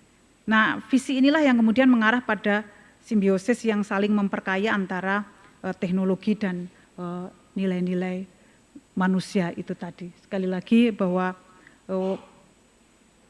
AI itu memunculkan pemahaman terhadap eksistensi manusia dengan berbasis kepada kemunculan etika baru. Dan ini yang tidak akan pernah habis kita refleksikan terus-terusan. Tapi alih-alih kita menganggap makhluk ini sebagai entitas yang harus kita jauhi, justru sebenarnya kita berdamai dengan ini, maka kemampuan adaptasi itu menjadi hal yang paling penting. Sehingga sosialisasi literasi digital itu menjadi hal yang paling prinsip, senada seiring dengan apa yang sedang digalakkan oleh pemerintah dengan menghadirkan, menciptakan talent-talent digital di seluruh Indonesia. Matur nuwun, itu yang saya bisa respon dari pertanyaan Mas Adi. Matur nuwun Mas Adi Wibowo. Baik, terima kasih Prof. Titi. Mungkin dari Pak Mardani. Kalau kami di sudut pandang teknologi sebenarnya tadi sudah beberapa kali kami lihat, tapi ini bukan pesanan sponsor ya, karena ada merek yang mirip gitu ya. Jadi memang AI itu tetap jadi apa namanya pilotnya gitu, kemudian paling banter itu jadikan co-pilot udah gitu. Tapi jangan pernah kalau bahasa kami jangan dijadikan sebagai pilotnya, jangan dibalik gitu ya. Kalau mode apa itu namanya otomatis ya, pilot otomatis oke, tapi pilot otomatis itu kan kapan saja kita butuhkan, kita reinforcement bisa, kita take over bisa. Ya, jadi semacam itu. Jadi ini yang poin penting gitu ya untuk kita kerjakan. Cuma kadang kita kebalik gitu ya. Kadang seringkali kita melihat seperti kalkulator gitu ya, scientific kalkulator gitu kan. Dulu awal-awal muncul juga begitu. Wah, ini akan menggantikan ilmu matematik dan seterusnya begitu, dan kontroversinya gitu. Tapi kemudian kita bisa menempatkan di posisinya yang sangat nyaman dan kita tetap bisa produktif dan kita tetap bisa memaksimalkan dengan sebaik-baiknya gitu ya. Jadi dengan tadi landasan etik, kemudian regulasi dan kemudian awareness terhadap keamanan tadi, keamanan data dan teknologi itu juga sangat penting gitu ya. Dan moga-moga ya tadi saya suka tadi meng-highlight dari Prof. Budekan tadi yaitu humanize AI. Jadi kita jadi tetap membumi, tetap manusiawi lah kita sebagai untuk pengguna ya. Kira-kira begitu. Baik, terima kasih Pak Mardani. Dari panel kedua workshop tentang tema AI yang diusung oleh OGM hari ini, yaitu Enhancing AI Society Through Humanity Science, Freedom to Act, Ability to Do. Kita mendapatkan pencerahan tentang bagaimana kemajuan dan tantangan AI yang sudah dilakukan baik di tingkat UGM maupun di Indonesia dan secara umum di dunia. Tadi sudah dipaparkan juga oleh Bapak Bart Lamiroy melalui sesi pertama pagi tadi, dan melalui paparan Prof. Murti sore ini kita dapat insight lagi bahwa bagaimana AI itu perlu dikembangkan dengan sebuah konsep yang lebih manusiawi, yang menekankan transparansi dan akuntabilitas untuk memperkuat agensi manusia, bukan sebaliknya untuk memarginalkan manusia. Terima kasih Bapak, Ibu, teman-teman semua yang sudah hadir dari pagi hingga sore ini, baik di Zoom maupun di ruangan ini. Project ini merupakan ongoing project dan akan ada lagi diskusi-diskusi selanjutnya terkait AI dan project-project lainnya seperti yang tadi disampaikan Pak Mardani. Jika ada yang tertarik untuk join AI Society, silakan menghubungi Pak Mardani. Terima kasih sekali sore ini, sampai jumpa di lain kesempatan.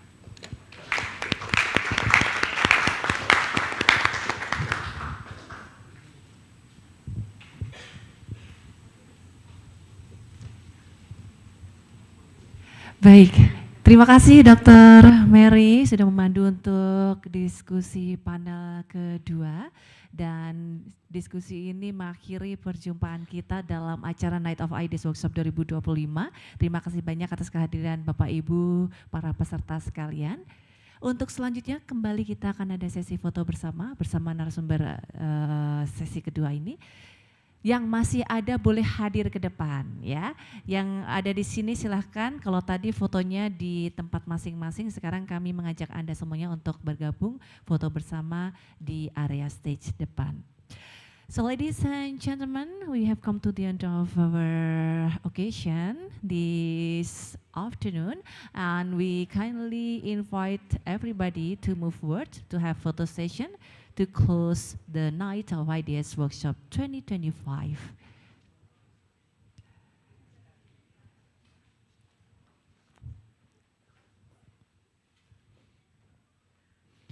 Baik, Kita akan pastikan terlebih dahulu semua masuk dalam frame.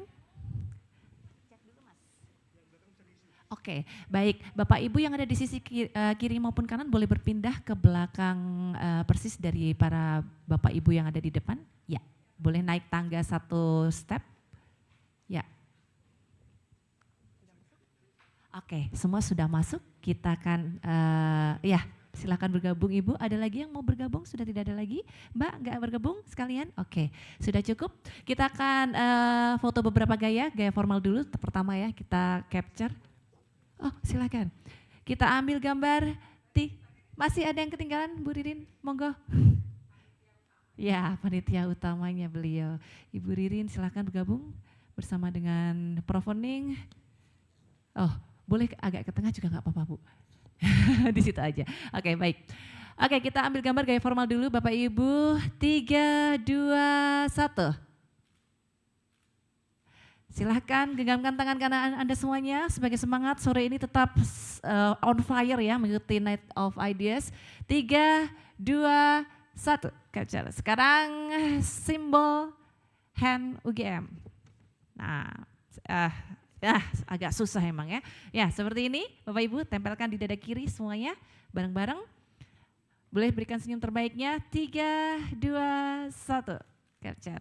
Oke. Terima kasih Bapak Ibu dan sesi foto bersama ini mengakhiri perjumpaan kita dalam workshop pada sore hari ini. Kembali kami ucapkan terima kasih atas partisipasi aktifnya hingga penghujung acara. Semoga tentunya harapan kita semuanya acara ini dapat bermanfaat bagi kita semua dan bisa mencerdaskan kehidupan bangsa dan sekaligus menuju Indonesia Emas 2045. Terima kasih. Oh iya Bapak Ibu silahkan kepada Bapak Ibu semuanya dimohon dipastikan tidak ada barang yang tertinggal di tempat ini dan disilakan untuk mengambil kudapan sore yang sudah disiapkan di meja registrasi depan sebelum Anda meninggalkan tempat ini. Sekali lagi Bapak Ibu mohon dipastikan tidak ada barang yang tertinggal dan silahkan untuk mengambil snack box yang sudah kami sediakan di meja registrasi depan. Terima kasih sekali lagi, selamat sore. Wassalamualaikum warahmatullahi wabarakatuh.